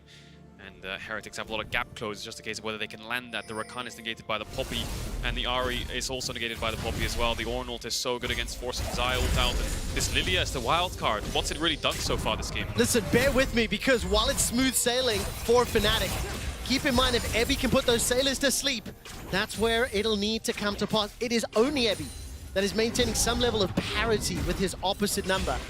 But even in that scenario, it's a 1,700 goldie, 3-1-3 Duskblade Varus already. So it's going to be an uphill task here in order to disrupt the sailing squad that Fnatic has put together. Also combine the fact that while this Ornn is the one member who's kind of, I use the term loosely, behind, the fact that Call of the Forge God is just long range, non-committal, and so safe, you know it's always going to have significant impacts. Yeah, and I think that's where, at least moment, Heretics are going to see if they can try and use the fact they got Riptail to make something happen. I think you can plonk it down in mid, maybe look for something as Video has his ultimate back up, try and get a pick onto Humanoid before it all kicks off, get some plates into Video and maybe make things work, but at the moment with Dragon in 30 seconds, if you try and fight that straight up with the Mythics complete on Fnatic's side, it's lights out for Heretics. They need to be creative with how they approach the map here. Razork spotted on a ward. Heavy doesn't land the Q to get the sleep, but he does land the E. Humanoid's here to cover this blue buff take, and Jankos has the flash. Humanoid's gonna chunk him out a little bit. Like I said, 10 seconds now on that dragon spawn. Fnatic should be favored in getting to the objective first if they want to. If they want to contest that, and if they want to push for something topside. By the looks of Razork, he's picking up towards that lane brush. Maybe communicating this warded there, sees the pink. He's going to move down now after that blue buff. Level 8 on the Poppy. All right, 2 teleports available in the top lane. Humanoid already backing away, secures that plate, steps into the river. There's no real vision here. Team Heretics, that single ward has now been cleared out. Ebby's got the TP available to him, has got that lilting lullaby. Needs to find a multi-man target, but look, Fnatic, they're hunting. Trimby has got that solar flare, holding on to the trigger, stepping away. Mercer dancing away for safety. I like this from Fnatic. They're clearing the vision out first. Mercy will get caught out here, as that steadfast presence at least reduces the ability to escape. And every single shock blast that pokes down a member of Team Heretics gives Fnatic the advantage here, Dagda. Yeah, the problem is though, as we said, like try and get the Rift out of mid, get some plates here, but Fnatic in a position to kind of defend this. Trimby will get knocked back, but Heretics now not really in a position to actually enter into bot side river. So at the moment, Fnatic, they defend that play well. Yes, you get some plates over to Heretics, but Fnatic should get Dragon and may even look for a little bit more if they have an option. Top play incoming. Time to hunt. Looming blows. Well, see, they're not going to be able to find more, but the flash is, I guess, a minor win, Kedril. Minor win for losing a dragon. That's going to be second one. And it's Clouds and Chemtech. So that means that the soul is probably, you got 3 and 4 chances of a great soul. You know, if it's Ocean, that sucks, but it's Infernal Hextech Mountain. You are laughing away. There you Infernal, go. so yeah, Fnatic with poke. Again, it's just such a powerful soul. So double Dustblade, Lethality poke. Mid-game champs for Heretics are now activated with these first items coming through. All in it is this Triforce for Jankos that he'll pick up in base after this recall, but nothing really forced just yet. And we've seen games over the course of this series where Fnatic have had to come back into them, but this is Fnatic's comfort zone. This is where they've been able to play over the course of the split and find those big leads that they can snowball effectively, and you can see why. Fnatic moving with Razork and Trimby, playing around Humanoid, who gets a good amount of damage onto that bot side, gets more plates for himself. They know that Noah's going to be fine to just keep piercing, arrowing down these waves in the mid lane as well. So there's very little that Heretics can kind of do to open up the game, whereas Fnatic are able to keep control of bot side river and constantly play into that bot side. And the thing is, you do have to keep remembering that while Fnatic are in a phenomenal position right now, the opponent that stands on the other side of the rift has been in this exact scenario multiple weeks in a row against multiple opponents, and oftentimes in even more dire scenarios, and they've found ways to outplay it. They also have a composition that has huge outplay potential. The Xayah, the Viego, the Lilia. For Team Heretics, do they have more magic in the tank? That is the question. Can they somehow find a way back into this game? It's 3.5 minutes until the third dragon. That's Mercer going for the engage. On the quickness, the Solar Flare just about sidestep. Teleport being channeled here from Oscar Ridden. Call of the Forge God. Let the feathers fly and flock it. Gets taken down. Mercer forced to run for his life. They get the TP, but it's Fnatic with yet another kill. Bolt play backfires, doesn't it? They thought they had the damage to kill Humanoid. He doesn't even flinch in the hammer form with the extra resistances. Doesn't even flash. Noah's got control of mid lane. Humanoid's going to push in bot and get this tower. VTO, Jankos, and Mercer looking for a pick onto him. He still has the flash, no TP on the Ornn, but Trimby's right behind him, and in comes Noah and Oscar. All right, Trimby, Shield of Daybreak, gets the stun. Follow-up, re-engage. Heart, broken, stolen. Jankos connects with the Xanus. The shield to follow. Ebby with the lilting lullaby gets the cleanse out of nowhere. Looking for that watch out.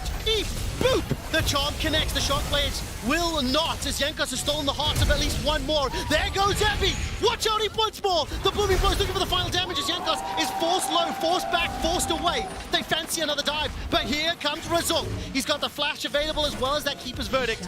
Ebi's now trying to zone them away. Searing charge comes out, knocked against the wall. Oscar's able to escape for the time being, but the charm once more. Steadfast Press removing any chance of escape for now. Finally, a flash away to finish. The members of Team Heretics are so incredibly low. Jankos and Mercer, they're piecing out with their lives. Charm may buy just enough time for Ebi. He's still going. He's still going. Q off the Q, full helicopter mode.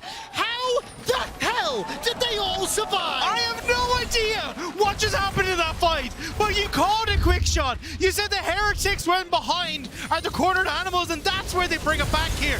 Mercer goes in too far.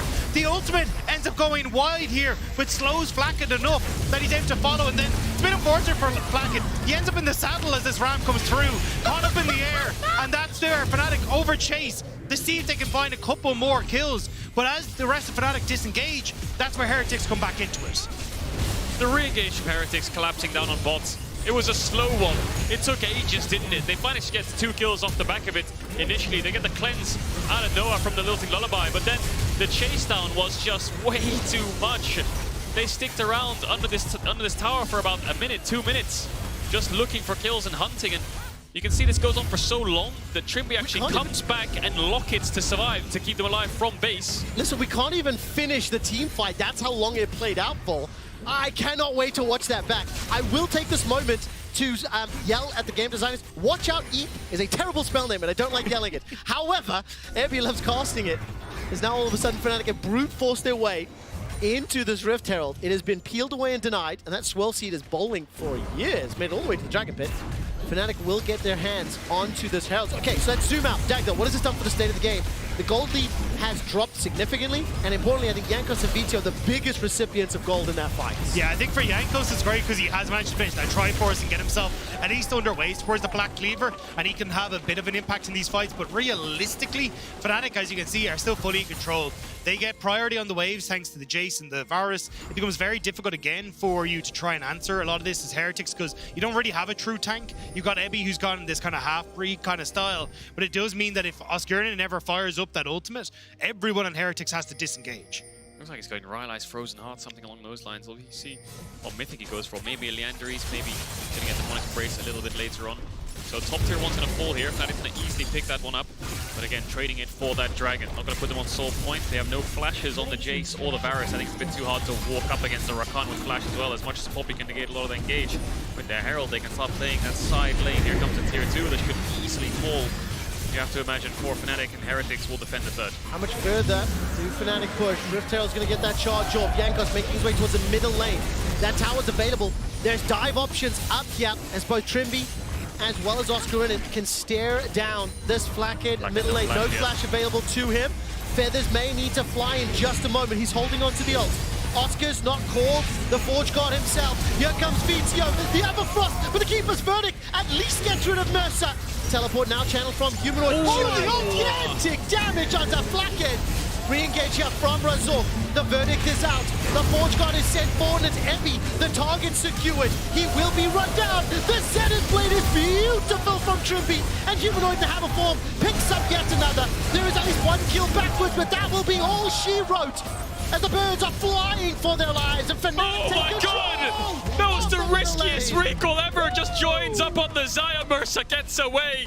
This Jace damage is absurd. Flacket tries to join the fight. They missed the charm, but the Jace Shock Blast lands onto the Xayah. Then the Varus Q, and Flacket's sitting there on 5-10% HP saying, guys, we have to run away. Humanoid's Jace. My god, gets a double kill in the back end of that fight, but let's see it again. Trimby Hex flashes over the wall, misses the ult, TP comes in, but I think the spells that land on the Flacket just push him out of this fight. Yeah, I mean, the fact that Flacket sidestepped forward to dodge the arrow was enough to dodge everything else. Mercer actually gets the charm here despite everything and the knock-up, but as they're coming through, as you say, the damage that comes through with the Flacket, there's the shock blast. Here comes the Q. And there's the arrow that's going to fly her in. And Flacket's like, excuse me, I want immediately out of this fight. Despite the fact that Ebi actually got a 3-man ult there to try and start things off. The rest of Heretics weren't in control to follow, and Fnatic seized the opportunity. Kedril, you said it a couple games ago, long range matters so much. And when we see this Jace Varus combo, the poke, look at the damage in the team fight. It was executed exquisitely. It's now a 6,000 gold lead in favor of Fnatic. They are once again in control of the game. You so just much can't walk damage. up. The only time you can walk up is if you're committing. If you don't commit, every time you second guess or doubt or maybe call plays off, you're just getting constantly chunked out. The enemy team gets so much tempo and it's just going to keep rinsing and repeating, isn't it? This Jace, does he have Cyril? Does already. Humanoid, he had so much gold from that last fight and was sitting on the last Whisper already. 3-item Jace. Perhaps, I mean, the siege is going to be incredibly strong. I mean, they can't really rush down the Baron because they don't have any on-hit damage, but this is just going to be ruthless, isn't it? And that's why I think it was such a good call from Fnatic to like say, we're not going to go for third dragon, we're going to take terrors instead. As here we go. Look at that, just holding Vizio in place for the poke to land. Simply Hex flashes over the wall and just about kills Vizio, but look, the damage, layering up CC, using that front line, it's 5 towers to 1, make that 6. And that's why for Fnatic, giving up the dragon, getting top and mid tower. Oh, wait, burn? Scorch? No.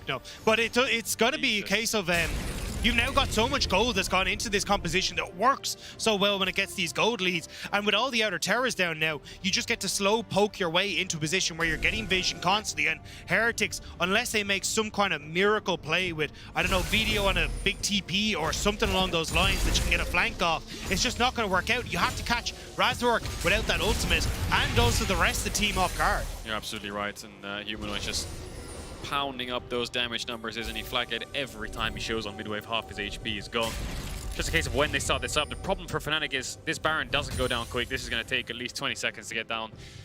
But they can control the area. So more poke lands, and they will eventually be able to start it up. It's just a case of pushing Heretics back far enough. They've got the Poppy ult to disengage, they've got the Ornn ult, they've got the Jace poke, so as much as they're controlling this area, if we could look at Team Heretics' vision observers, because they're walking into darkness, and in that darkness, there's skill shots flying out of it. It's almost like they can't really fight back, can they? What are they supposed to do? Even the darkness doesn't matter. Just from straight mid lane, poke damage onto Flathead forces him away. I'll take a look at damage dealt in just a moment, because Fnatic have found their way into the back. I mean, Oscar is finding shot after shot. And it looks like Fnatic are on the warpath. Close the series out 3-1. No. Advance to face XL tomorrow. Make it to the season finals. Eliminate Team Heretics. Mercer's looking over the wall. Flash will be available to him in just a few seconds. But I mean, if we take a look at the damage dealt throughout the entire game, that is about what I was expecting, right? More than almost all the carries combined here from Humanoid on this Jace. His shock blasts have been huge this game. This is where it comes do or die for Heretics. What can they find? ME getting damaged. All right, that is a doe. Oh no, Team Heretics will not find the Chain of Corruption, forcing Ebby away. Dragon is up in 10 seconds. Mercer the target, Ebby a little bit tanky. He's got that Frozen Heart, has some armor to work with, but now Flacket does not! He manages to find the root, but it's just blown up. Simply nothing that he can do, and Jankos needs the ult over the wall. Oscar in it, steering charge, knocks up 2 with a shock blast, just about finds a kill. One more piercing arrow, it's a double kill for Noah, and 2 by 2. Team Heretics get knocked down. Hunting season's here, and Noah's very happy about it. From Savior on an arc to kind of taking them out as they go. Heretics is stuck in their own base now, and this is where you can see Fnatic. They get the Baron nice and easy. You probably will have Heretics try and trade this for Dragon on the bottom side, but for Fnatic, this siege only got 10 times worse now. Yeah, when they face up against this Jace Varus with a Baron, it's going to be over, isn't it? There's really nothing Heretics can do. Flacket can barely even get in range on the same screen. It's just demons firing out of the fog of war. And the flash forwards from Noah to get that final snipe in was a little bit cheeky, but he won't need that flash. This all starts with Evie trying to contest the mid-wave. For God's sakes, let them contest the wave in any part of the map. All the ults come through. Humanoid, you see the Varus ult just goes a little bit too short. Humanoid just commits with damage and says, you know what, I'm just going to go into this Ire flash on top of Flacket, and then watch Flacket. How unlucky is this? He ults, then he gets hit by a poke from Varus, then he gets hit by the E as well. But look at the damage! Yeah, it's absurd, it did nothing. No, I meant for Fnatic. Yeah. The entire pullback did nothing. Absolutely nothing. They're fully HP, and I watch Noah here with the snipe. He's just going to flash forwards. Nice little just on the edge to get the kill. And now here comes the Dragon. Soul points for Fnatic. Team Heretics didn't even have enough time to secure that Dragon. They are now down 10,000 gold, down 3 Dragons to 1. 7 towers to 1. Supers in the middle lane. And for Fnatic with the Baron in 5 minutes, and think of the long-range poke. They can just shoot anybody that stands in their way, force them away. I mean, Humanoid level 15 right now. 3.5 items completed. Vito chunked a third. Keeper's verdict is out. Fnatic are on a warpath. Fnatic are moments away from advancing to the third place match, locking in their season finals. Team Heretics, they need a miracle. Look at Mercer, but Razork spots it. That Rakan is getting nowhere near the team. Razork's trying to make sure of it. There's absolutely no way in. No flash available for him either. Keep your eyes on Ebby. Manages to land the swirl seed. Hasn't got the target. Vito's trying to find a charm target. Ebby's flash is on cooldown. Solar Flare's been used. Ebby goes golden. Shock blast onto Vito, forcing him away. Vito's down to half. Flatkins down to half. The carries are low and the engage is in. It's on to Ebby. Forced to use the ultimate. And the call of the Forge God comes out. Will be interrupted, but it may not matter. Vito's running for his life and just follow the shock blasts. Follow the pot shots. Follow the long-range poke from Fnatic, sending them all the way to the Nexus. Sending them all the way to season finals. And sending Fnatic to a showdown with XL tomorrow. Fnatic take down Team Heretics. Fnatic secure themselves the season finals by knocking out Heretics. But what a manner to do so. That was an execution from Fnatic. It really was. That draft from Fnatic, similar to the last game. It's just pure range, pure poke. It's so hard for Heretics to even get in range of the enemy team or even try and find any form of engage. The amount of defensive tools they have to prevent engages on top of the amount of poke they have. Yeah, I think Fnatic definitely adapted in these last couple of weeks with the new patch to find their fall. I'll tell you what, after that first game, I was nervous. I was holding my breath a little bit. Seemed like Fnatic were a little shaky to start the series, but what a way to close it out. So they are advancing. Spare thought for Team Heretics, who ultimately have had to have magical moments, comebacks.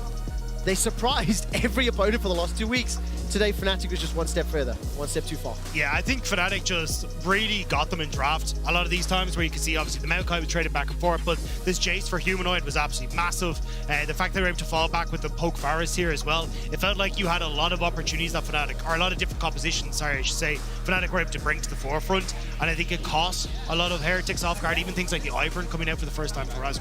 Yeah, great preparation from Fnatic. I think their adaptation throughout the series was phenomenal. I think they reacted a lot quicker as to what they thought was the picks of the series, because I feel like as much as there is a meta, there's series-defining metas that come through when you play 1 or 2 games. You can kind of figure out what's working for both teams, and I think Fnatic figured that out very quickly after game 1. And I mean, that Jace pick, we've seen it multiple times this series, but nowhere near that game 4 performance, right? Even though it took a little bit of time to warm up, I think compositionally as well, the tools he was playing into made it a little bit easier to pot shot the targets, especially once that bottom lane for Fnatic got so far ahead. Ultimately, they pick up the win. I think if we zoom out and think about it a little bit, I think that was the expected result for today. And now Fnatic have a sight set on XL tomorrow, which is going to be another tough task considering XL took G2 to 5 games. Just before I get to the next one, player of the series, at LEC on the website formerly known as Twitter. You can vote for Razork, Humanoid, or Noah. Send us your X-Files. Is that what they're called now? Anyways, let's talk about Fnatic a little bit more. No videos. You know, what it makes, no videos.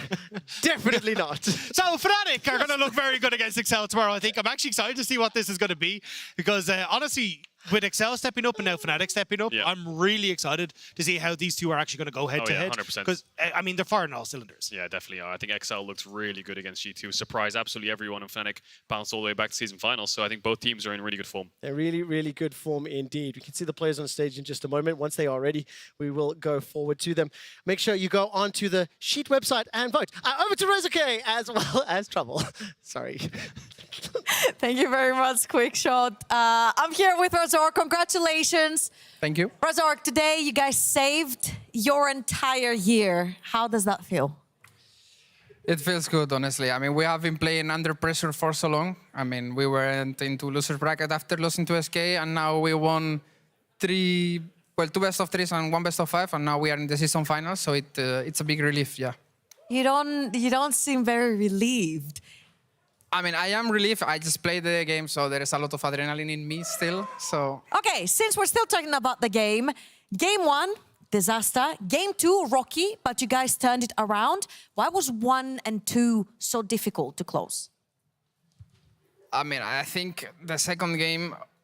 Actually, every game except the last game, our early games were really bad. We were like really trolling, so they got big lead. But I think our drafts were better today, and I think our team fighting was on point. We were really on the same page, and we just ran them over, kind of.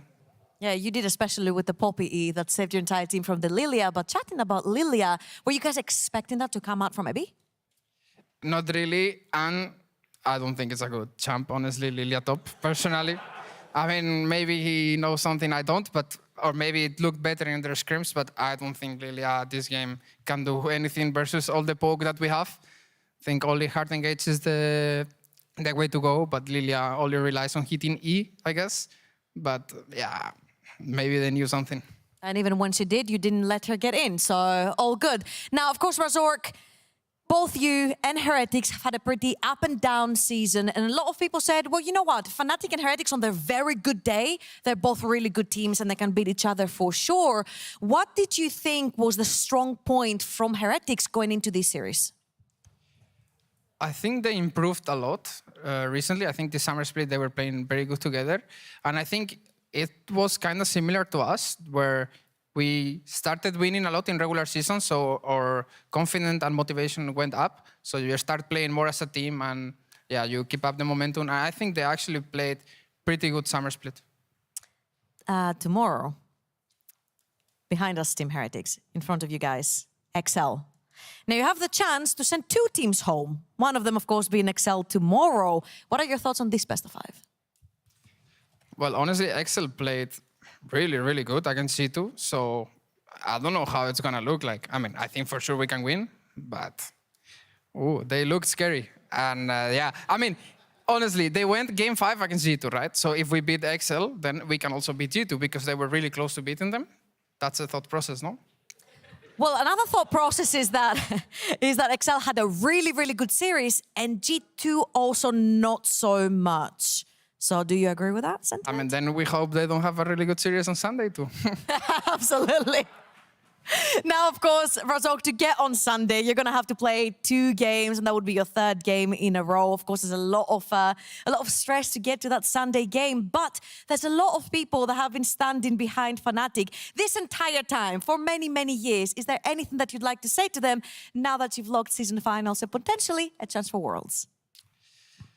Well, what do I say? I mean, being a Fnatic fan, honestly, it has to be very stressful. Even though this last game, it's mega free win from early game. We're just running it down. I don't know. I recall Humanoid goes for tower. We all died. And I don't know. We just make it interesting for the fans. But I hope you enjoy, guys.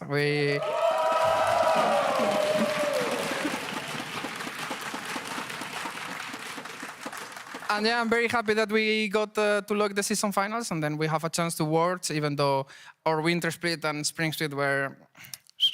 We forget about those. You guys have locked season finals. Do you think the average Fnatic fan has a lot of white hairs on their head? I think so, yeah. Okay, thank you very much, Razor. Congrats on the win again. Now, later in PGL, I'll be talking with Jankos from Team Heretics to close their 2024 season. Until then, let's send it over to Lore, Chamada, and Trimby in PGL. Thank you. Yay, thank you so much, Trouble, and welcome to the LEC postgame lobby where I'm joined by Chamada and Trimby. Trimby, congrats. Any first impressions on this series and how you feel now? I feel good. Yeah, I mean it was nice. It was nice because also we kind of the meta a bit shifted right now, so I'm kind of happy that, you know, I managed to play a bit of a different champs than previously. Like I think past year and a half, I was more of a you know, like you pick Lulu, you pick Yumi over there, and you just take it because I can play laning phase well with those, and then it's like easy. But now, like obviously, you know, I didn't have like the cleanest games of all, but it's nice to a bit shift it a little bit. And you know, I used to play a lot of those like back in the day, like so long time ago. I don't know, season 5, 6, when you know it was like Trundle support meta. I was always like a big connoisseur. So yeah, I like this meta, and I haven't played it in so long. So it's nice to have a little bit of refreshment right now. I wanted to ask on that note, you know, I feel like Fnatic maybe at the very start of this patch change, you guys were maybe a bit slow, I think, to that. But now that you're here, you feel, you know, you look and you feel a lot more confident. What got you to this position? Maybe what other leagues or what kind of drew your inspiration to land on the spot that you're in now? Because you guys look a lot better. Yeah, for sure. It's nice to watch some of the LPL like teams, how they actually manage to team fight around those picks. It's very nice to watch players like On or Missing who are just, like exceptionally playing well with those champions. And it's nice to see that, you can do a lot with those, right? Like in EU, I felt like most of the times you didn't really, unless you get like a really insane, flash engage and stuff, you're not really contributing that much, I would say, as far as like, just being like a meal for an enemy team, when they hook you or you hook them, and that's kind of it. So now like I'm trying to figure out what's like, like I still need practice on it and I still need experience. So yeah, but with that, it's nice to see if I can actually manage to, figure out what I have to do in game and do good stuff. I have a question actually about like drawing inspiration from other leagues such as LPL, LCK. I always find it difficult when let's say that you're playing in Europe, drawing like, I don't know, getting stuff from these leagues because we don't play the same way they do. Yeah. So when you're going to be looking at these games, are you looking for specific plays, setups?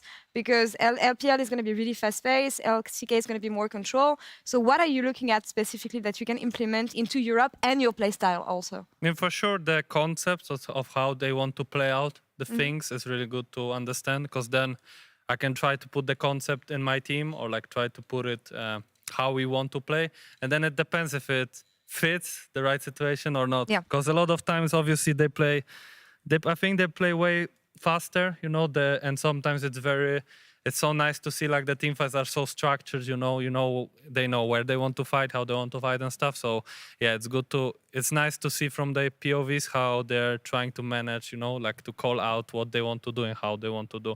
And yeah, some team fights are, as we have seen having past week, some of those team fights are really crazy. BLG was interesting. I was thinking about On, actually, about this series, something you can pick up, obviously, from him.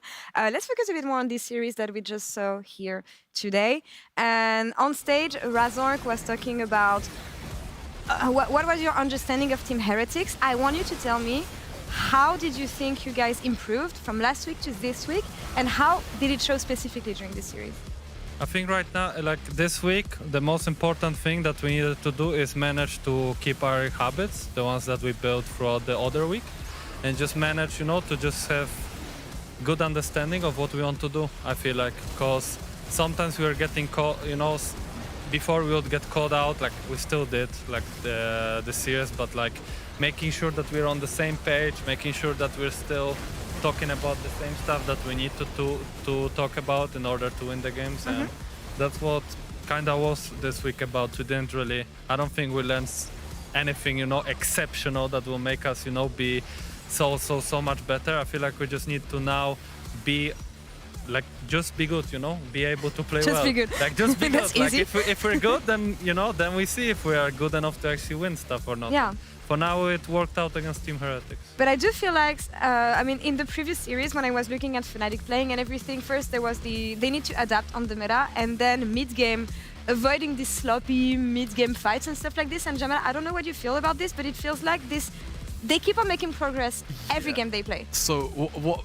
This is more framed for me for like the series against SK, where I feel like SK, and I'm sure you'll probably agree, they kind of did run you guys around the map a little bit. Yeah. Yeah, the one that we lost. Yeah. So what I wanted to really kind of get a grip on with you was, how do you feel like, maybe also in the same sort of lens at looking at from how you've drafted as well, do you feel like you've shifted your focus in the meta in terms of objectives and maybe giving yourself a clear direction always on the map so you don't really get lost? Or in this case, I felt like you had such strong team comps revolving around teamfying that it felt like you guys just always had a plan around that. For sure, the team comes in one thing, and the draft was like a big thing for us to manage to figure out how the meta basically is and how it will fit us. But I think also it's more about what we want to do and be sure about what we want to do, I would say. Because I think in first series against SK, we were not really, I think they were playing their game, and we were kind of answering without being too concrete. Like, we didn't really do, we didn't do stuff that we wanted, and we didn't really answer what they did. So they were kind of just, playing their game, playing the map out, and we would like not really answer anything, we would not do much. And then, they had their plays, we were like shocked about their plays. I don't think we were both playing our game and managing to figure out what enemy wants to play the game. And past 2 weeks, I think we've been doing much better job at making sure that we know what they want to do and how we want to do, and then just figure it out on the get-go how we want to progress in the game. Focusing a bit on the opponent you had today, Team Heretics. Coming into today, we highlighted the similar storyline between you guys, the fact that you're both facing elimination, that one loss here, you guys go home until 2024. And it feels like, as Heretics took a bit of time to find their form, it feels like Fnatic had the same issues. So is there any praise that you would like to give Team Heretics for the improvement, even though it was not enough today? Yeah, I mean, for sure. I think their players stepped up massively throughout the series. I think this series too, I would say, but for sure in the previous one you could see it better. How like their players, you know, were managing to. I think they were losing most of laning phases, but they were always coming back to the game throughout team fighting, throughout outplaying opponents. I think every single member of their team was just sometimes outplaying completely the opponents, right? And that's that's why they deserve to be here. And sadly it was either us or them, and that's just how it is. And yeah, like it's not easy to be in like their position. It's the competition at the end, as sad as it can be. And unfortunately, with this loss, Team Heretics is eliminated from playoffs and season finals contention as well. And to recap, they're here. Trouble is standing by Jankos. Thank you very much, Laure. Jankos, thank you so much for joining me. It's a tough interview. I don't care about any questions. I just want to ask you to reflect in the past year. Yeah, I mean, I think sucks, of course, to lose, right? Good luck and good job to Fnatic for winning. If we had the same roster starting from winter, maybe it would be different now, and even if we would lose, we would have enough points to make it to the championship, but we don't. So our year ends now. I think not many people expected us to go so far, and I'm very proud of my teammates. I think that, everyone grew a lot. I think that VTO became more of a team player. I think his map understanding improved a lot. I think he was leading a lot of games. I think that Mersa improved as a shot caller as long as, his game understanding and shot calling, I think he was also leading a lot of games. I think that Mersa now compared to winter is so much better. I think Evie came from different culture, different team with a language barrier, and I think his weak side was like very crucial and how he played the lane towards our victories in BO3s. I think he like really smurfed, and I think Flackhead was like 1v9 machine in so many games we had during BO1. So I think a lot of credit to my teammates. I think they played very well, and it really sucks that we cannot like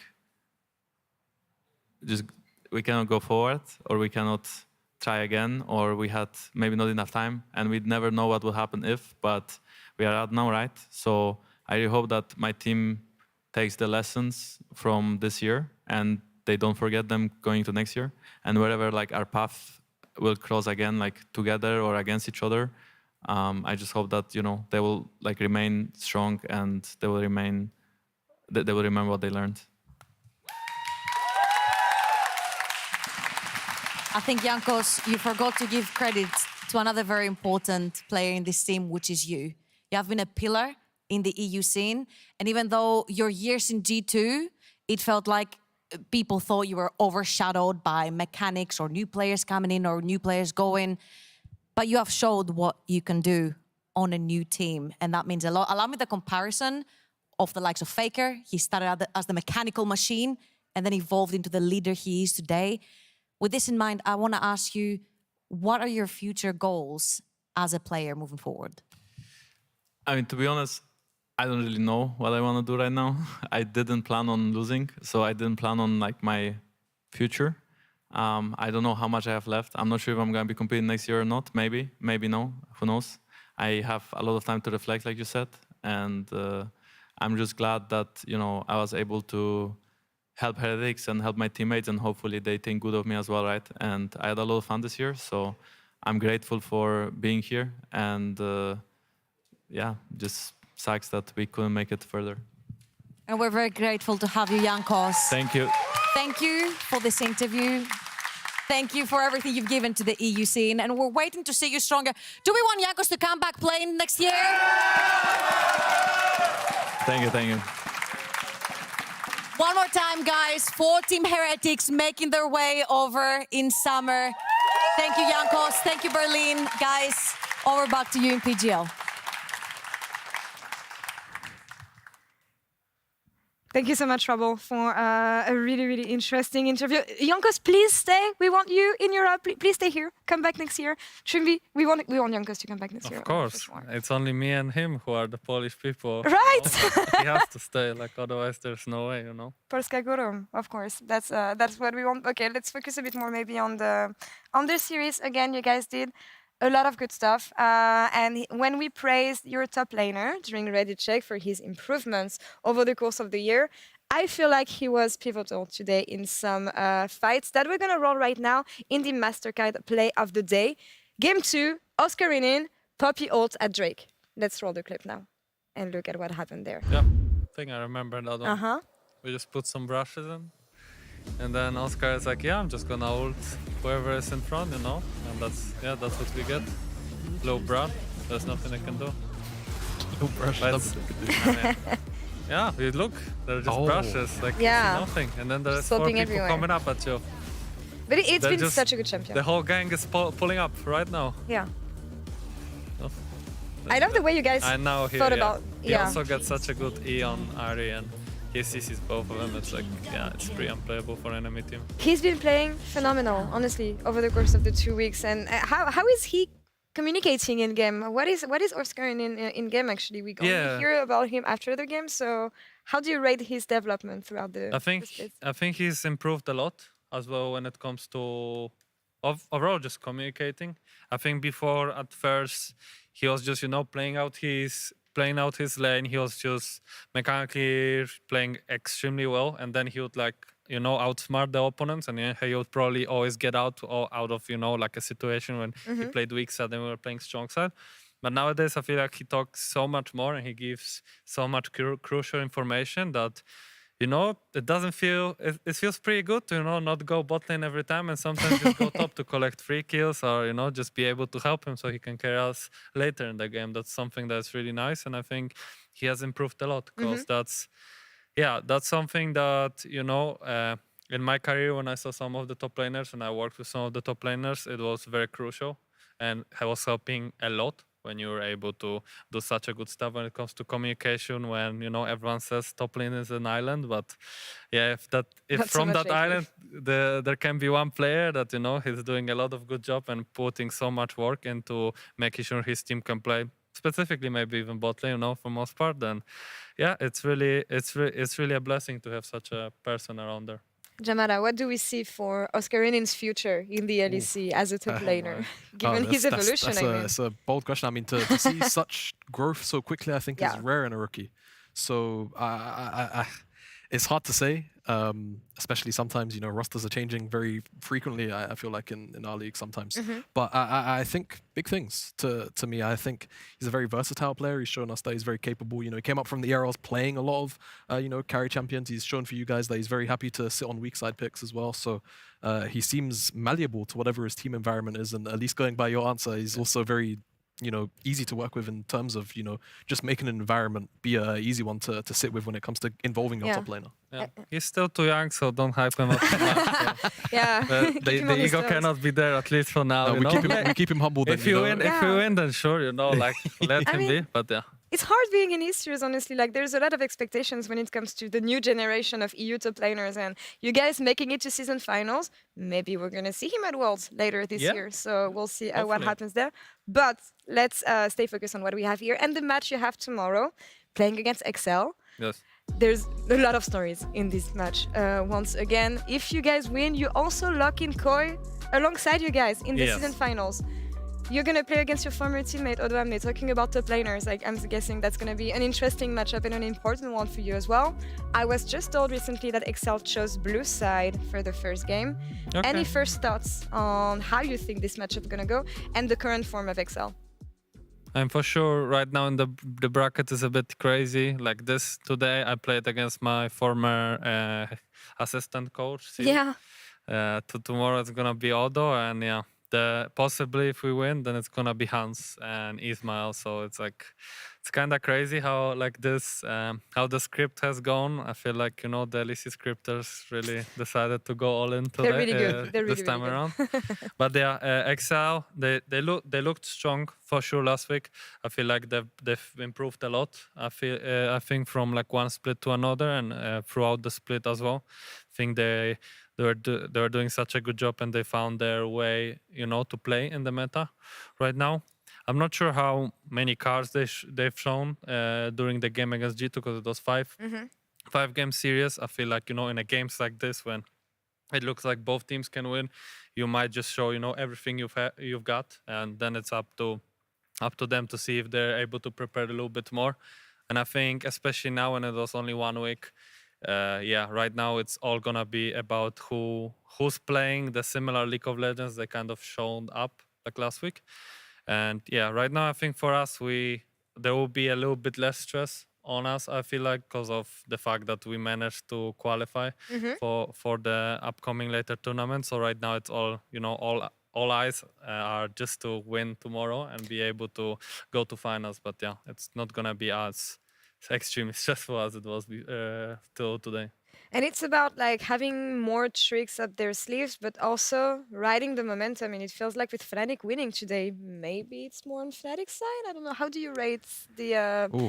Asking me to basically give a prediction with the man right next to me. I don't know. Of course. I mean, at least the way that I see it, I think when you guys. You framed it quite well. I think when you guys are playing your game instead of just kind of letting the enemy team do their own thing and kind of trying to follow them around, I think you guys look great. And I think, at least to me, I think you've shown probably the second highest ceiling alongside G2 this split. That's not to throw shade on XL. XL have obviously shown amazing things as well.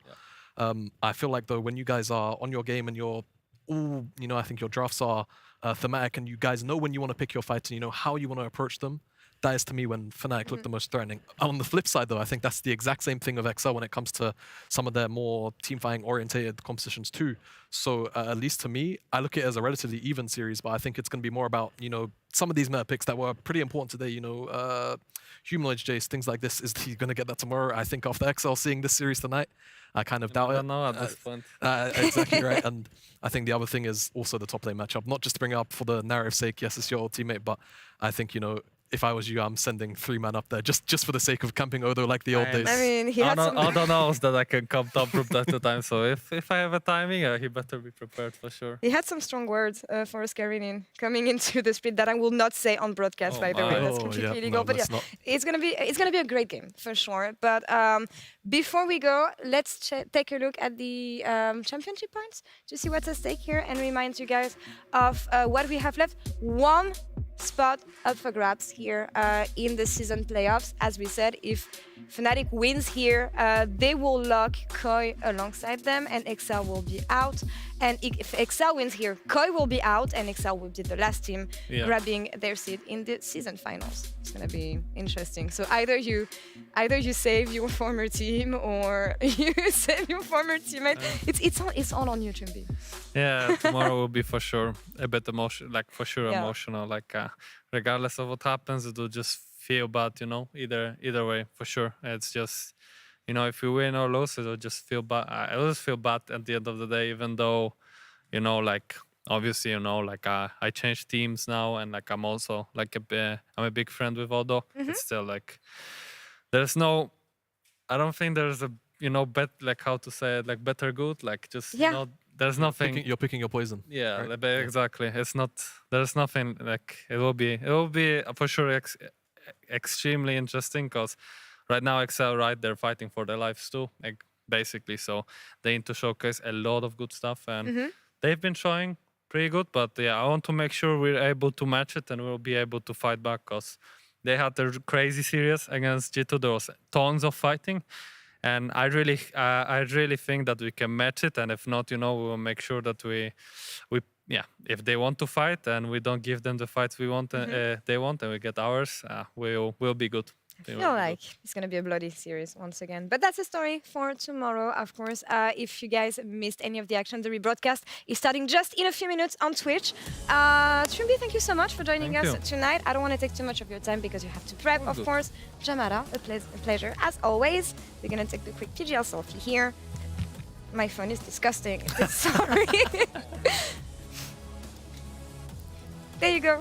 Thank you so much. We'll see you tomorrow. And yeah, Excel will be back fighting for their lives against this guy in a do-or-die match against Fnatic. Have a good night, everyone, and see you tomorrow.